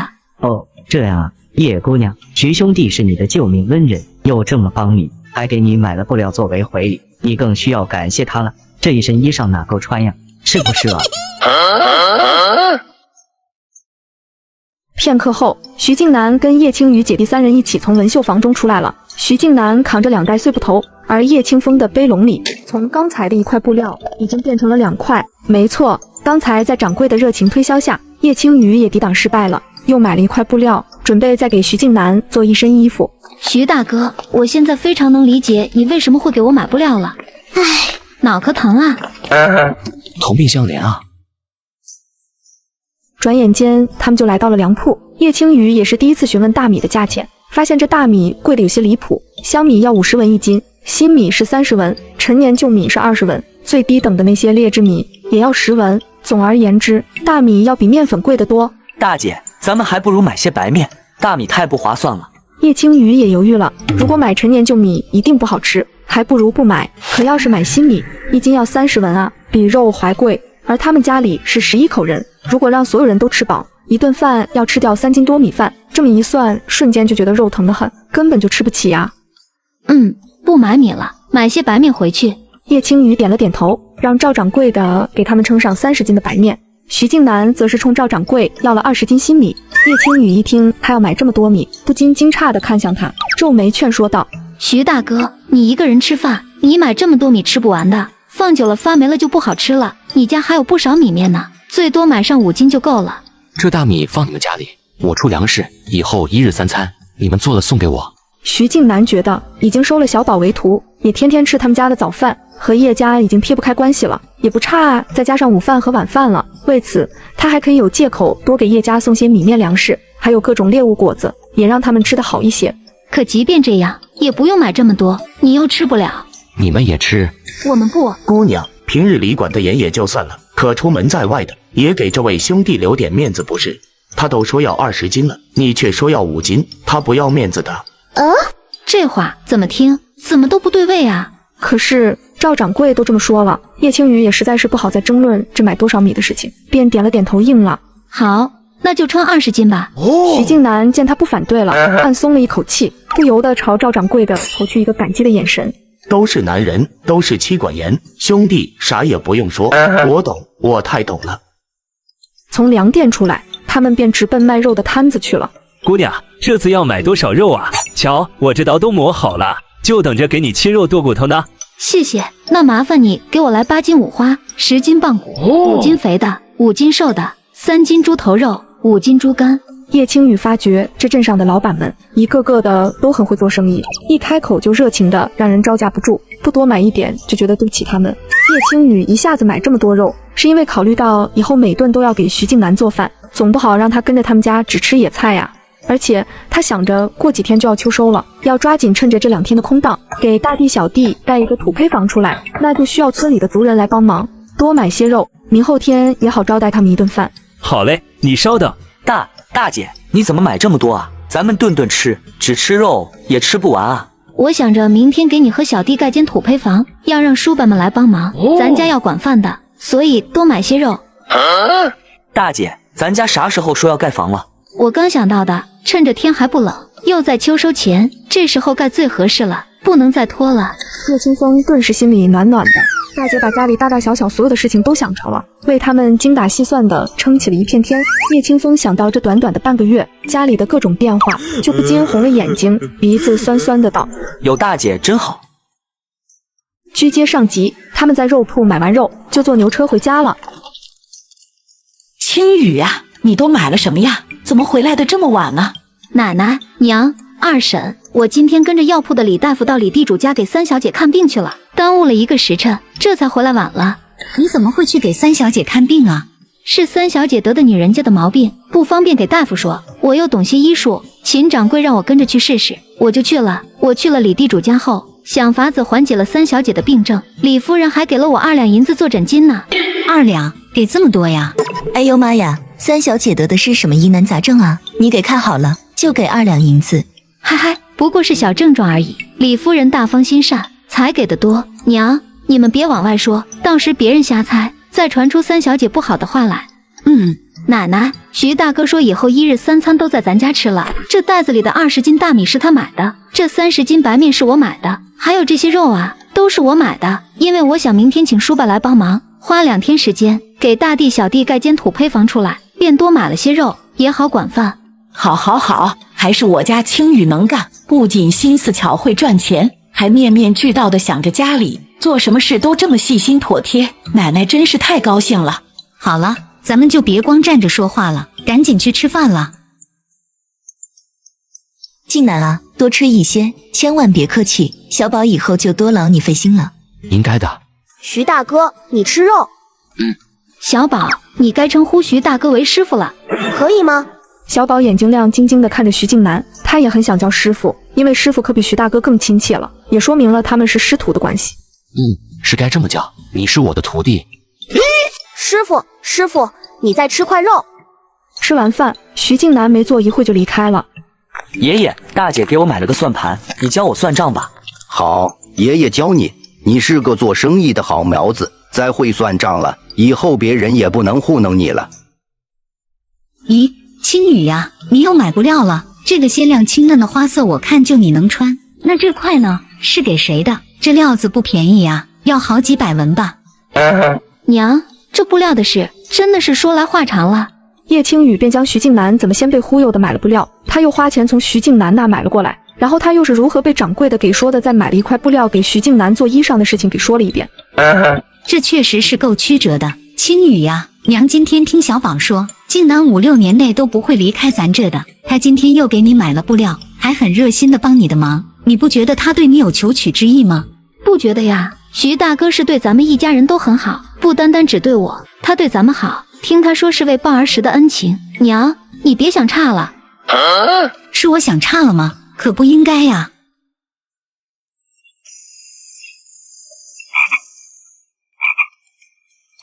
把大家叫来，是最近咱们家又攒了些钱，该再还一部分债了。老婆子，你跟他们说说吧。这些钱一部分是青雨还有老大和老二家的，他们辛苦做布玩具赚来的，不过大部分是青雨采的那什么草药赚的，当然还有大山和大河赚的工钱，一共是15两6050文。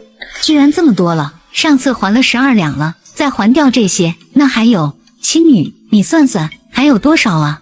咱一共欠了50两4钱，若是这次再还15两4钱，加上已经还的12两，那就还剩下23两的债了。爷爷算得很对，还有23两啊，之前还说半年还清呢，可现在我觉得再过2月就能彻底还清了。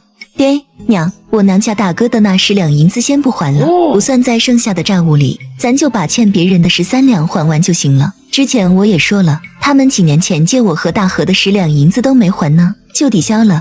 你说的这钱的事我知道，还不还的，等秋收完了，你回趟娘家，和你大哥好好商量一下，他若不同意，咱还是要将这钱还了。你别和娘家闹僵了，这3年你娘家也帮衬了咱许多，给了咱们不少的粮食，不能为这10两银子就闹得一点人情味都没了。谢谢公爹。都说嫁出去的女儿泼出去的水，她不是不想着娘家，只是这娘家人还不如婆家待她好，她的心自然就偏向了婆家。更何况那10两银子本就是大哥之前欠她的没还，她不还也在理的。奶奶，咱们欠同村叔伯的钱还有多少啊？这些够还清的吗？够了，还多出1两呢。大山、大河，你们去你那几个叔伯家跑一趟，还了银子，再请他们明天来帮着给青叔清风盖间房子。等等，我还有件事要说，是一件大事，我希望你们都可以同意和支持我。青雨啊，你不会是想说你这辈子不想嫁人了吧？娘，不是这个，我是想去秦伯父的药铺，跟着李大夫学医，等学成了，以后专门给妇人和姑娘们看病。青雨，你说要学医是怎么学？天天去药铺，在那给人诊脉吗？这怎么能行呢？你一个姑娘家的，还没出嫁呢，不仅天天抛头露面，还和一堆男人待在一起，这传出去，你还怎么嫁人呢？娘不同意，坚决不行。娘，我不是天天去，我和秦伯父都说好了，隔2天去一趟。哼，你别给我说这些歪理，我不同意。唉，那爹，你呢？青雨，你为什么非要学医呢？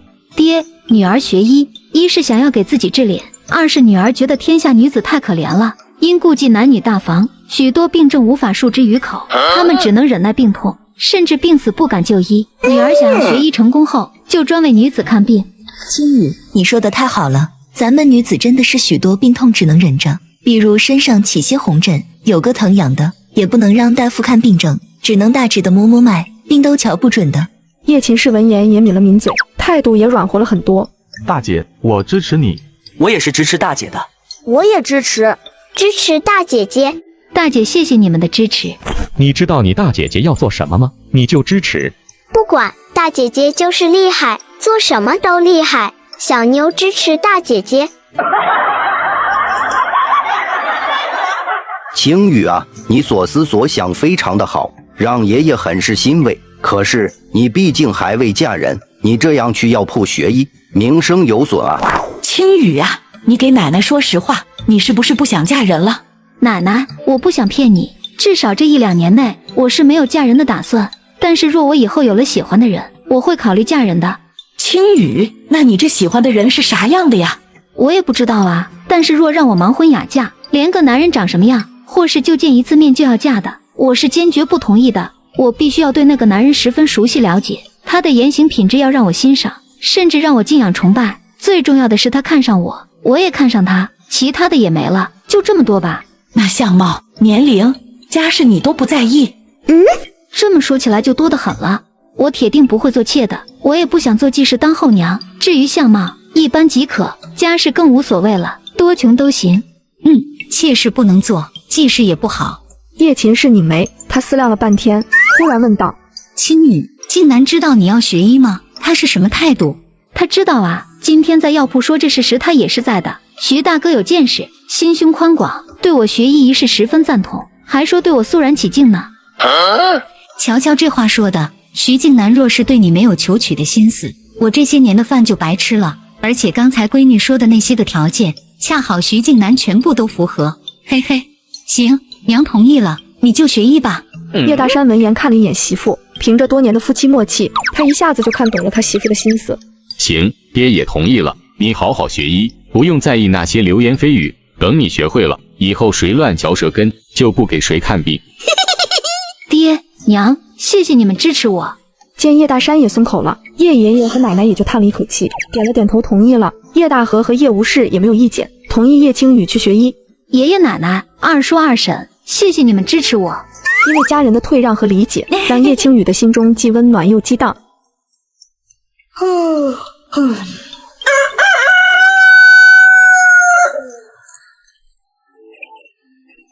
小宝，小宝，起来了，再不起来练功要迟到了。大姐，你今天和我一起上山啊？是啊，大姐去采些草药。小宝，你是不是很喜欢大姐送你去学功夫啊？师傅也喜欢见到大姐。别瞎说，尊师重道，懂不懂？冤枉啊！我才没有瞎说呢，我说的可是大实话呀。徐大哥，早上好啊！你的早饭是用大米做的饭团，托你的福，今天一早我们家吃的是米饭。谢谢，我还怕大米放你家，你只给我一人做米饭，你们不吃呢，看来是我白担心了。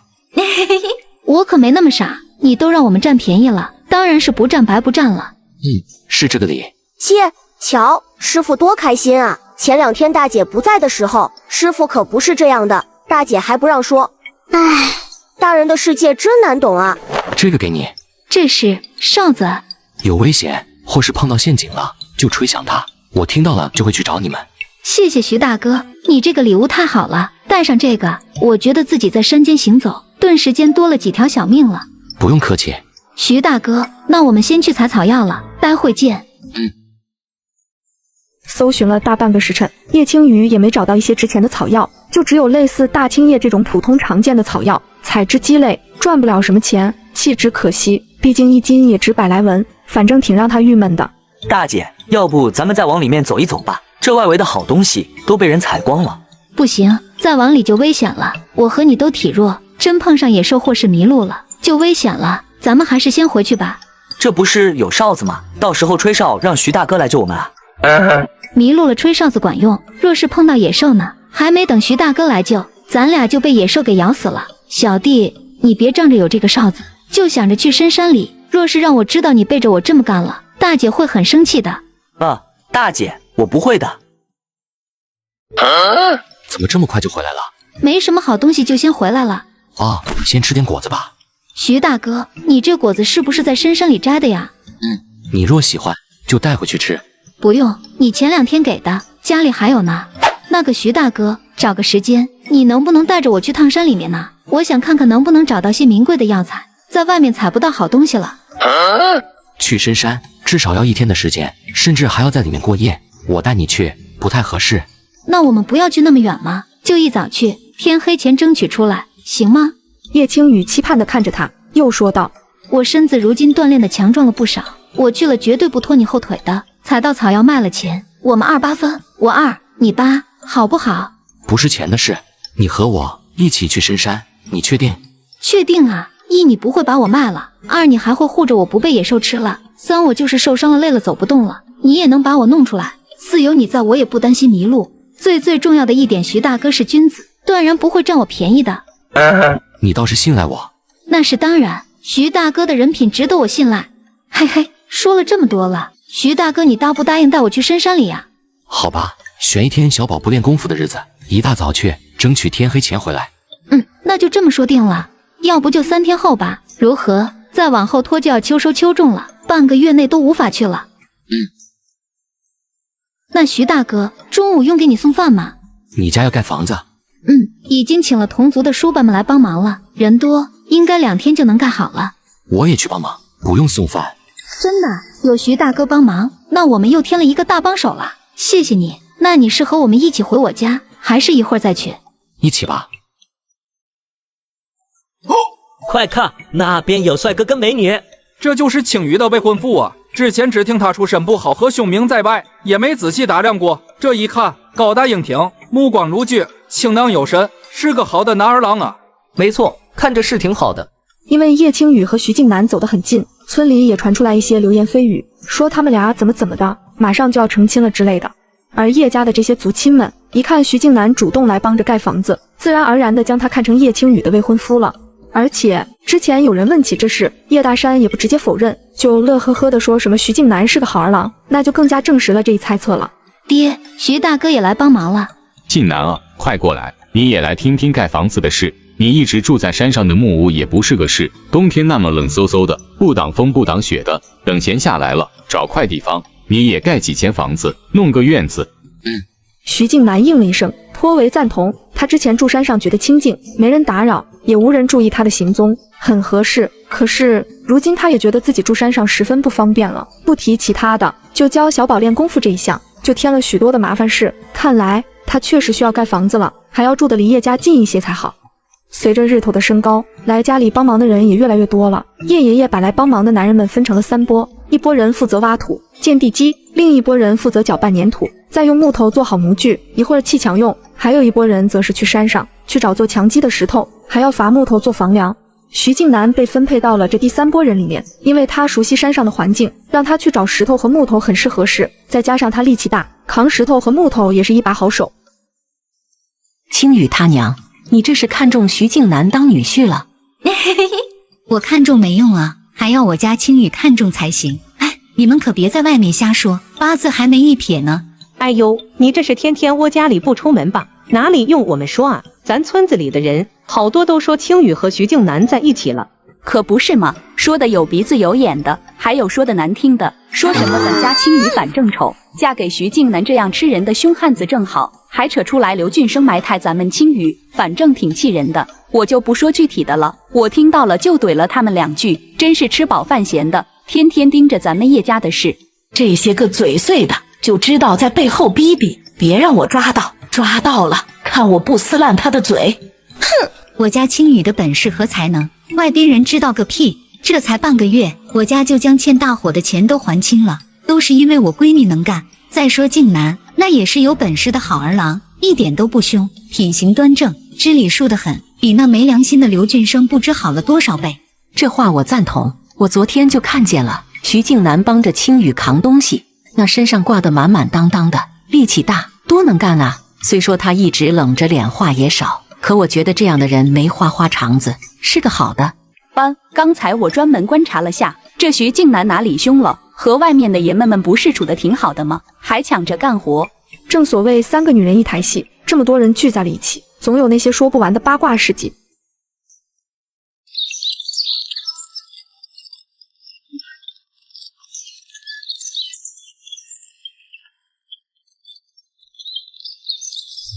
竟然他们回来了。咱们这边地基打的也差不多了。静南啊，来喝点水。谢谢。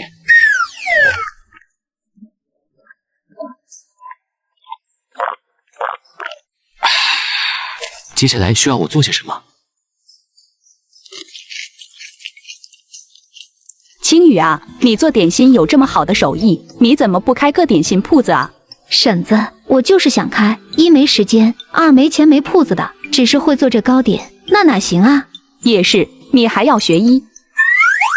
青雨，不瞒你说，我娘家就是做点心的，在镇子上也有个小铺子，但是生意一般，就能勉强糊口养活一家子。我看你这点心好看又新奇，非常吸引人，就不禁动了心思。若你不开点心铺子，我就想花银子买了你做点心的这个方法，你同意吗？叶青雨闻言，有些惊讶的愣了一下，然后摇了摇头，笑着说道：“不过就是一些小手段罢了，婶子想要学，我教你就是了，不用给银子的。你这也是一种本事，我还想靠这个赚钱的，哪能不给你钱啊？你看我给你3两银子合适吗？这糕点除了这小兔子和小猪外，还有其他的做法吗？”他娘家的点心铺子生意一般，一个月盈利最多也就700-800文钱，都没1两银子，所以他这给的3两就学的做法确实是不少了。哎呦，弟妹，你这给的也太多了。是啊，婶子非要给的话，那就给个1两银子就行了。那我就先给1两银子吧，等卖上1个月，若是反应好赚得多，我再多给些你们啊。你这做法倒是挺好的，要是青雨的法子能让你娘家的铺子大赚，你可不能小气了。那是当然的，若是我给的银钱少了，我以后可没脸面再登门了。叶青雨看了一眼他八婶，心里暖暖的。这位婶娘也不想着占便宜，三观端正，让人好感倍增。而因为八婶的真诚，叶青雨也自然是尽心尽力的想要帮他娘家的点心铺子出主意。八婶，等今天忙完了，明天你来我家里，我教你怎么做。这糕点不止小兔子和小猪，其实可以做很多花样的，除了可以做小动物的样子，也可做成花的形状。若是想要更好看的话，还可以做出来带颜色的面团，添些色彩更吸引人。带颜色的面，难不成要用染料？哎呦，那可不成，人吃了会中毒的。当然不是染料了，是将菠菜切成末，甚至直接捣成汁，然后加入面粉里，就可以让面变成绿色的。再比如加西红柿汁，可变成红色，还有胡萝卜也可以，都能让面团变颜色，这样做小动物面时更好看。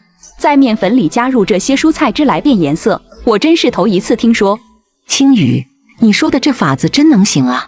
你们可以弄一点白面粉试一试啊，家里也有菠菜，这最简单了。不过刚才八婶的话倒是提醒了我，大家看到带颜色的面时，恐怕无法第一时间接受，怕是用染料染的有毒，或许还不好卖出去呢。做这个还是要慎重些的。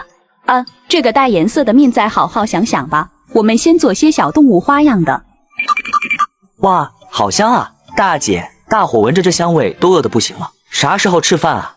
再等1刻钟就好了。小弟，可以让叔伯们收工休息了，咱家的桌椅凳子还有碗筷都不够用的，你带着人去比较近的叔伯家里借一些回来，等你们摆好桌椅，这菜也就好了。好的，我这就去。叶清风给外面干活的人一说，大家便纷纷停下手中的工作，往院内走去，都想迫不及待地尝尝叶青雨的厨艺。静南啊，你也歇歇，吃完饭再干吧。一上午，不管是伐木找石头，还是现在建房打地基，徐静南可是一点也没偷懒，出力最多。叶大山对他简直是再满意不过了。做完这最后一点。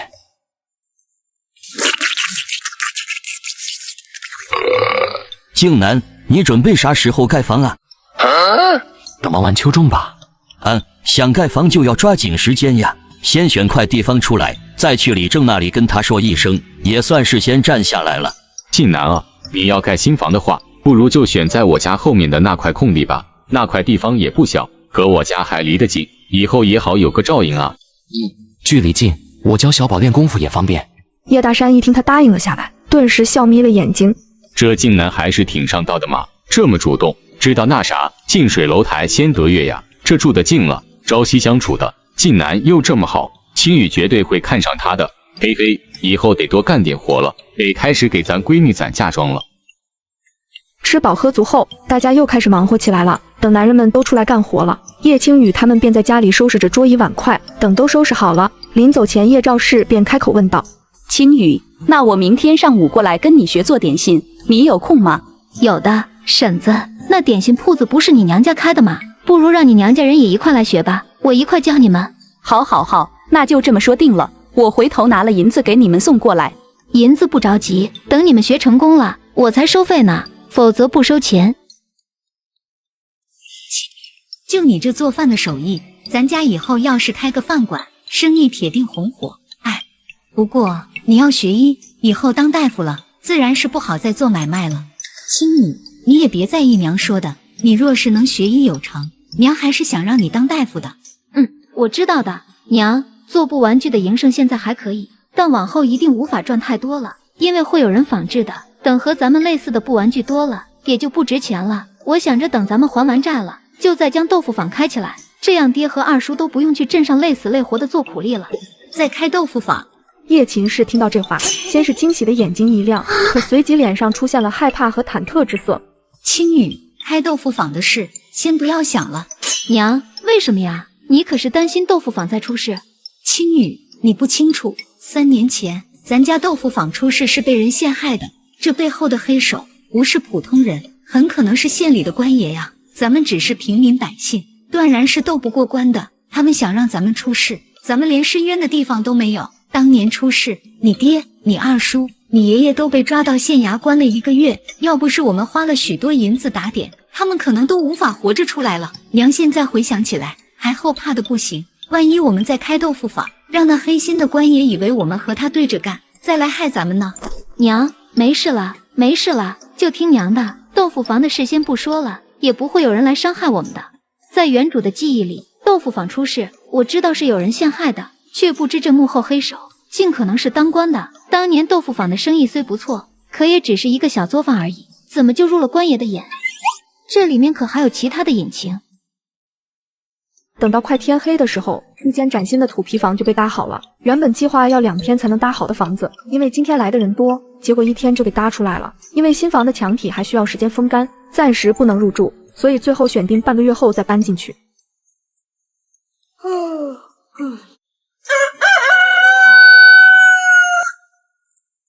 第2天一早，叶青雨照旧做了早饭，不过他没再送小宝上山，因为山外围已经没有他看中的草药了，还不如待在家里多缝几个布玩具赚得多。叶大河负责将儿子送到徐静南面前，将食盒交给他后，又寒暄了2句，就离开了。师傅，你没昨天开心吗？没有，都一样。哼哼，我才不信呢，这都写在脸上了。练功时，徐静南让小宝多扎了1刻钟的马步，可怜的小宝扎完马步后就直接瘫那了，站都站不起来，累成了第1天的模样。师傅，我能问你一个问题吗？你问。师傅今天让我多练了1会儿马步，是为了锻炼我，不是因为我话多惩戒我的吧？明天继续加练。徐静南丢下这话，便转身回屋了。小宝站在那，苦兮兮的，欲哭无泪。我怎么觉得师傅就是在惩罚我话多呢？要成才，必须吃苦。是，师傅。小宝闻言，赶紧收起那小苦瓜脸，昂首挺胸，声音洪亮的应定。徐静南则是满意的点了点头。阴郁了一早晨的心情终于好了些。用完早饭，叶赵氏带着他娘家的大哥赵春辉，还有他大嫂赵李氏过来了。不过他们也不是空手而来的，而是带着10斤白面，还有豆沙、白糖等等材料一起过来的。几人见面后，简单的寒暄了几句，叶青雨就笑着说道：“我已经和好面了，现在差不多发好了，你们还带来了豆沙，咱们可以直接开始做了。”青雨，你想得太周到了，还提前备好了面团。嘿嘿，这是应该的呀。对于你们经常做面食的人来说，其实只要花些心思，也可以自己创出来许多花样的。这面团很软，可以随便揉捏，变化多样，还可以在上面雕花、雕纹路，像那些雕刻玉石的师傅一样。所以你们平时做糕点时，不要只局限在圆形或方形上，可以自己多琢磨琢磨花样。叶赵氏和赵春辉闻言，都若有所思的点了点头。其实叶青雨说的只是很简单的道理，但是之前从未有人像他们这样讲过，乍一听颇觉得醍醐灌顶似的。说完总的核心思想，叶青雨就开始教他们如何做这些糕点。他一边做示范，一边耐心的讲解。等他做好一个后，赵春辉也做成功了，而且模样很不错。叶赵氏和他大嫂就做的稍差一些，但是也成型了。赵大叔不愧是做糕点的，一点就通，做得很好。谢谢，还是你教的仔细。还好将大哥给直接叫过来了，否则我学了之后再教给你，估计要教歪了。不仅如此，叶姑娘刚刚说的话更重要。叶姑娘，我听小妹提到，你有说过可以让面团染色，可以教我们吗？当然可以了。其实很简单的，只要将菠菜切成碎末挤出汁水，保留这些菠菜汁，然后将其混进面粉里，再添加一些适量的水，如往常一样和面就可以了。这么简单啊？是啊，很简单的。不过，若想揉出来的面团颜色青绿好看，还是要讲究一下菠菜汁和面粉的比例的，这就要你们摸索了。赵春辉点了点头，有些赞叹地看着那绿色的面团。这面团染了颜色，再做糕点，果然更好看，更有吸引力。只是大家不知道这面团是用蔬菜染了色，这做出来他们会买吗？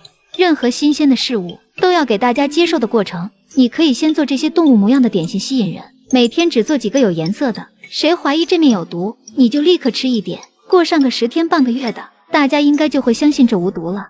赵春辉掏出1两银子放在桌子上，冲叶青雨感谢道：叶姑娘，谢谢你，我今天学到了许多，真的是受益匪浅啊。因为他们还要回去开铺子，就着急的回去了。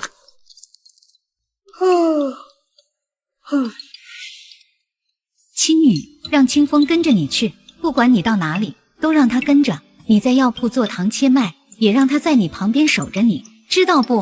娘，我知道了，你就放心吧。小弟铁定一天都和我绑在一块不分开。清风，护好你大姐，有人欺负她，你就喊人帮忙，你别和人家打架，明白吗？娘，我知道的，你说了10几遍了。认真听着，你娘是不放心你大姐。奶奶，娘，时辰不早了，我们还要去文秀坊一趟，就不耽搁了，先走了。大山，你给秦掌柜的说声，青雨毕竟是姑娘家的，多照顾她一些。我知道的，你就放心吧。叶青雨他们坐上牛车，一路顺利的来到镇子上，先一起去了文秀坊，将布玩具交给掌柜的后，便直奔药铺去了。大山啊，你女儿就是我的侄女，也是我提议让她来这学医的，所以你就放心吧，我一定会好生照料她的。那就麻烦秦兄了。叶大山冲秦掌柜的一番感激后，又跟叶青雨和叶清风细细的嘱咐了2句，这才和叶大河离开了。秦伯父，我要做些什么？我见李大夫没在这里呀。叶姑娘，你可以选择先认识一下药柜中各种药材的位置，也可以看医书等李大夫问诊回来。秦伯父，你叫我青雨就好了。那我来看药材吧，我小弟坐在一边拨算盘，不会妨碍到吧？不妨碍，他就在那边坐着就行。我先领你认识一下药铺的人吧。这是苏旺，这是苏福，他俩是兄弟，专门负责给人抓药的。2位师兄好。不必多礼。青雨是我侄女，她一个姑娘出来做事不易，你们不能欺负她，更不能背后乱嚼舌根。她是我们药堂的人，有人欺负她，要护着，记住了吗？是掌柜的，我们记住了。谢谢秦伯父，谢谢2位师兄。这位是童风，专门采购药材的，他有时不在药铺，你喊他童叔吧。童叔好。你童叔就是这样的人，不爱说话。无碍。认完了药铺的人，叶青雨便开始熟悉药柜，因为每一小格药柜的外面都贴有药材的名字，所以熟悉药柜也是辨识和熟悉药材的过程，大概花了半个时辰的时间，他就将药柜的位置给全部记住了。青雨啊，你可真是聪慧过人啊。我医术需要藏拙，但这学习能力可不能再藏着了，否则没一个聪明过人的头脑，又如何能快速学医成功呢？嘿嘿。大姐，我有些无聊，我去附近逛一逛行吗？那你别走远了，逛一会儿就回来。大姐，你放心吧，我又不是几岁的小孩了。你拿着这20文钱，看到什么喜欢的小玩意或是小吃时，不用心疼钱，买就行了。大姐，我知道了，那我出去了。大姐，我碰上王管事了，他正要去咱家找你呢，说李家3小姐要找你看病，幸亏碰到了我，让他免得跑一趟了。王管事，咱们是现在就去吗？我家小姐催得紧呢，还要麻烦叶姑娘现在跟我跑一趟。好。叶青雨点了点头，然后给秦掌柜说了一声，便带着小弟一起去了李地主家。叶姑娘，真的是你啊！原来八婶娘家的铺子在这里呀。赵大叔，生意可好啊？生意和之前相比，那可是好的不得了啊！今个一上午卖的量，赶我过去3天卖的还多，大家看见了都觉得样子新鲜有趣，基本都会买几个尝尝。那恭喜赵大叔了，以后也会财源滚滚的。赵春辉见他说的真诚，一点也不嫉妒，更不会因为他用了他的办法赚了大钱而心生芥蒂，心里对叶青雨愈发感激。叶姑娘，快到晌午了，我给你拿点点心，你呀呀饿。这怎么好意思呀？太谢谢你了。哎呦，这点心做的挺别致可爱的，那你也给我来1盒吧。不，拿4盒。好嘞。王管事，还请你好生照料我小弟。没问题，姑娘你就放心吧。清风，大姐会尽快出来的，你好生的坐在这等着，不要乱走。大姐，你怎么也和娘一样啊？哎，若是徐大哥在就好了，你就不会这么唠叨了。说得对，如果有徐大哥看着你，我还不担心了呢。不担心，自然就不唠叨了。哎，我想念徐大哥在的日子了。叶姐姐，你来啦！几天不见，我都想叶姐姐了。叶姐姐有没有想我啊？当然有了，我想你有没有乖乖听话，听从我的医嘱，好好的养身子。当然有了，听了叶姐姐的话，我没再吃凉的，再用你教的那些办法，我腹痛好多了，只有一些下坠感和偶尔的绞痛了，完全可以忍受。我给你开的那梯子药也要按时喝，是调养你的身子，让你以后不受罪的。知道了。那个叶姐姐，你可将我的话带给徐静南了，他怎么说啊？带给他了，他说让你放心，就算你不传这话，他也不会同意的。真的吗？那我就放心了。叶姐姐，你知道吗？我娘也让我别担心，说那徐静南另有心上人，不会答应我爹的结亲要求的。徐大哥有心上人吗？该不会是李夫人哄骗3小姐的吧？若是真有的话，那他的心上人是谁呀？叶姐姐，你可是救我脱离了苦海，我要好好谢谢你。你想要什么啊？我送给你啊。不用了，夫人上次已经付过诊金了。那是娘给你的，又不是我给你的，不算。叶姐姐头上什么也没戴，我送你2副簪子好不好？叶青雨无奈地看了他一眼，又看向他房中的书桌，见上面放着5、6本书，便开口说道：你若是真想送我礼物，不如借我几本书如何？待我看完会再还给你的。叶姐姐想要书啊，你拿去就好了。我除了喜欢看话本，那些什么史书、论语、大学、中庸看得我头都大了，翻都不想翻开。我爹还要我看女诫，说那些高门大户的闺阁小姐都看这个，学上面的规矩，做个合格的大家闺秀。哎，我爹也真是的，他就是个小地主，还天天做美梦，想着要把我培养成世家千金，嫁入官家。即便他用丰厚的嫁妆把我砸进高门府邸，我这性子也做不了当家主母啊。叶青雨听着他这一通抱怨不禁笑了，越是接触他对这个心直口快心思简单的李思月越是喜欢了。你爹想要攀官家也可以理解，毕竟你家只有银子却没权势，若遇了事难免会吃亏。不过与其攀县城的官家砸了大量银子，对方还不知能不能帮你，不如让你爹拿出些许银子资助那些有潜力的寒门学子读书，兴许就有一个能中进士呢。这样得来的靠山更稳固啊，毕竟是自己培养出来的。叶姑娘说得好，叶姑娘说得好。夫人好。娘，我也觉得叶姐姐说得很好。刚才我说要赠与叶姐姐发簪，可是她不要，说要我借她几本书，感觉叶姐姐好高风亮节呀。高风亮节，我都不知道我自己有这么高尚的吗？叶姑娘是想拿回去给你弟弟看的吗？李夫人前2天可是找王管事问过叶青雨的情况的，也知道叶青雨是有2个弟弟的。是给我大弟的，他1个月后就要考秀才了。那你将我这的书都给他带回去吧，放我这都要落灰了，我也看不着。叶姑娘，如月儿所说，这些书你看着有用的就拿回去吧。谢谢，太谢谢了，我们会很爱惜的。等大弟看完，我再还回来。不用还了，这是我对你救我脱离苦海的谢礼，让你大弟好好努力，争取考中秀才，也不枉费你的心意。还有我赠的书。谢谢3小姐。你喊我思月就好了，不要叫3小姐啦，听着好生分。好啊，思月，谢谢你。马上就晌午了，叶姐姐在这用饭吧。抱歉，我小弟还在外面等着，我不便留下。我如今每隔2日会在仁心堂药铺，你若是身体再有不适，可派人去那里找我。好的，我知道了。大姐，李家3小姐这么好啊，居然借给你这么多的书。3小姐就是个可爱又心善的姑娘，虽然性子骄纵了点，说话有些直，有时无法顾及别人的感受，但是瑕不掩瑜，是个好女孩。大哥看到这些书一定会很开心的。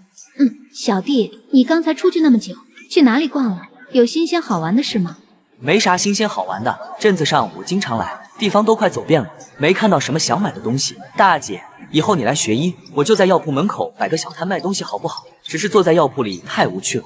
哦，那你想卖什么呢？我刚才转悠了一圈，发现这里没有什么卖熟食的店铺。大姐，你做的卤猪肝、猪头还有大肠都很好吃，若是多做一些带来卖，生意应该不差的。我自己是抱不动坛子的，可以让爹和二叔一起卖。好啊，小弟，你说的这是个好主意，让爹和二叔一起卖。大姐，你赞同？叶清风也笑咧了嘴巴，可是随即又有些担心的问道：“让你做那么多的卤味，是不是太辛苦了？”我只是负责调味而已，不辛苦的，辛苦的是父亲和二叔他们。小弟，咱爹和二叔他们要忙起来了。爹和二叔忙什么？做豆腐啊，除了卤猪肝、大肠之外，大姐还想做一些南方的小吃食，像腐乳，还有豆腐干之类的，都拿出来卖。既然娘觉得做豆腐有危险，那先退而求其次，做豆腐的加工品好了，而且这属于新鲜的东西，做出来应该比豆腐的销量更好吧？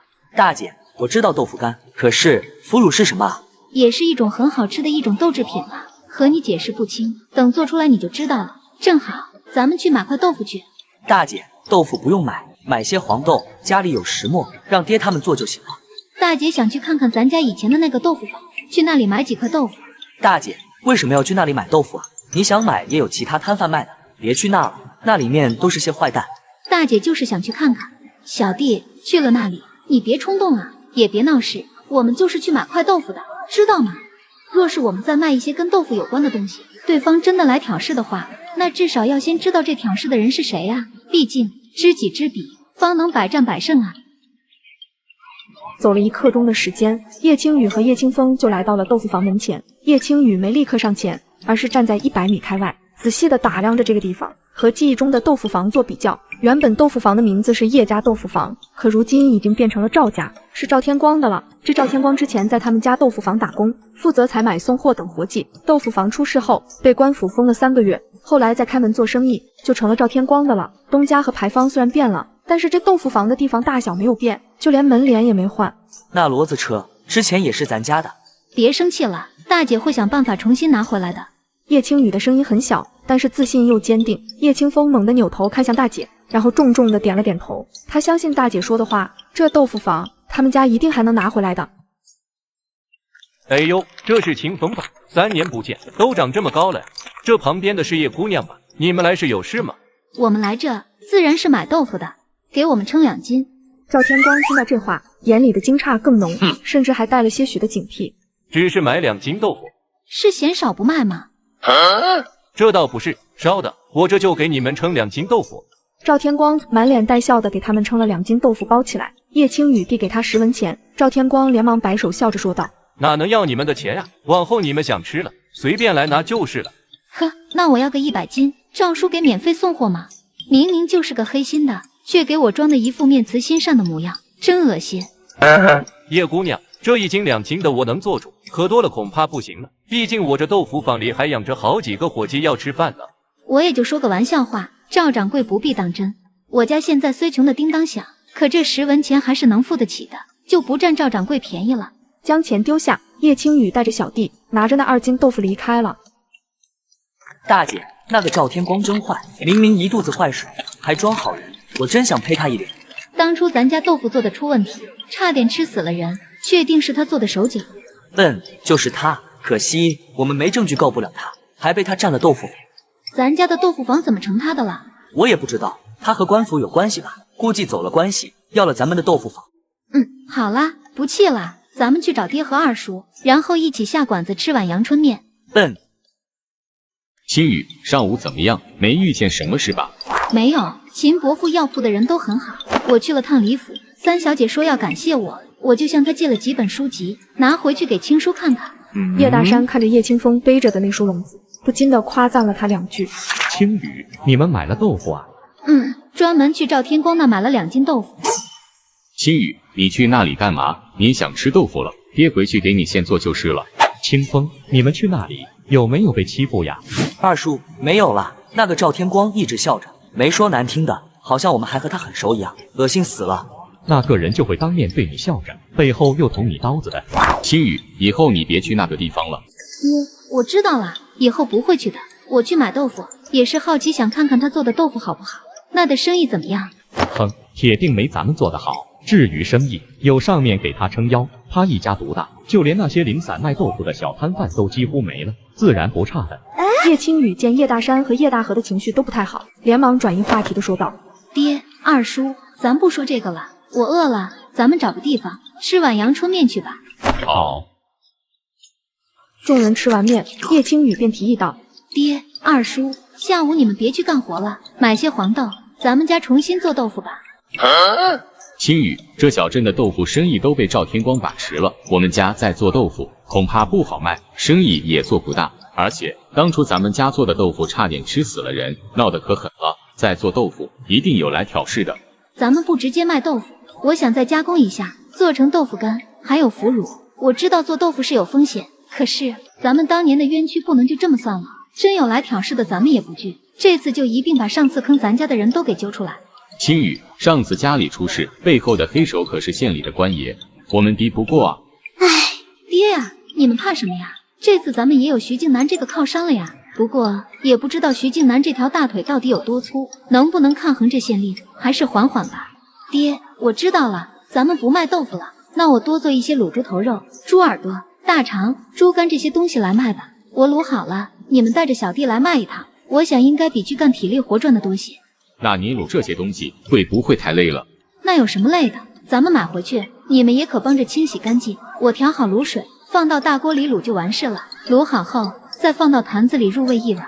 我其实做不了多少事，第二天你们推着车子来卖，这才是最辛苦的呢。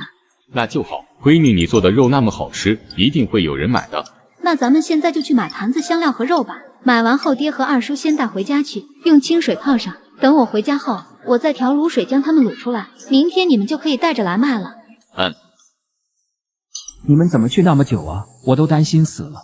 秦伯父，太抱歉了。我从李府出来后，就去找我爹和二叔吃了个饭，然后又去买了些东西才回来的。没关系，你们没事就好。李大夫也去吃饭了，一会他回来了，你就跟着他学医吧。好。下午的时间过得很快，李大夫坐堂看了4、5个病人，都是男性，因为男女授受不亲，叶青雨也就没能给他们把脉了。叶青雨就负责坐在一旁记录医案，李大夫切完脉就会和叶青雨讨论一番病症，倒是不将他当成学徒看，而是当成同等地位的大夫，询问他该如何用药的事。叶青雨把不了脉，在药方上也不想藏拙，每次和李大夫讨论都会引经据典，说出病症和药理，改善他提出的药方。讨论了2次之后，李大夫对叶青雨反而生出了佩服的心思。叶姑娘，你不仅学识渊博，而且学以致用，用药给人一种炉火纯青之感，真乃天才啊！李大夫谬赞了。你可别谦虚了，老夫和你讨论一番，没教你什么东西，反而受益匪浅，都要尊你一声师傅了。大姐，咱们该回去了，再不回就要天黑了。好，这就回。叶青雨点了点头，分别向李大夫和秦掌柜告了别，便从药铺里出来了。徐大哥，你也在这里啊？刚从县里回来。实则他从县里回来后，就专门来到药铺，偷偷看了眼叶青雨还在，也就没进去打扰，而是在附近等着。这已经等了半个时辰了。徐大哥，你竹篓里放的什么？这么香？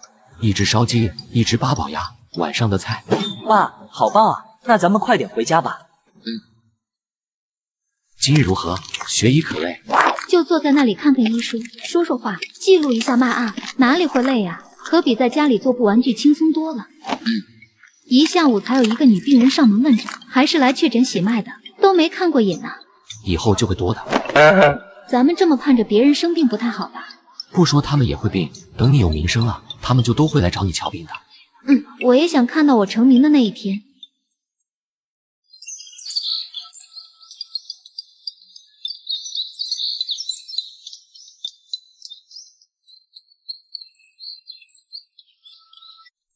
大弟，大姐，你回来了。刚回来。大姐，谢谢你给我拿回来那么多书。嘿嘿，对你可有帮助？温故知新，受益匪浅。叶青雨听着大弟这简短又文绉绉的话，不禁的想笑了。你可以誊抄下来，等还了这些书，我再给你去李府借些新的。可会让大姐为难？不为难，李家三小姐善良可爱，一直说要将这些书直接赠予我。若他日你真的中举做了官，记得李家这份恩情加以回报即可。那你接着看书吧，我不打扰你了。大姐，你等等，我听爹说你想让家里重新做豆腐，再将豆腐坊开起来。是啊，大姐想着重开豆腐坊，让爹和二叔不必出去辛苦扛活了，爷爷也能了却心病，再忙碌起来。可是爹娘和二叔他们都不同意，说咱们之前得罪了官家，再开豆腐坊恐怕还是会招来灾难。大弟，这事你怎么看呢？虽然叶青书才15岁，但是叶青雨并没有把他当成一个孩子一样看待，因为叶青雨知道他大弟聪明沉稳，看待事情也很成熟，遇事可与他商量。大姐，豆腐坊要开，不过等我1个月后考中了秀才再开。为何等你中了秀才就可以了？考中秀才，我就有了功名，可以在公堂不跪，也有些地位了。若是我能考中按手，还可以在县令那里留下好的印象，让他高看一眼，获得一定的礼遇，甚至拥有一些话语权。因为中了按手，这意味着我有潜力在3年后中举人，甚至中进士。3年前豆腐坊出事，虽然官府没有查出真凶，可是我却有了一个怀疑的对象，那便是县城。而我听说县令是3年前从京城调过来的外派官员，在此地没有根基，县城是地头蛇，处处和县令作对，压制县令，两人关系越来越不好。大姐，我们想要为家里洗清冤屈，便可依附县令的权势来打压县城。只是这一切，等我考中秀才，接近了县令之后，再徐徐图之。叶青书成熟稳重地开口道，所思所想，有理有据，有勇有谋，完全不像15岁的少年郎。而叶青雨闻言，则是盯着大地看了许久，就如同看到宝藏一样，双眼瞪着明亮，充满了欣喜和惊叹。嘿嘿，大姐，你可是觉得我有些异想天开了，无法考中按手，还是你觉得我想斗倒县城的想法太过大胆，是痴心妄想呢？大姐不是觉得你异想天开，大姐相信你可以考中按手，而且斗县城的想法一点都不大胆，更不是妄想。别说只是个小小的9品县城了，只要对方是害我们的人，就算是1品宰相被欺辱了，我们弄不死他，也要咬他一块肉下来。还是大姐够胆气，不畏权势，比我强。看来我还需努力良多啊。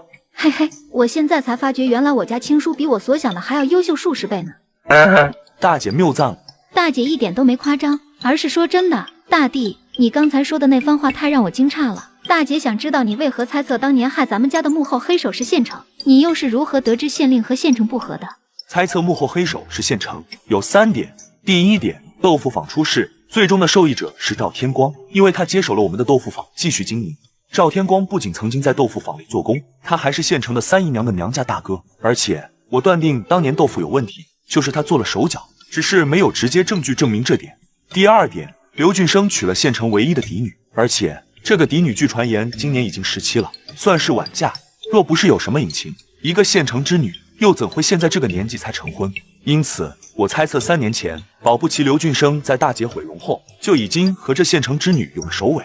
第三点，当年豆腐坊出事时，上一任县令刚被调走，这一任还没到任，是由县城代理县令之职审理的此案，他根本就不过问缘由，直接将爹和二叔还有爷爷等人关押到大牢，任我们击鼓喊冤，就是不开堂询问案情。就这么过了1个月，在县令到达这里的前夕，县城终于开了堂，却是草草结案，打了爷爷、爹和二叔他们几十大板，将他们放了回来。不论是作案的人手、动机，还是审案、结案的过程，这里面都有县城的身影，我很难不怀疑他。经过你这么一分析，我也深觉这幕后黑手就是这个县城了。只是大弟，你这几年应该没去过县城，也应该没见过县令的，你是怎么知道县令和县城十分不和，甚至还是敌对关系的？大姐，我是没见过县令，那县城我也是3年前见过2面。不过我以前在镇子上的茶铺做过工，茶铺里有个说书的先生，他除了固定的说书之外，还会讲县里的异闻趣事，除了各种八卦流言，其中大都是县衙里审理的案子，所以久而久之，我从县令和县城处理一些案件中的做法中判断出2人不和。前段时间我在李地主家做长工时，恰好也听到了李地主的抱怨之语，说县令和县城无法两边讨好。原来如此，这大弟也太厉害了吧，竟是通过这些细枝末节的东西就推断出县令和县城的关系，这头脑，这逻辑，不当大官我都觉得天理难容啊。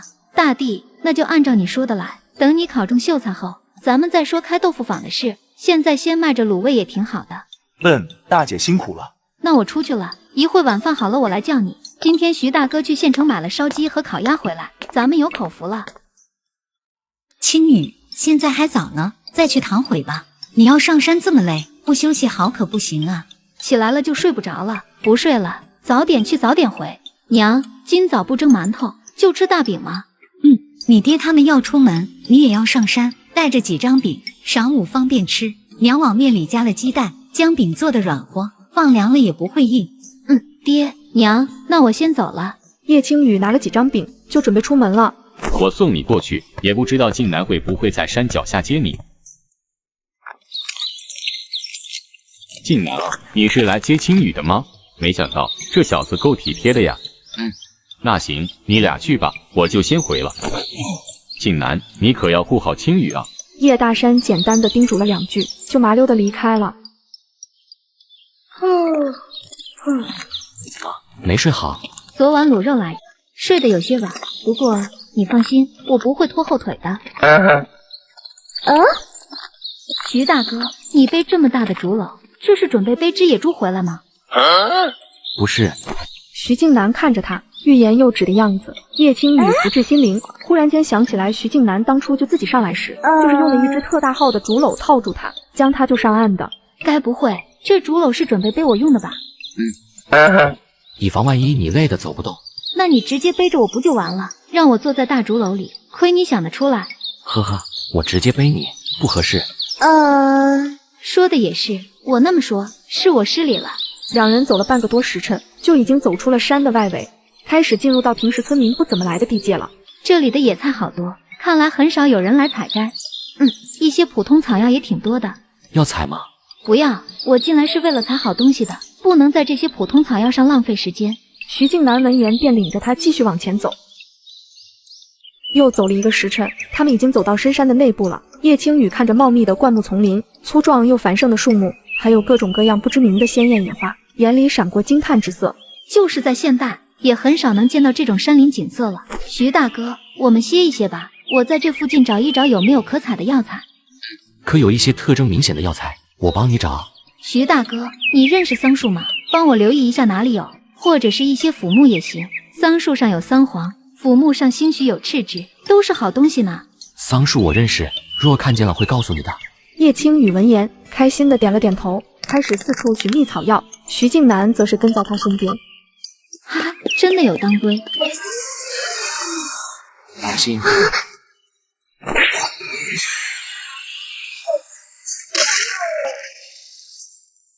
徐大哥，谢谢你，又救了我一次。要小心，别离开我1尺远。我要去采那些当归，周围没危险了吧？没事了。这就是当归啊？是啊，当归是补血的第一圣药，这可是好东西，而且这一片可不少。咱们发了一笔小财了，能采到这些当归，真是开门红了。不必分给我钱，我不缺钱。那行，我就不给徐大哥分钱了。这些当归我卖一些，自己留一部分，做成补血药丸给徐大哥，想必你会需要的。你何时学的医？毁容后看过一些医书，想自己治好脸。我没跟师傅正式学过医，但是我很有天赋的。徐大哥不必担心我做的药丸没用或是有毒，保证药效上佳。我信你。那个徐大哥，我问个冒昧的问题，是有关你身份的，可以吗？你先问。你在外从军8年，以你的才干和身手，断然不是无名小卒，应该有官职的。可你为何要回来隐居呢？我另有任务，任务保密，不能告诉你。哦，你的任务，我自然不会问的。那我再问一下呀，你的官职大于县令吗？县令知道你的身份吗？县令知道，他听命于我，我的身份也只有县令知道。放心，我嘴巴很严的，绝对不会往外说的。谢谢徐大哥信任，告诉我这些。若不然我再发个誓。不用。嘿嘿，徐大哥竟是如此有身份，那我们可是有了个大靠山了。若有官家欺负我们，有徐大哥在这，我们也不怕了。不用怕，我会护着你们的。谢谢，我都不知道该怎么报答徐大哥好了。可多做些美食。嘿嘿，这个简单，等卖了这些草药，家里的债务就能还清了。以后你想吃任何山珍海味，我都尽力给你做。可是豆腐坊的事要帮忙。徐大哥好聪明啊，确实是豆腐坊的事，不过不需要徐大哥出手，你就当我们背后的大老虎，威慑别人就行，其他的你不用管，让我大弟来。情书。是啊，别看我大弟斯文秀气，平日寡言少语的，实际上他是个有谋算的小狐狸，点子多着呢，是个做官的料。叶青雨便将昨天大弟给他分析的那番话讲给了徐静南听，然后一脸骄傲嘚瑟地问道：“如何？我大弟聪明吧？”“确实聪慧。”两人说说笑笑间，也将那一丛当归给挖完了。咱们再往前走走吧，再找找有没有别的药材。那边有你想找的腐木，去瞧瞧吗？真的？在哪呀？跟我来。哦！竟然真的有赤质，太棒了！哇，竟然真的有赤参，太棒了！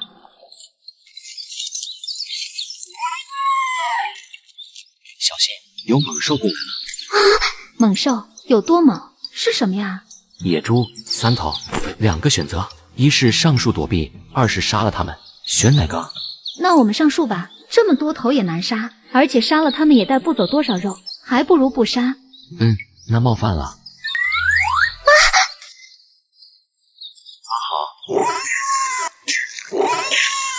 他们在撞树，这野猪盯着咱们不放了呀！哈，欠收拾。